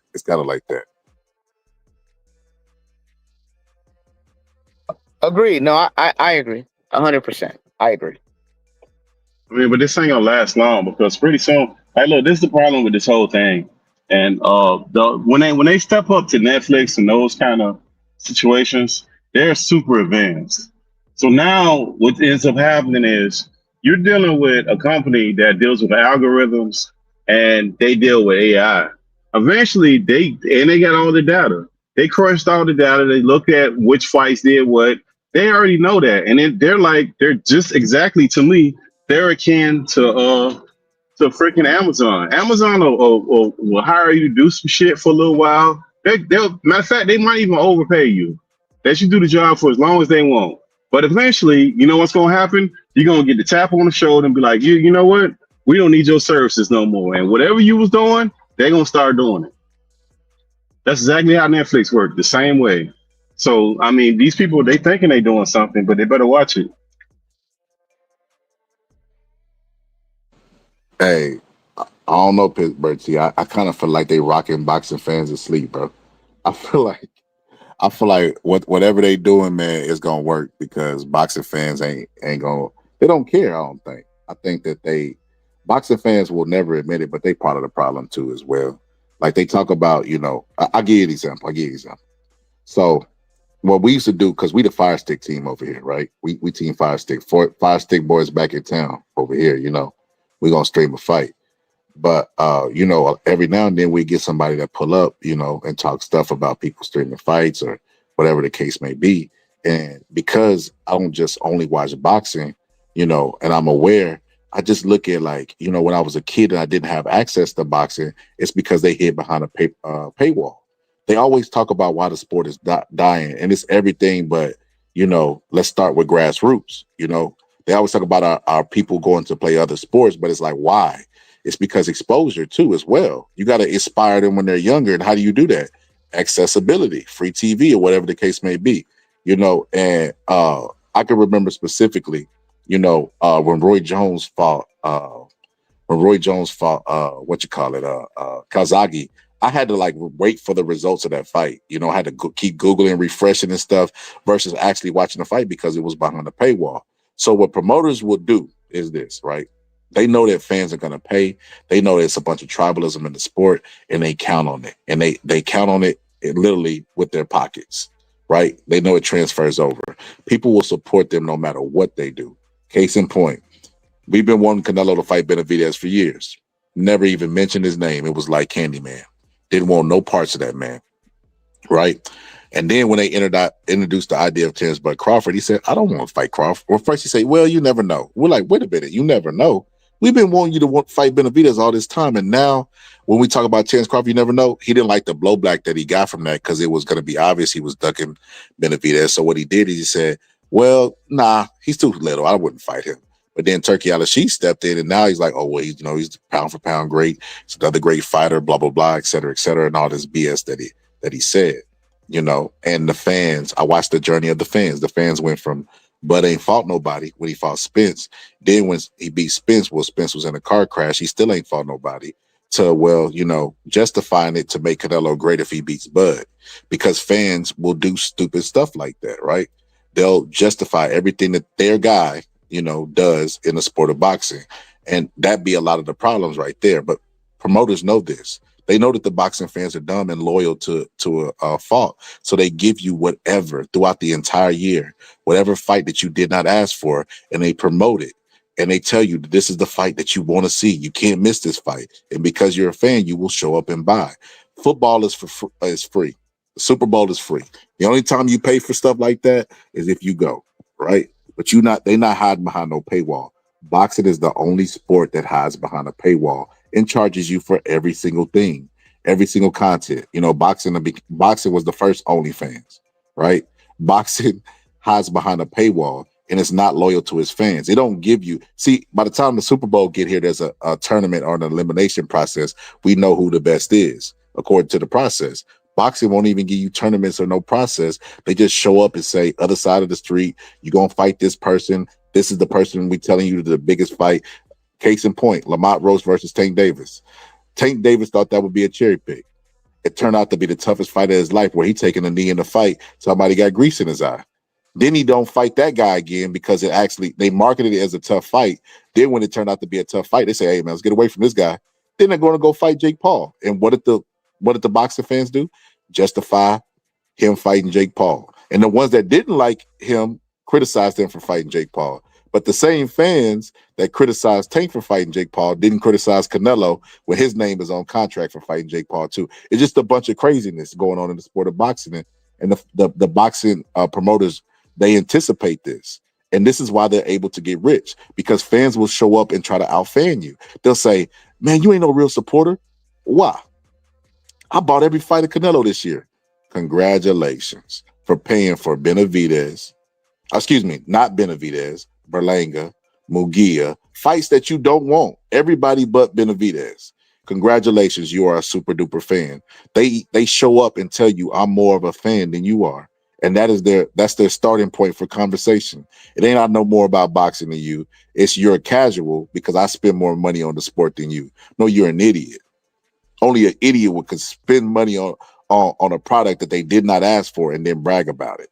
But see, stuff like that is not, talk like that is not common in boxing. So they just try to out-fan you. Like I said, Fire Stick team over here, we done covered every single fight from a stream. The only fights that we buy are fights that we think that we asked for, or that's on Netflix, a service we already pay for. I remember when DAZN was like, we gonna get rid of this. We're not gonna be like them other models where if you get DAZN, you get the fights for free. They said it's the first time before Turkey came in, and they didn't do it. They still were charging for pay-per-views, giving you a discount. So let's see if they do the right thing this time. But you could make the argument that the reason why they're moving, because they said, you don't have to take my word. It's not an opinion. This is fact. They said the reason why they're moving away from the streamings is because of piracy. So the people who was trying to shame the fans who were pirating essentially brought free boxing back. So you could make an argument that people that were pirating save boxing because now we get exposure. Now a 5-year-old, a 10-year-old is gonna see Terrence Bud Crawford versus Canelo on TV. They could tell you where they were when they saw that. It could make it on their radar. It could inspire them to get into the sport. The people who talk about saving the sport, like the Dana Whites and the people on YouTube, they always talk about saving the sport from the top up. They never talk about grassroots. This is part of the grassroots conversation. Exposure. Start open turkey. Take some of them billions you got.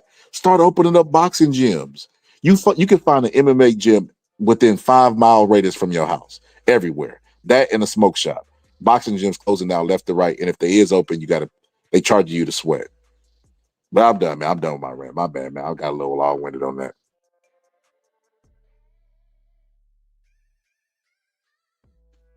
Y'all there? Man, I didn't talk to everybody to sleep. My talking like Shakur's fighting.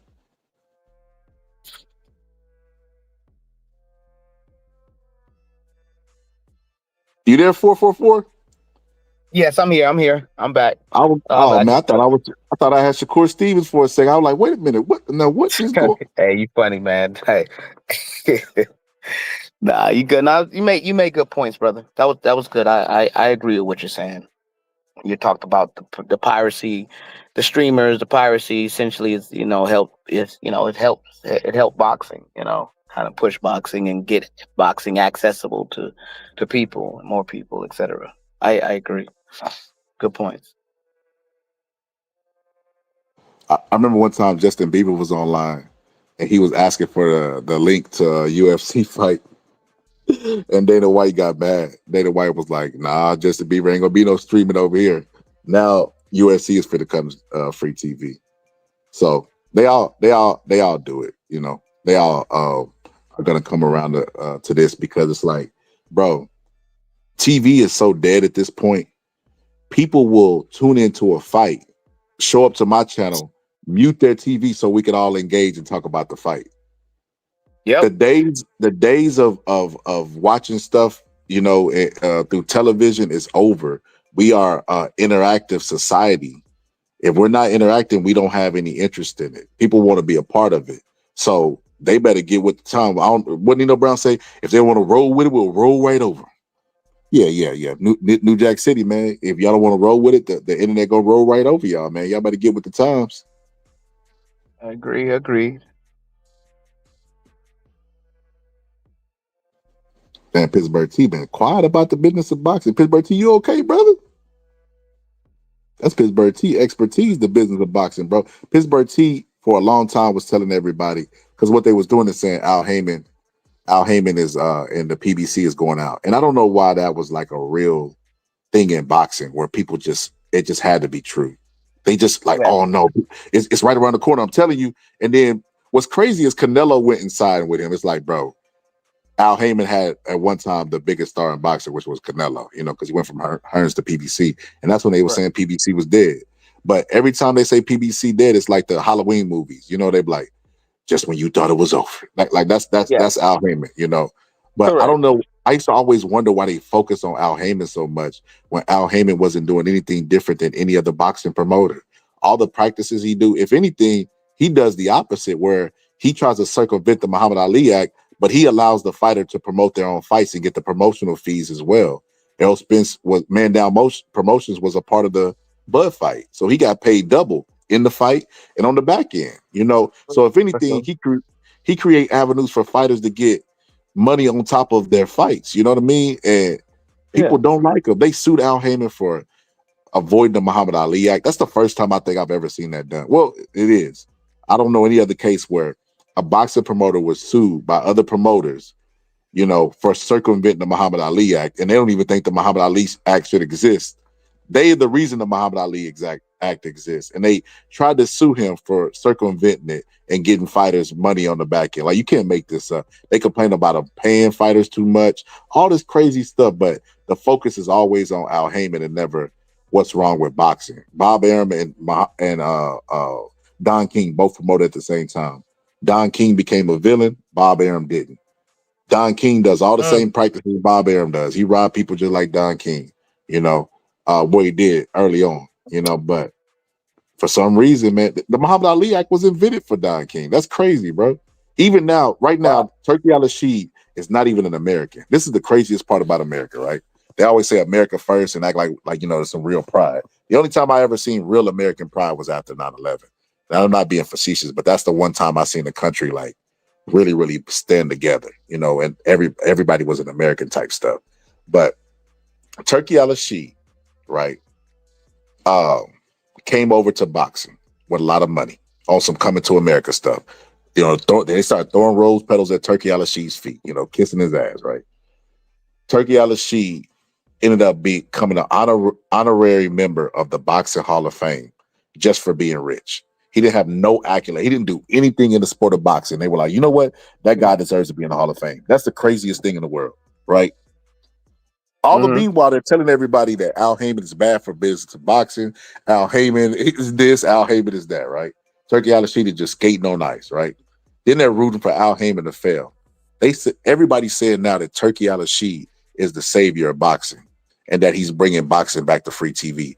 Al Heyman probably don't got a third of Turki al-Rashid's money and was trying to put boxing on Fox when he had the welterweight division on lock. Like, you can't make this up, man. People they're so crazy. Turki al-Rashid wants to partner with Dana White, circumvent the Muhammad Ali Act so he can give fighters less. Al Heyman circumvents it so he can give fighters more. Who's the villain? Al Heyman. Like, you can't make this up. I don't know what's wrong with the boxing world. Like, are they just not incapable of seeing these things, or they just ignore it? I don't know, man. It's just crazy to me. That's a very interesting angle. I ain't gonna lie. That's a good point. But Sculler, that's that. Go ahead. That's that white ice, bro. That's that white ice, man. White ice is better than black people ice, even though it's It the is a same little bit thing, colder, dog. brother. I ain't gonna lie to you. When I was a kid, I went to a lemonade stand of a black person, and I ain't gonna lie, the ice was melted. But then when I got close to the house and I seen a white person, and when I tell you that was the coldest ice, I don't know if it was Italian, brother. I don't know if they flew it in on the plane, but that was the best ice I ever had. You're right about that, brother. Well, and that's the other part too. Like, the whole time that they was doing this whole Al Heyman crap, kept telling these fools that boxing is like a small piece of media and entertainment. Ain't none of that stuff been doing good ever since COVID. And you could tell because they started laying people off.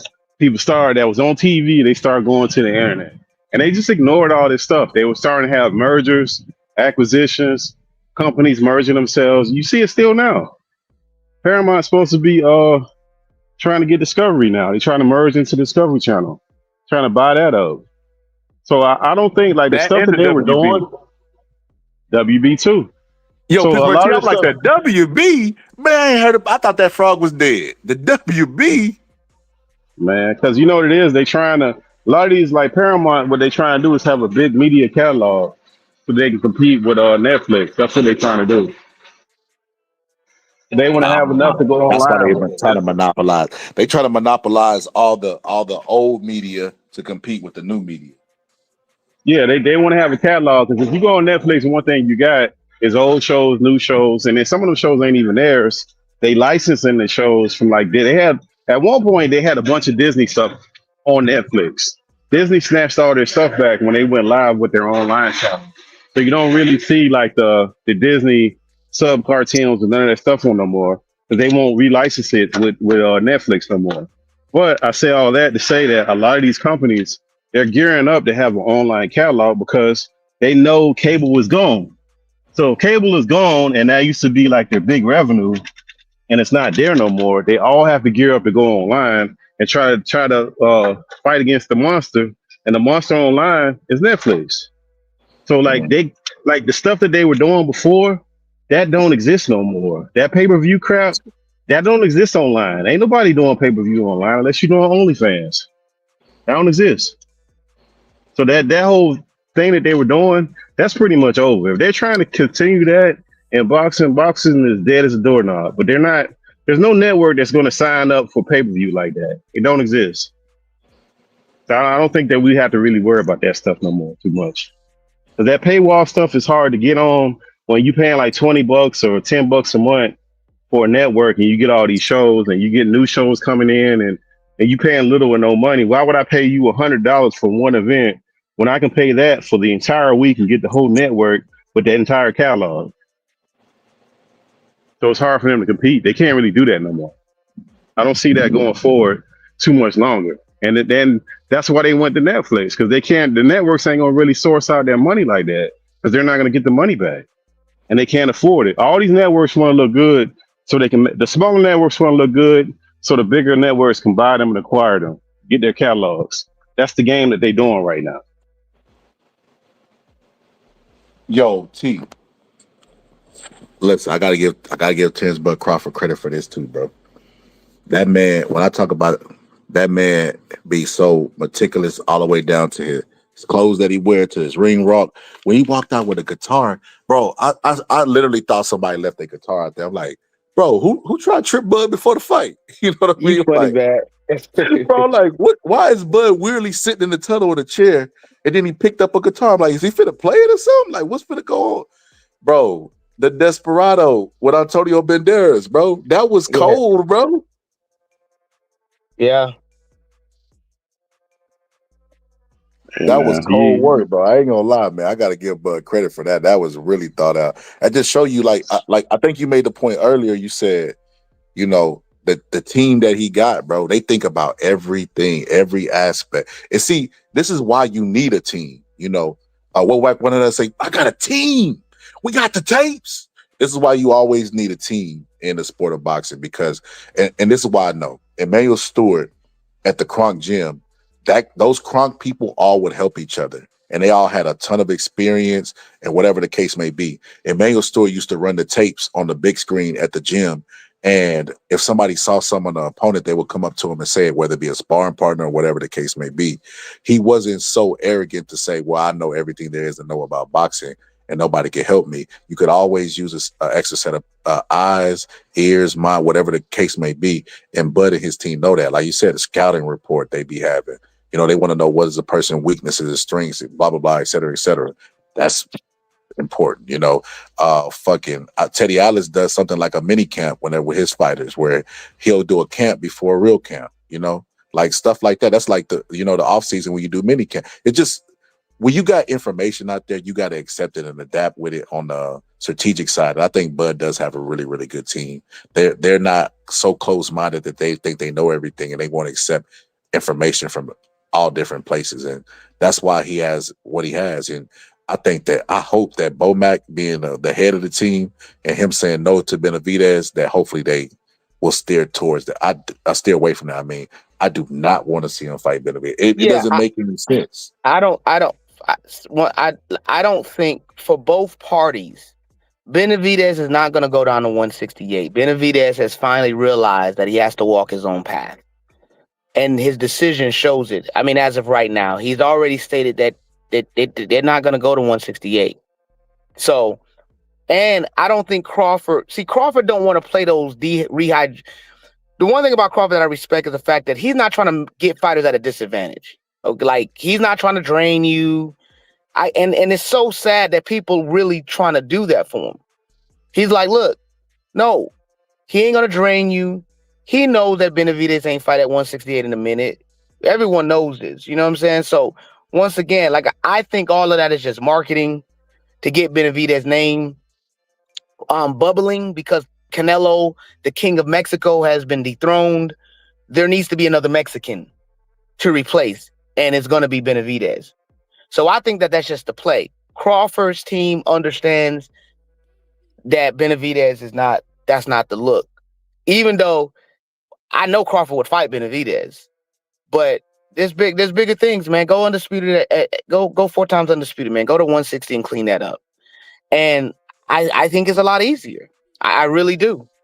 Let 3 out of the 2 let 2 out of the 3 champions fight, consolidate the belts a little bit, and then go fight 2 of the champions at 160 and call it a day and undispute and walk away. Hey, but let me add these 2 facts. I forgot about this too as well. Y'all let me know what y'all think about this. Give y'all some things to think about. Turkey Al-Rashid with the American First point I was making. Saudi Arabia, they just passed a bill in America where the 9/11 victims were allowed to sue Saudi Arabia for their involvement in 9/11. I was like, I wonder how this will go over. Number one, Turkey Al-Rashid being from Saudi Arabia, you know, and then they actually had involvement, and they're on record for unaliving a reporter, American reporter that was over there that was asking them tough questions. It just, you know, it adds to what I already think about the mystique of that place. You know, I think you're only safe when you agree with them. And if not, then no.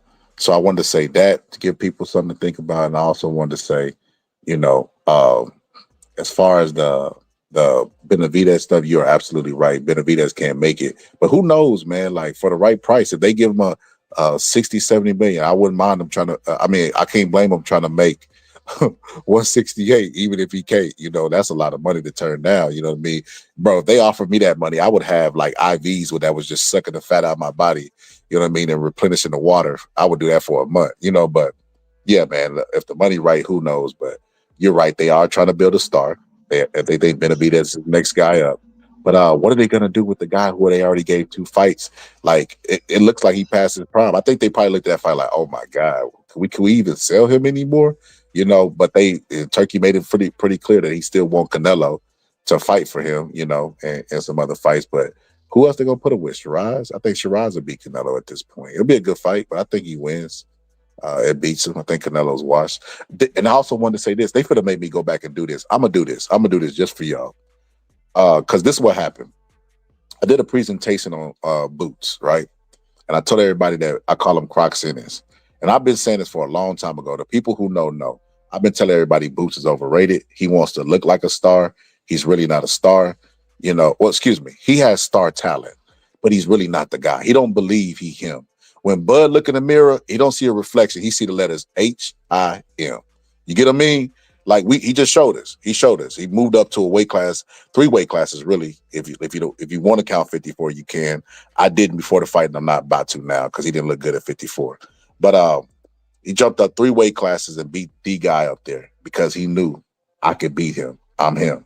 So I give Bud a ton of credit. I don't think Boots looks and seen him. I'll tell you about Boots' ass, right? I'm going to do a presentation on this so I can show y'all what I'm saying before I say it about Crocs Innings. So there was a time where Boots was in the rankings for Errol Spence's belt and Terrence Bud Crawford's belt, right? So this is what Boots does, right? And listen, we talked about teams and Terrence Bud Crawford team. Boots got a smart team as well. The difference is not Errol Spence, Terrence Bud Crawford's team and Boots' team. Terrence Bud Crawford's team is smart at strategizing in the ring and outside the ring. So they'll strategize for an opponent that's upcoming. Boots' team will strategize to get the belts without fighting an opponent. So there's 2 different strategies there.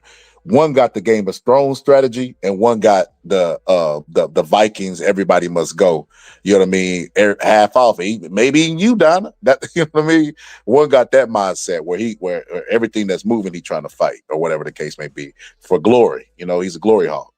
You know, but Boots' team came up with this strategy, and it's smart in hindsight. For those who notice it, those who don't, it is what it is. He was in line in rankings for both of the belts, right? So what Boots did is he dropped out of Terrence Bud Crawford's belt to go get in Errol Spence's belt. And I remember at the time, him and Errol Spence was talking stuff ringside. He had just knocked out, can't remember old dude's name, but I have his face in my head. He knocked that dude out. That wasn't even a fair fight. And Errol Spence was ringside. And I remember Errol Spence and like, oh, you ain't gonna do that to us. This big fish over here, blah, blah, blah, blah. And all this stuff that they was talking, right? And everybody thought that he was dropping out of that to set up a potential fight between him and Errol Spence, right? Wrong. That wasn't what was happening. This is what happened. They was talking stuff to Errol Spence, but everybody at the time was saying that Boots and Errol Spence is holding up the division. Not Boots. Goddamn, keep messing up names. That Errol Spence and Bud was holding up the division, right? Everybody was saying this. Oh man, they're holding up the division. I can't believe they're doing this, blah, blah, blah, et cetera, right? They were only holding up the division, in my opinion, because nobody wanted to fight them, including Boots. So everybody was waiting to see what they was going to do. So Boots and his team, as smart as they is, right? They said, okay, let's get out of the sanctioning body with Terrence Bud Crawford. Not because they were scared of Terrence, well, they were scared of Terrence Bud Crawford, but that wasn't the case. They was never going to challenge Spence for his belt as well. They dropped out of their ratings because they know the IBF forces mandatories. They force mandatories. They strip you if you do not fight your mandatory. AJ had to fight mandatories. The only person they let ice skate with the mandatory was Usyk, and I don't know why. Maybe the war has something to do with it politically. But they make people honor their mandatories. They knew that if Errol Spence and Terrence Bud Crawford signed the fight, they automatically would have a rematch clause. Because what major fight would happen without a rematch clause besides turkey fights? And even then, he'd be trying to make rematches, right? But most major fights have a rematch clause because if you don't, they would consider you dumb for not doing it, right? So he knew that would happen. He knew that they would have a rematch clause. So he dropped out of the IBF.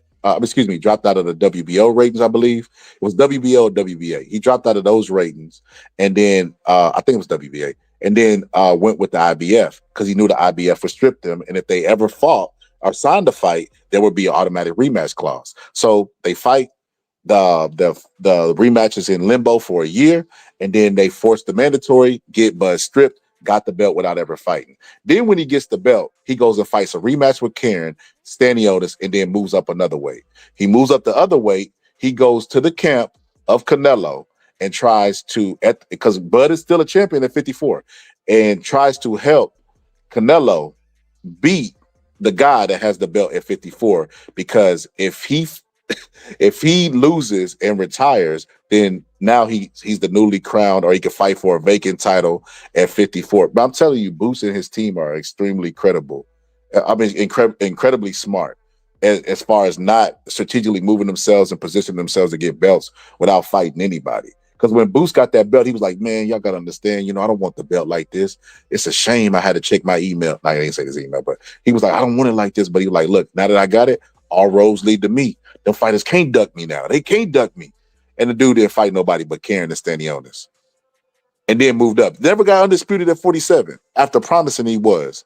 Never fought Brian Norman Jr. Brian Norman Jr. wasn't even on the scene yet. He wouldn't even give us that fight at least to show that he's really that guy. Then he moves up and asks for a tune-up. And Turkey said, hey, man, this ain't no charity. Maybe get your ass up out of here with that. You know what I mean? So, yeah. Shout out to Amir pulling up in the chat. I agree with you, brother. That's very good presentation. Yeah. I mean, that's the part of boxing that I just do not like. The politics, man. They're just out of control. I believe the same as it comes to Boots. I think Boots is absolutely waiting. He is one fight. Boy, you put him in the right fight and he will be truly exposed. Even though he's been exposed already, in my opinion. People can make excuses for him. The Karen fight showed that. And see, this is the interesting thing about the Karen fight. You would think that we would see Karen in a fight right after that. The reason why you don't see Karen in a fight, because it will take away from Boots, the allure of Boots. Because if Karen next fight, if a true fighter showed that Karen can be stopped, then it kills the narrative that they created after the Karen fight as it relates to Boots. This is why fighters like that, the politics of boxing is very interesting, because granted, all right, let's just say Karen is everything you guys said, Let's just say it was just a hard fight for Boots because of Karen is just that great of a fighter. Well, let's see Karen in another fight. We won't see Karen in another fight. You know what I mean? Because if Karen is in another fight and Karen gets stopped, or someone else is able to deal with Karen by cutting off the ring or doing whatever it may be, it's going to all go back to the Boots fight. It's going to show Boots really ain't that dude. You know what I mean? Yo. Let me ask y'all a question, though. How good y'all think Boots is? Y'all think he mediocre or he got talent. He got talent, but that's not enough in boxing. Talent's not enough, Pittsburgh T. You need more than talent to be successful. We didn't see a whole bunch of talented people come to the sport of boxing and not be successful, or have minimum success until, like you said, exposed is the term that's commonly used in boxing. how you get exposed? You get exposed because you look like you the goods. You know, your boy Campos, you know, he had all knockouts. I think he had like 49 fights, 49 knockouts until he fought Felix Trinidad. Like, there's been a bunch of people who the records say is this, but then when they step up in competition, it show that they actually that, you know. And I think that like the brother said, when Boots ever step up, you know, I think that's why he's moving right now. He's moving like Camaro Moulton. They're moving him at the pace of a Camaro Moulton. Like, bro, the man's been a professional 11 years, bro. 11 years. They're naming him with the elite guys in boxing. When are you going to push this guy? Like, what are you waiting for? Like, people accuse Mayweather of picking and choosing. At least he did it towards the end of his career. This dude is doing it at the beginning, like the beginning and middle, because the end is near. Boots ain't got that long. Excuse me, Scholar. Excuse me, 44, 444 in Pittsburgh. T. Thomas Hill, my brother. What's going on with y'all? Excuse me, though. What's up, Hill, man? Long time. Good to see you up here, my brother. Bro, I'm reoccurring slowly. You know, my wife is letting me off house arrest, and she letting me gradually come back to the channel. But no, I'm just joking, or maybe not. But I just want to address an issue before we do get into the Boost conversation. I was listening to everything that you brothers were saying so beautifully and adequately addressed, but I do have to stop. Scholar Shakur told me do not do that again, or we gonna have to come in. Oh, tell him I got his calls every time he called. Somebody stole my phone. Stole my goddamn phone. You believe that shit? Nah, tell Shakur, old habits die hard. You tell him I'm working on myself. Man, because he gonna show you with Tio. But he said after that, then we gonna have a Shakur marathon of showing how he is the next to come. None before, none to come is going to be Shakur. Trust me. Mark my words when I say this. I do not say outlandish things that's not addressed to the individual that it needs to go to, and that's Shakur Stevenson. Shout out to Shakur. But Boots, Gerard Boots in this. Well. What path have we crossed with your fuckery? You said that it was a good thing, and he a mastermind behind his ducking. And how he avoid fights, and he had 30 fights, bro, and he haven't fought not one person that Custio is Clayton. at least a bro. My bad. Let me pause you. Custio Clayton was the dude the bum had slipped my name. I was like, what's his name? That's his whole record right there. Bro. Yeah. What you call it? What's his name? What's my man's name? That's his record on Box Race to say what's my man's name? It shouldn't have no name, just say what's my man's name. But go ahead, my bad, bro. But we shouldn't talk about Boots until he actually do something. T.O. has accomplished more than him. Devin has accomplished more than him. Shakur have accomplished more than him. Even Tank fucking Davis accomplished more than him. Bro, he cannot be the dude that I know the eyes don't lie. We all see the talent. But put him against a formidable opponent like a Brian Norman Jr. You know the difference between what I look at it from Devin and Boots is Devin really is that guy to me because he fought and he fight guys that we think that is going to be dangerous for him. Boots never even did that. If he fight Brian Norman Jr., say Brian win that fight, if Boots don't fight him for some sort of reason and say, I'm in the weight class. We just seen with Terrence Crawford, that shit kind of don't matter when you special Boots. So let's see how special Boots is because he in the 154 division and he have a lot of talent ahead of him. I don't think he could beat Keith Thurman, bro. If I look at Keith Thurman and Keith Thurman pull off this fight with Fandor, I think styles make fights, and mark my words, Terrence Crawford would have had a problem with him. If Terrence Crawford would have had a problem with Keith Thurman, I'm telling you, mark my words. If Keith Thurman ain't lost it after the next fight, because he ain't lost it in my opinion yet, but if he ain't lost it after the next fight and he fight Boots or something like that for unification, I'm telling you, Keith Thurman is going to be the victor. You heard it here first. Yo, ill. You might be the only Keith Thurman fan left, brother. Shout out to you for being loyal, bro. Everybody else done jumped on the Keith Thurman. When Keith Thurman came out, you better not duck me, son. Everybody was loving that. You remember that? Man, bro, they look at Keith Thurman, they be like, all right, let's get out of here. Nothing to see. Nothing to see here. Forget Keith. Bro, everybody done jumped out that Keith Thurman. A lot of people think Keith Thurman gonna shock the world. Look, if Keith Thurman gonna win, if Keith Thurman wins, we got to say that 2025 was probably the most upsets that we've had out of major fights. Because him beating Fandor will be an upset, especially for a championship belt. Manny Pacquiao versus Barrio, and it's all title fights too. Terrence Bud Crawford versus Canelo.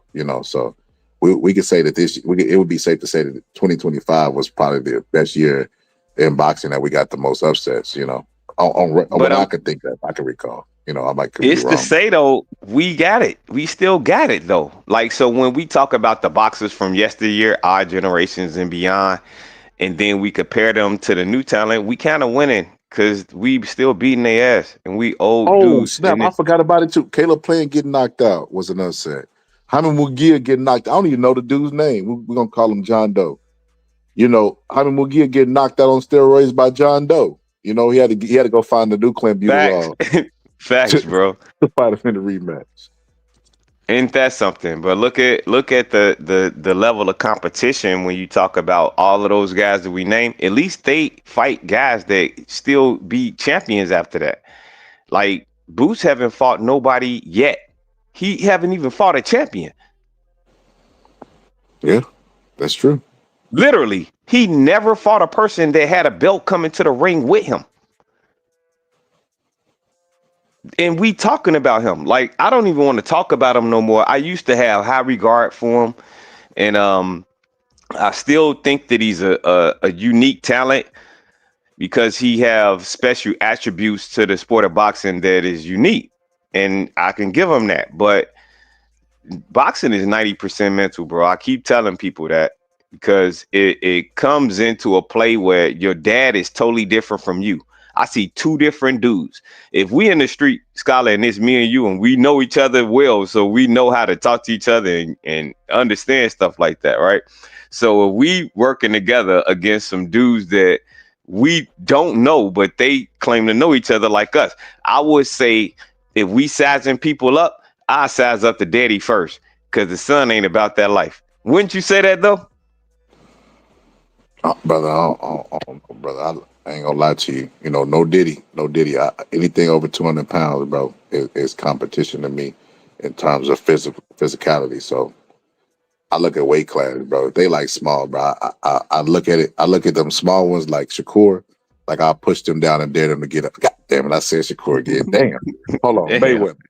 Mayweather. I look at small people like Mayweather. Like, bro, I push Mayweather down and dare Mayweather to get up, bro. Shots fired. Damn. Shakur, we working on it. I'm back now. I'm back on the channel, so we working on it. I'm gonna get it. I'm gonna get a smooth sailing plane. Ill. Earlier, I brought up the fact that Mayweather fans always say that Mayweather fought more champions than anybody. I think that statistic might go. Four belt era, it goes to Terrence Bud Crawford. The last 20 fights he had have all been championship fights. When Mayweather fought them people, they didn't have belts at the time that he fought them, so they was either they was not current world champions, they were former. A lot of them guys he talked about.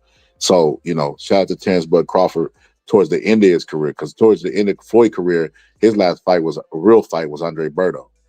Terrence Bud Crawford last fight was Canelo. You know what I mean? Undisputed champion in '68. I don't think the resumes are the same. When we talk about Terrence Bud Crawford resume, though, we got to give this man a ton of credit for people ducking him. Bob Arum not wanting to do business with other promoters to make cross-promotional fights, and other people using that to hide on the other side of the street arguments to not fight Terrence Bud Crawford. A lot of people ducked him. Even Manny Pacquiao, he didn't duck him. I got to be fair. I told Bo this the other day. But he wasn't dying to make no Terrence Bud Crawford fight, like he was. Bob Arum ducked him for him. He didn't have to duck him when Bob Arum was pulling him to the side saying, no, Manny, you don't fight him. And all of that shit. Like, and Manny was like, hey, you don't have to tell me that, Bob. He's the big heart. Exactly. Exactly. Yeah, but to say that about Floyd, okay, this is the big difference between I agree with what you were saying earlier when you were saying Floyd gotta have some low-key hate, but Floyd bet like I bet. Like if you win, that don't mean that you showed the other bet slips that you lost on. You just showed the one that you won on, bro. So I could easily tell everybody, I rooted for Bud. You know, and I mean, I rooted for him, but I didn't believe he was gonna win. So only we know that. But it's like if they don't know, then you could show it. But low key underlining, he don't like Terrence Crawford because he accomplished more in the sport of boxing than him. Being 50-0 don't mean shit if he 42-0 and he got a plethora of more accomplishments than you. And undisputed. And Floyd ain't got that historical. undisputed. Yeah, Floyd ain't got that Never. undisputed on his record. That he fight made with history. 20 consecutive champions. Like, bro, I'm not gonna lie. Bro, man, look, bro. I ain't even gonna say it because I don't even want to put it out there. I want Bud to retire, bro. I was gonna talk about if he get Me too. 4-time. Nah, we don't. Let's not do no 4-time undisputed. Let's go ahead. I 3-time is enough. I think it'll catch up to him, like you were saying. Sometimes in life, bro, I could feel like the Ultimate Warrior. Just, you know how he used to come and shake the ropes and all of that and just go crazy. Like he had steroids. You could tell he was on steroids. And sometimes I feel like Oscar De La Hoya. You know, I just want to go in a dark room. Sometimes you come in and you be like, oh, my body was breaking down at that point. You know, I was a slime ball at that time, you know, some shit like that, you know, I just didn't have it. And I can't even make an excuse for why I didn't have it. I just didn't have it. Shit, I'm getting old. But at that point in the career of an accomplished fighter like that, we seen that, like Roy Jones, we name the guys because we know the sport of boxing. We know how the letdowns happen when we root for that guy, even though some of them show some heart and grit and still come back after the loss and become even bigger. Like Thomas Hearns, we thought in modern boxing, Scholar, if he lost like that to Marvin Hagler, will he be the same fighter again? Hell fucking no, bro. But he came back and still was the man. You see what I'm saying? Like, we don't get that in the sport of boxing. So I would say if you got it right now, like Terrence Crawford had it, then ride out on your shield, just like you would defend your shield and go out on your shield in the ring. Ride out for your shield because you did everything in the sport of boxing that needed to be done.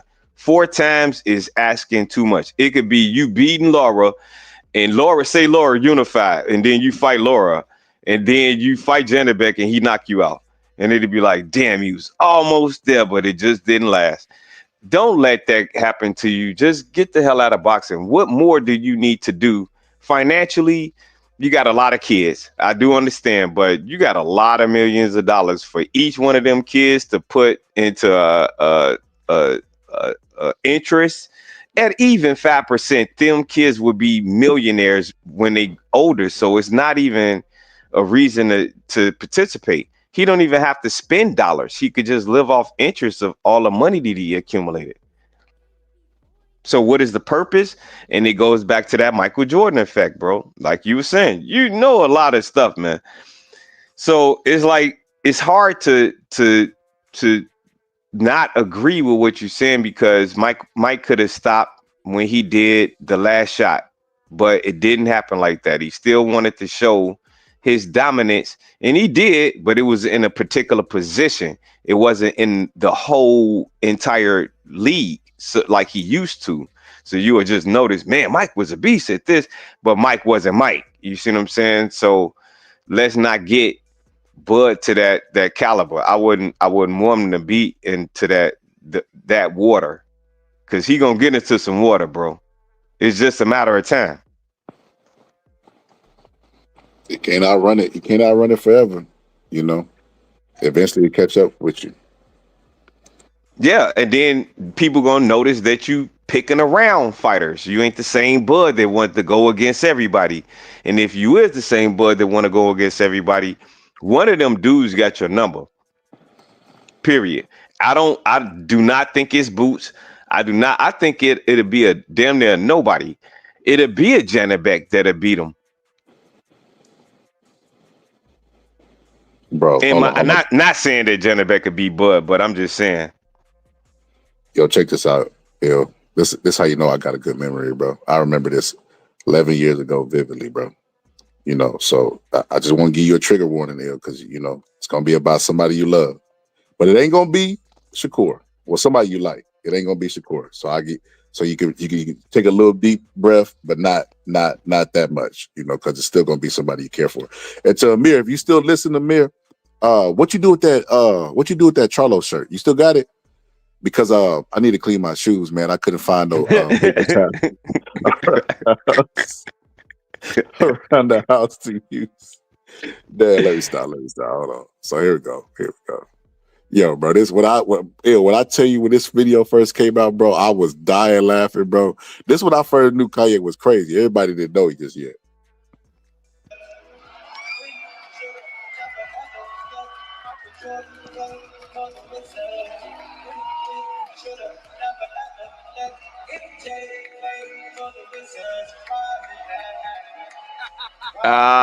Yay.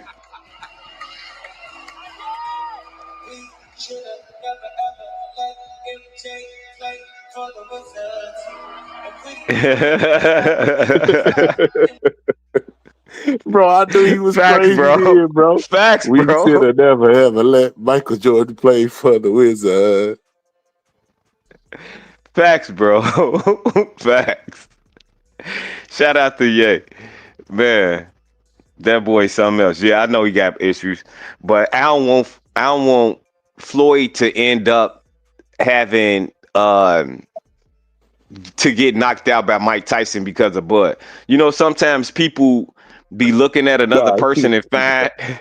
Nah, bro. Man, Mike want to knock him out, bro. Look, personally, we do know that Mike don't like this boy. He don't. And if he's the best walk down, oh man, he could put Floyd in that corner and fuck him up. No, man. No. One round, just walk his ass down. He too old. My man has stomach ulcers, man. Mike almost 60, ill. I understand. And that's why I don't want to see the fight. I don't think they'll make it. I think injuries are I predict. Let me predict this now, you know, so I can go back and clip it up. I think that Mike Tyson, Mike Tyson is going to slap the hell out of Floyd Mayweather like he did Jake Paul. And I think it's going to be Mike versus the bodyguards, you know, because he traveled dolo. And I think the fight gets canceled because you just can't sit up there in Mike face and say, point to the easy work. Yeah. Nah, you ain't going to be able to do that. I mean, Mike a humble dude nowadays, but I think he'll have it for Floyd, though. He ain't had no problem with Jake Paul like that. He really do not like Floyd. Now, I'm not saying 60-year-old Mike Tyson got something for 46-year-old Floyd Mayweather. But I'm saying if you want to try to make something exciting about the fight, you got to promote the fact that Mike Tyson don't like Floyd. Other than that, you really don't have nothing. But my question is, why is Floyd ducking the smoke with Roy? Like, fight Roy. You and Roy just got into it, and we wanted to see y'all fight. Fight for him. Yeah, it's a real dangerous. And he still got it a little bit. Exactly. Yeah, he don't want none of the bro. He won't even fight Jake Paul, and Jake Paul took his cap and showed everybody his horrible hairline. He won't even fight that guy. So nah, he ain't for the fight him, man. He ain't. You know, bro, look, check this out, bro. Let me show you this. You know, everybody want to be great till it's time to be great, bro. You know, people look at greatness, you know, and you know they don't want them. They don't want them hardships or whatever come with it. Because Michael Jackson was beat on by Joe Jackson before he made it. You know, to be the person that he is. But look, check this out. Cheers, boy, Crawford, man. I remember Amir sent me the clip on X a long time ago, you know, and it was basically after the Errol Spence fight. He was like, how the hell did Errol Spence ever stand a chance with Bud Mama with these malpractices against that child? Bro, when I tell you I died laughing, bro, when I tell you I died laughing, I'm like, hey man, they kind of right, bro. Like, what could Yeah. Spence do to Bud that his mama ain't already done times 10? That's crazy, bro. It's a lot of fathers that's like that though. Yeah. Somebody gonna come tell me I go around and get him, snatch him up, and bring him home. And he know what time it was. he got whooping. He sure did. What kind of whooping? An ass whooping with a belt. Tell me. Why she so aggressive? This is why Bud's so aggressive in the ring. Listen how she talk. This is a regular cop. I said ass. And the man fully grown now. Yeah, she still want to whoop his ass. Like she want to whoop his ass too. It seemed like he proved her wrong too much. She's bad about it, bro. Clearly. Yeah. Man, you know, she have, but they love each other, man. Are you never going to amount to anything? Did you really believe it? Some things that I said to him, I wanted him to be. Bro, I'm not gonna lie to you. Did you really believe it? Are you never going to amount to anything? Did you really believe it?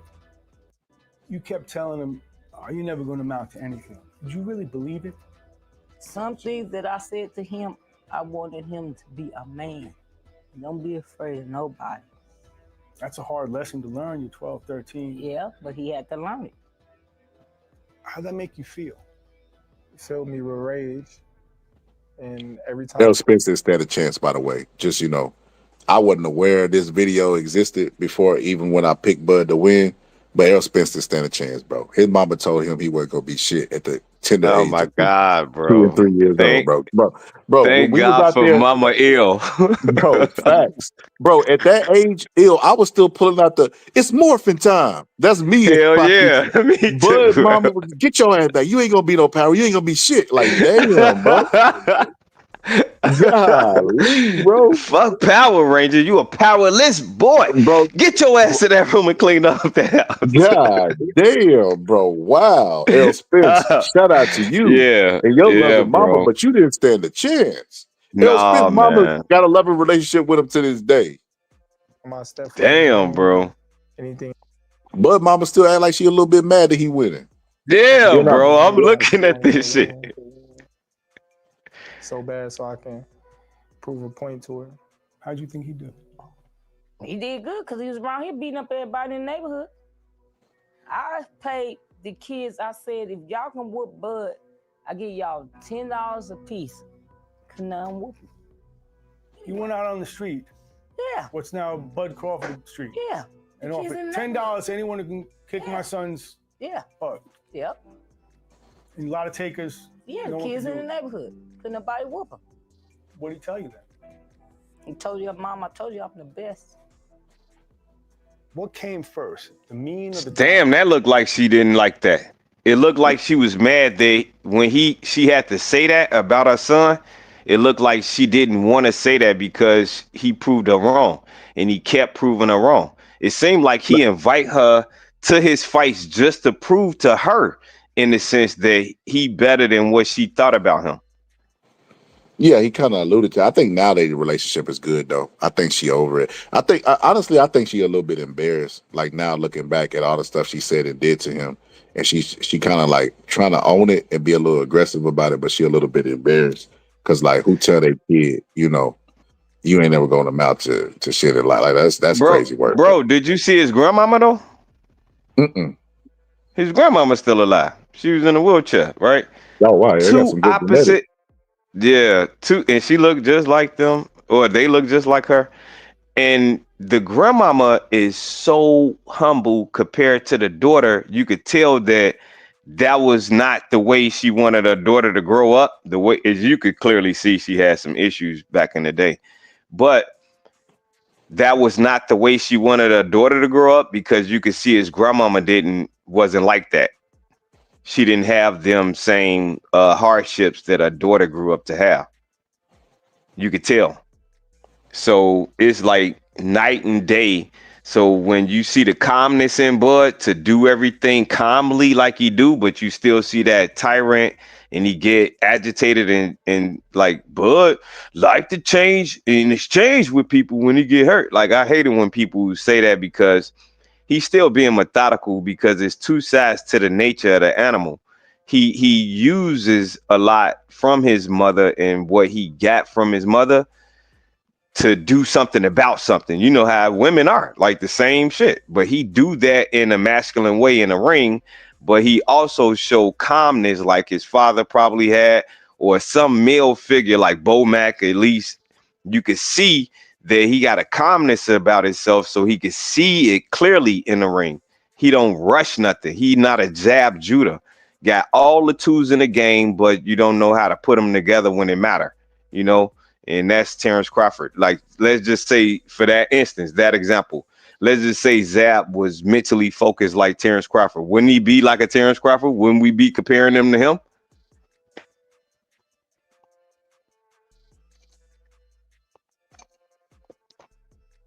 Can you hear me? Yeah, I can hear you. Okay. I ain't gonna lie, man. I was looking for that clip of Mike Tyson saying, people think they would want to be in my shoes, but you basically would cry every day if you had to go through what I was going through. Cause yeah, man, I ain't gonna lie. Like, listen, it's always Another a hard sacrifice. life. It's always a sacrifice, man. I tell you what, you know, I didn't want to seem biased the other day, so I kind of stayed out of the debate that they had. But they was talking about, you know, drinking and stuff like that. Bud don't smoke, don't drink. He disciplined his life. And not only that, the meter for his character started with his mama. I don't know what Canelo's parent situation is, but I guarantee he wasn't getting beat on and they was paying the neighborhood bullies to beat him up. You know, so all the X Factor stuff, you know, Canelo only had physics. He didn't have the X Factor stuff. Because to be honest with you, if we going by the judges' scorecards and strictly the judges, Bud finished that fight strong and Canelo didn't. And the reason why I picked against him is because I thought the size would break him down in the duration of the fight, and Canelo would end up finishing strong because he had to do less work. You know, I didn't factor on him being lazy and complacent and, you know, at this point in his career. I forgot about this part because I got, you know, I got people in here that know me. So I forgot about this part, bro. What if you were confident, right? Because he shows so much confidence in the ring every time he fight, right? So let's just say, because I got to give his mother a benefit of a doubt. That's why I mentioned fathers earlier, way before all of this stuff happened. I mentioned fathers because I had a father, and my father was like that too with me and my brothers. It wasn't the same to say that, man, but he would say that, all right, my son could beat your son, or my son could beat you, you know, or something like that. And he just had confidence in his children, and we was confident enough to say, if you believe in me, I ain't gonna let you down. You know, that type of thing. Maybe it wasn't always that way. She just explained it wrong, you know, because it's just to say, like, my son faster than your son, or my son could throw farther than your son, or play basketball better. But bring your son to the court, you know, and stuff like that. It could have been like that though. The vibes I got from her was she didn't believe in her son being no punk, so she gave him tough love and sometimes no love. Because they even said in that same interview that she don't like to get hugs. I'm like, what? Man, what, bro? Malpractice. That video was perfectly titled, bro. Like, she don't like to receive hugs. She don't like to receive love or give love. So she a little bit weird. So when she had a baby, she didn't know how to give him love. She just wanted to give him, tough love, you know, so that he wouldn't be taken advantage of. And that's why she's paying people to beat him up. And, you know, he got some tough ass sisters too, though. Like, they all had to. I'm pretty sure that she didn't want them to be no punks. So they was probably getting financially and physically and emotionally abused too. Yeah. But it is a difference though. Like, you could put your kids in a predicament that you feel like they could succeed when you believe in them and they believe in themselves. Because I'm quite sure if Bud was beating all of their ass, that he believed in them. in his own self. Like he didn't give a fuck what his mama was talking about. He was with that life or about that business. But I'd also say that is not necessarily a bad situation for certain kids. We see the YNs right now, right, Scholar? If they had a situation that Bud was in, they'll probably crumble. But to understand how to raise a kid back then is totally different. He was mentally strong. Like I was just explaining that the last time we was talking. We kind of more mentally strong, not taking nothing away from the guys that got it and got it figured out, but everybody don't. So it's like, in his sense, he was mentally headstrong to take those challenges on, to believe in himself and do all of those things. A lot of kids don't have that, but if you challenge them, they take offense to that instead of accepting the challenge. Like, I'm quite sure if somebody challenged you, you will accept that challenge and take an offense to the challenge. No, I'm gonna drop out of the sanctioning bodies and go to the IBF and position myself to not be challenged.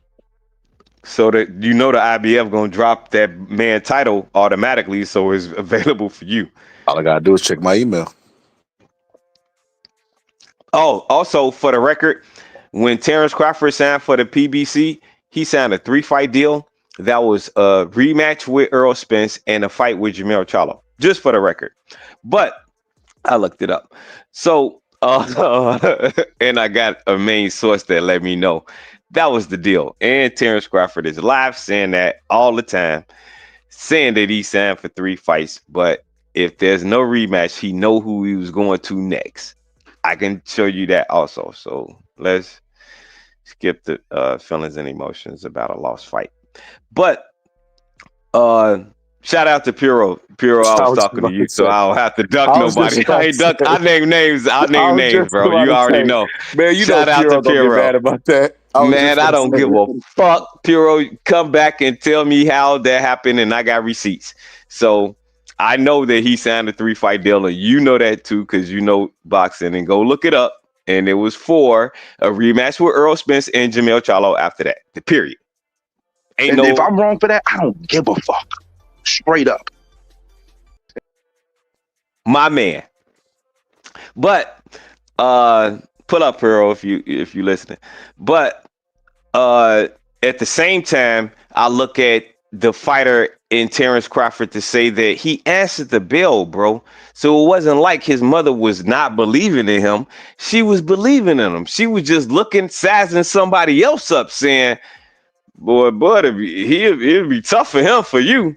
And then he'd get in there and do his thing. That's all that it was. I don't think that it was, but I seen the hatred though. I did see this little incog, like, man. But it's more of a humbleness. Like, he proved her wrong so many times that she got to confess that the boy's good. The boy's good. You know, that type of shit. So without giving them his props in the old school way, haven't you had an auntie or a cousin that loved you dearly, but they wasn't a physical person? They'd be like, boy, don't kiss me and all of that stuff. And you'll show them love, but they'll do great things for you when you a child. And you will love them like that, but they'd be like, boy, get off me. You don't got to show me all that love, because they not a loving person in that sense, but they just overall overwhelmingly love them though. Because he still rock with his mama. So I don't look at it like that. Like, my cousin, and not to put my family shit out there, but my cousin, his mother wasn't like my mother, but they were sisters, but they all grew up in the same fucking house. But he used to come to our house and be like, man, I love it here and all of that stuff. And then he'd go back home and we'll go to his crib and be like, man, it's dope as hell over here. What the fuck? She don't care.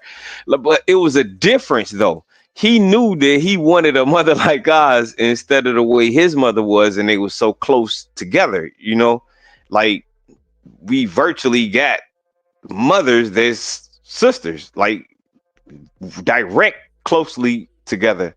So it was more, he didn't get jealous, but he wanted to be at our house more.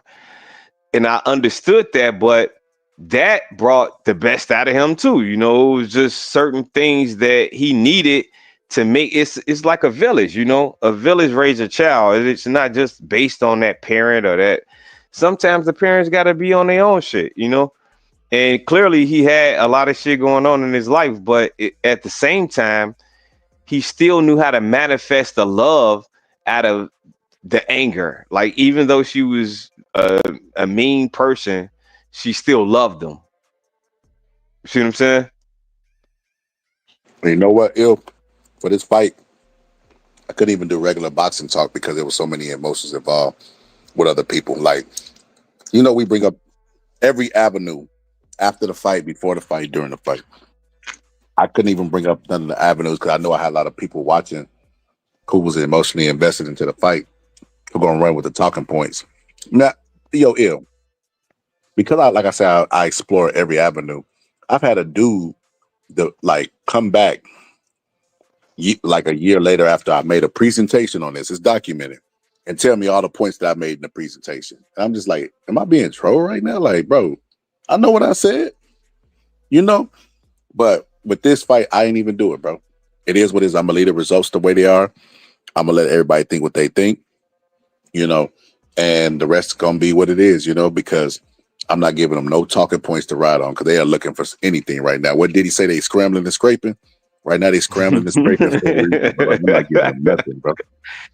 Damn, he did say that, bro. Damn. He said, look, Jose Chavez said nobody remembers the fight. Him.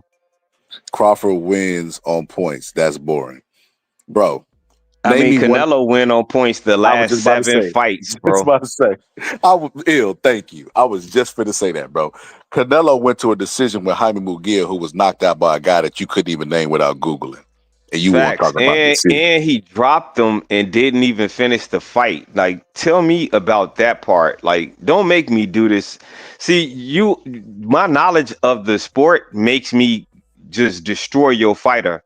And I like him and I really rock with him, but do not make me just break down what he done that normal fighters such as the Terrence Crawford ever would have seen. Because if he did that to Canelo, he would have finished him, and he got him hurt. Like, it's so many. I mean, come on, it's highlights to the fight that you could say as a true boxing fan that you can get an analytical eye to and say, wow, this was a good fight. Wow, I'll watch this again. You know how many times I have watched that same fight? It's not because I'm a Terrence Crawford fan like that, because I'm a Canelo fan like that. It's because I seen something like Boxing Scholar just broke down in that breakdown. If you was here earlier, you would have seen the calculated moves and the technique that was shown that only a professional eye and an analytical eye of the sport would notice. That's why he's the motherfucking genius. Shout out to you, Scholar. But at the end of the day, you don't know stuff like that, so it was just a boring fight. That's what you get. Haha. Thanks for not knowing the sport of boxing, Jose Chavez. You know what's crazy about that? Jose probably couldn't tell me name 3 of Brandon Rios' opponents. Brandon Rios was a rock'em sock'em robot, bro. Exciting as hell, bro. Career didn't last. Yeah. Ended up getting stretched by Danny Garcia for his last fight. Like, it was awful, bro.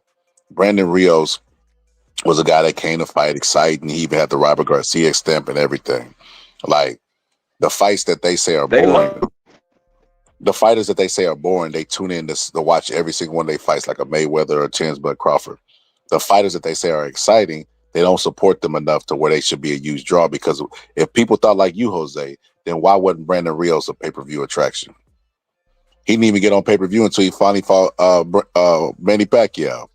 He got classical fights with Mike Alvarado that nobody give a fuck or care about. You know, nobody watch it on replay. Nobody's clamoring for Mike Alvarado, Brandon Rios replay.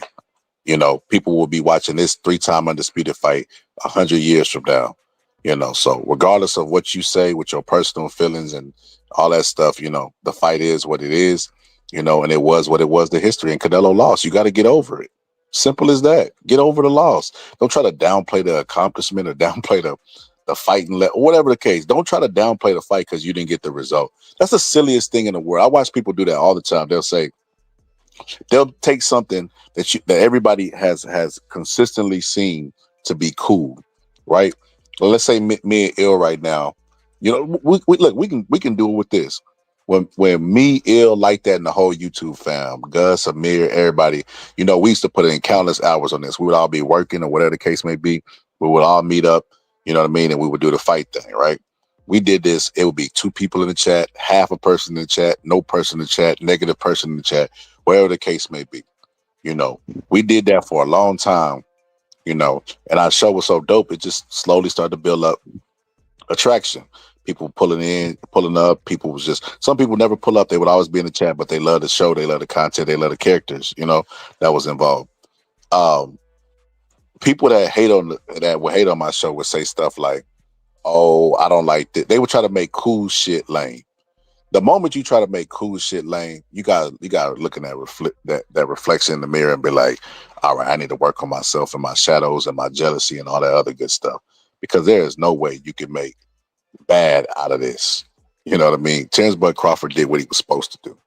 You know, he did what he told everybody he was going to do. You know, he put, what he say, he buckled Canelo, you know, and did it and never fought it that way. You got to get a man his props. He beat him so bad, Canelo ain't even talking about no rematch. Canelo is over there drinking beer. He doing all the bad things that, you know, was the reason he ended up in the situation he ended up in. Canelo, and trust me, Terrence Crawford know about the buckles because he got a lot of ass whooping by his mama. But go ahead, Canelo, I'm sorry. Oh, I thought you was gonna say, well, yeah, you're right, bro. I think he know more about boards. I think she graduated from buckles to boards the way she was talking in that interview. But yeah, you take people like Canelo Alvarez. Last night they want to see bias of the day when they were having this debate. But I do lean more towards that. Everything you take affects your body. It depends on your mental and your genetics that could maybe potentially offset it, but you can't outrun it. It's gonna catch up to you eventually. Like I said, you go to sleep on the floor when you're 12, you're gonna wake up and nothing happen. You do that shit when you're 20 and you still young, you gonna have a back injury. You try to do it at 40, you might need to call the EMS to come get you up off the ground. It just is what it is, you know. Naturally aging, we're aging as right now as we speak, we aging, you know. It's a natural part of life.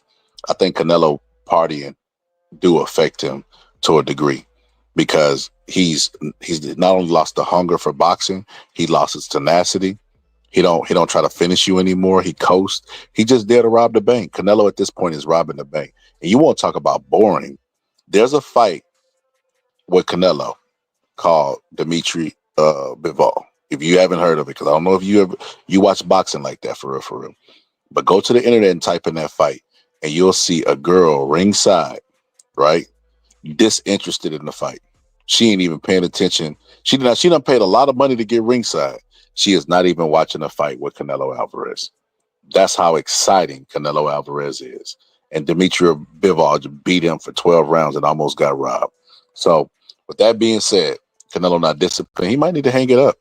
You know, that flying out the first thing he did after the fight was party. That's the difference between Canelo having a limitation on his greatness. He just lost. He took the loss. He's a graceful loser. He took the loss and said, yeah, you know, I'm going to spend some time with my family. And then he go party. You know, another person is going to catch up to Benavidez. Seen Benavidez after he knocked out, what you call it? Was it Andre was last fight? No, that was a long time ago. Who did he just knock out?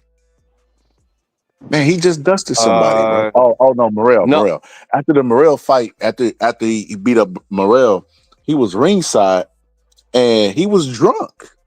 And you just like, bro, you don't have no titles, bro. What are you celebrating? You remember when Michael Jordan came back to the league and they made it to the conference finals and everybody was celebrating. He just walked off the court. Yeah, and he was like, I remember that. He was like, why would I celebrate a conference final? It's not a championship. Because they mindset is not built like on being dominant in a sport. Like David Benavidez, is a very good fighter. I'm not taking nothing away from him, but he have discipline issues. And I was just about to say the same thing about Canelo. Canelo is a undisciplined Floyd Mayweather. Floyd Mayweather had just as much money at the same age as Canelo at this point in a career. And he still treated the sport of boxing a little bit different because he beat Canelo at 36 and Canelo lost at 35. So it's a lot to look at when you're talking about discipline in the sport of boxing. Like I say, it's 90% mental and it's 10% physical, because you don't really need the attributes like a Bernard Hopkins or George Foreman, or even if Roy did it right, Roy could have been one of those too, but he didn't do it. You gonna take him? He could have, okay. He could have did it. So, but he moved up and moved down, moved around. That's why we don't think that it's a good idea for Terrence Crawford. But at this stage in Canelo career, he's not disciplined enough. He needs to accept that in his own right as a professional, to say that you want to give your fans the best fights and you want to put on the best fights, and you know you're not capable of doing that anymore. It's time to hang it up. Facts. How you feel about this? He said, well, this is the craziest thing in the world. He said, or Joe Marie, this might be a woman, said, face Benavidez. After that, we can say who's the best fighter ever. Why does he have to do something that Canelo didn't do? Benavidez was a mandatory, or not a mandatory, for him to unify and become undisputed. Benavidez had a belt. He wasn't chomping at the bit to fight no damn Benavidez. Now Terrence Bud Crawford, just because he beat Canelo, he got to fight the guy that Canelo wouldn't fight. Like what logic does that make? What logic does that make? Where Canelo gets to duck a guy, sit on the fight and not give the fight to anybody, pull up these relatively unknown people like Berlanga, who say he the greatest first round fighter of all time, or Munguia, or all these guys. He pull them out the shadows and tell everybody this to fight, and they be like, "Yeah, Canelo, we love you." You know, starts flashing their titties and stuff. But he fight nobodies. Everybody but the fighter we want to see him to fight. And now that Terrence Bud Crawford beat him, well, go fight Benavidez. Man, y'all crazy, bro. So what's up, Picasso? So you know, whenever I seen that black dude saying that, bro, I ain't gonna lie, I immediately thought Coon, bro. When I seen that black dude up there saying the same thing that y'all is saying, bro, it just I couldn't help it. The song was playing in my head. Look at the cool.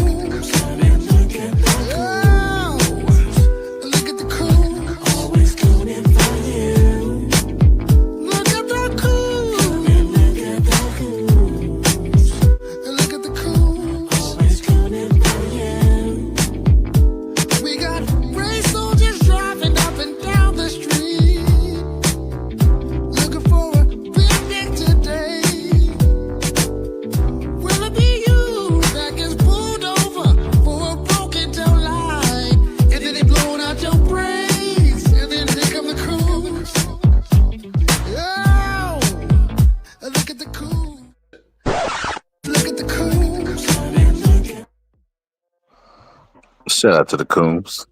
Beautiful. You know, without Love y'all, that we song. wouldn't appreciate. Love Without that the song. Coons, we wouldn't appreciate the real people who really, really down. You know, and on cold. So shout out to y'all. But yeah, that's crazy, man. But shout out to Pittsburgh T2 for mentioning and kept everybody in the mad state of a genius, and that is Al Heyman. Al Heyman still got big fights going on, and quite honestly, I'm quite sure that Jake Paul and Tank is gonna do bigger than Canelo and Bud. That's a fact. So he's still in the running, Especially for if they do it in making Vegas. executive I don't know what they're decisions. gonna do with it. If it's in Vegas, it's gonna be one of the biggest fights in Vegas. I mean, clearly, because you got Tank, you got some star power right there, bro. So, and Logan and Jake, they some popular dudes, man. But Jake Paul know how to make fights happen, and he know how to load that card. They didn't load this card with Canelo and Bud. I think that's their downfall on those numbers too. Like if you were saying it was 42 million, they could have 41. probably 41.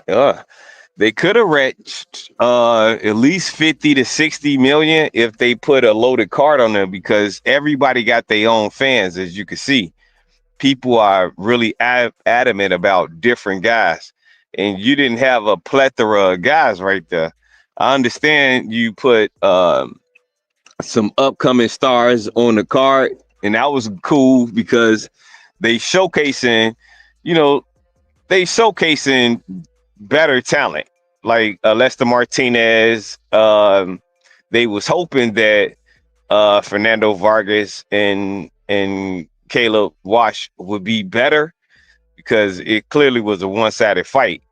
But hey, that's what you get when you put that as the co-main. But if they would have did that, bro, I thought it would have been a better show.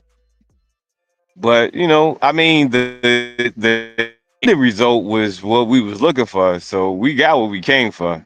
I mean, but the bad part about it is that you want to talk about this black man like he don't know how to do this better than Dana White and Turkish put together. He know how to do this, and he don't have to have all of that money. We see what all of that money do too, Scholar, because it happened with Eddie Hearn. Eddie Hearn had over $1 billion, but he blew it. So how much money you think Turkish got to still be blowing on boxing before he understand that you don't control boxing? Boxing control boxing. The fighters control boxing. Shout out to Brad. Brad, you ain't got to explain yourself to that dude. There's nothing Terrence Bud Crawford could do. If he beat Benavidez, they're gonna say, "Well, you beat Benavidez, we'll go fight Andy Ruiz." Like they gonna keep on throwing people at this dude, bro. There's no pleasing him. There's nothing. He just beat the guy who they say is the face of boxing, and didn't have to fight nobody because he could pick and choose who he wants to fight, even though he was the undisputed champion at 68. Had his name on a contract to fight Canelo. To fight Jake Paul, and now they saying Jake Paul is a YouTube. You can't make this up. That he should have. Scholar, Go ahead. David Benavidez already turned down the offer. He showed that he said that I'm staying at 175. I don't have a reason to go down to 168 to fight a Terrence Crawford. He even understand the fact that his star power will grow for being a stud like that instead of being a coward like Boots. Like if they was in the same weight class, then that is cool. But you know how David had to struggle just to get to 168? Now that he at 175 and about to have another one, do you think that he would be the same fighter going to 168? Nope. That don't even make sense. Like, not even for his career. We talking about career matter, because after one glorious fight that you have and you be successful, then somebody waiting for you at your weight class that you got to go back to. Now you got to go back to this weight class. That's implementing yourself. This is a different training camp than you used to having. And now that's not cool, bro. People do not know the sport of boxing, man. Period, Scholar. Because you can't do that. Can you really do that and be successful in the sport?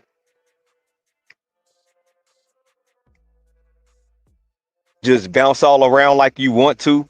You can go to every division and do whatever you want to. Anytime you can go up and down, up and down, up. Nah, that don't happen in the sport of boxing. Y'all asking too much of David Benavidez doing that. Now you don't want to see him fight the best at 175. That's what you're saying. So get it right. Do you want him to fight Bivol? Do you want him to fight Better Beef? Do you want him to fight all of the greats at 175, or do you want him to stay complacent chasing belts at 168? All Terrence Crawford have to do is just drop them and they split everywhere again like Dragon Balls. So why would you ask for your man to go through that and he never even been an official champion in his career? Hey, facts. But guess who got all the belts though at 175? Rolling. No sweat. did Demetrius Bivol. So don't you want to go that route? It's easier, bro. It's better that way. Don't you think so? I'm not even ducking for Bud, because Bud could retire at any moment. The man is going to be 38 on the 28th. So why would you even compare this young bull to this old man and say, man, that's a formidable challenge? Yeah, get out of here, man. Facts. David is still in his 20s, bro. But yo, I'm gonna do it. Listen. Make sure if you're not subscribed, you go subscribe to the channel. Make sure that if you want to join the conversation, you pay attention to my community wall, because I put the link and I put pull up so you can click it and join the conversation. We do open panels. As long as you got some sense and you civilized and don't want to porn bomb the channel, we all good. It's all gravy, you know. But that's a good stopping point. I think I'm gonna go ahead and stop it because I'm finna go. I done start back working out, brother. I'm finna get cold on them. I done order my snacks and everything. My Victor Conte snacks, brother. I'm finna get cold. Yes, sir. Yes, But sir. to people who was listening on X, you know, make sure you go to the Scholar channel and subscribe if you like the conversations, you like in-depth breakdowns, good analysts, you know, good conversations with knowledgeable people like my brother Il and everybody else. Even Pittsburgh T, he don't claim to be a boxing aficionado, but he predicts some things in boxing and get it right over the people who claim to be experts. So iron sharpens iron over here. We're gonna be back. I think I'm gonna do. I ain't gonna say what I'm gonna do. Because every time I'm like, man, I'm gonna stop doing this one more time. No more Bud conversation. The next conversation, something happened. I'm like, oh, let's talk about this Bud. So I ain't gonna say what I'm gonna do, not gonna do. I'm gonna just say this is a good point to table it. Like I said, make sure you subscribe to the channel. Make sure I got a members only too, where I give in-depth breakdowns. I have Freddie Roach. I have some DVDs back in the day. They don't even make these anymore, where Freddie Roach is teaching the boxing game, you know, to people and teach you the fundamentals of boxing from the floor up. And I have that on my members only. So if you want to learn the sweet science, you want to learn from the experts, the stuff, all that stuff, members only. It's only $5. So make sure you get my members only.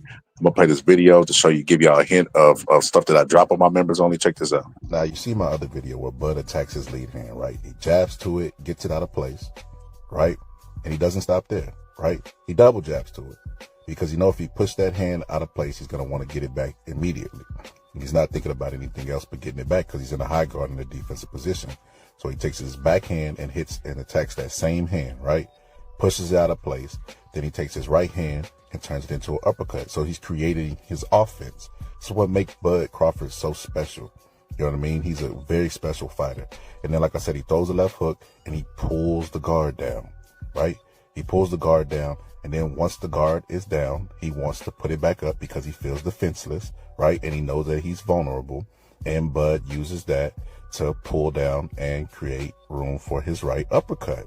And this is why Terrence Bud Crawford is so special, because he was down in the fight at this point. And some people said he wouldn't be able to pull this same move off on Canelo. And guess what?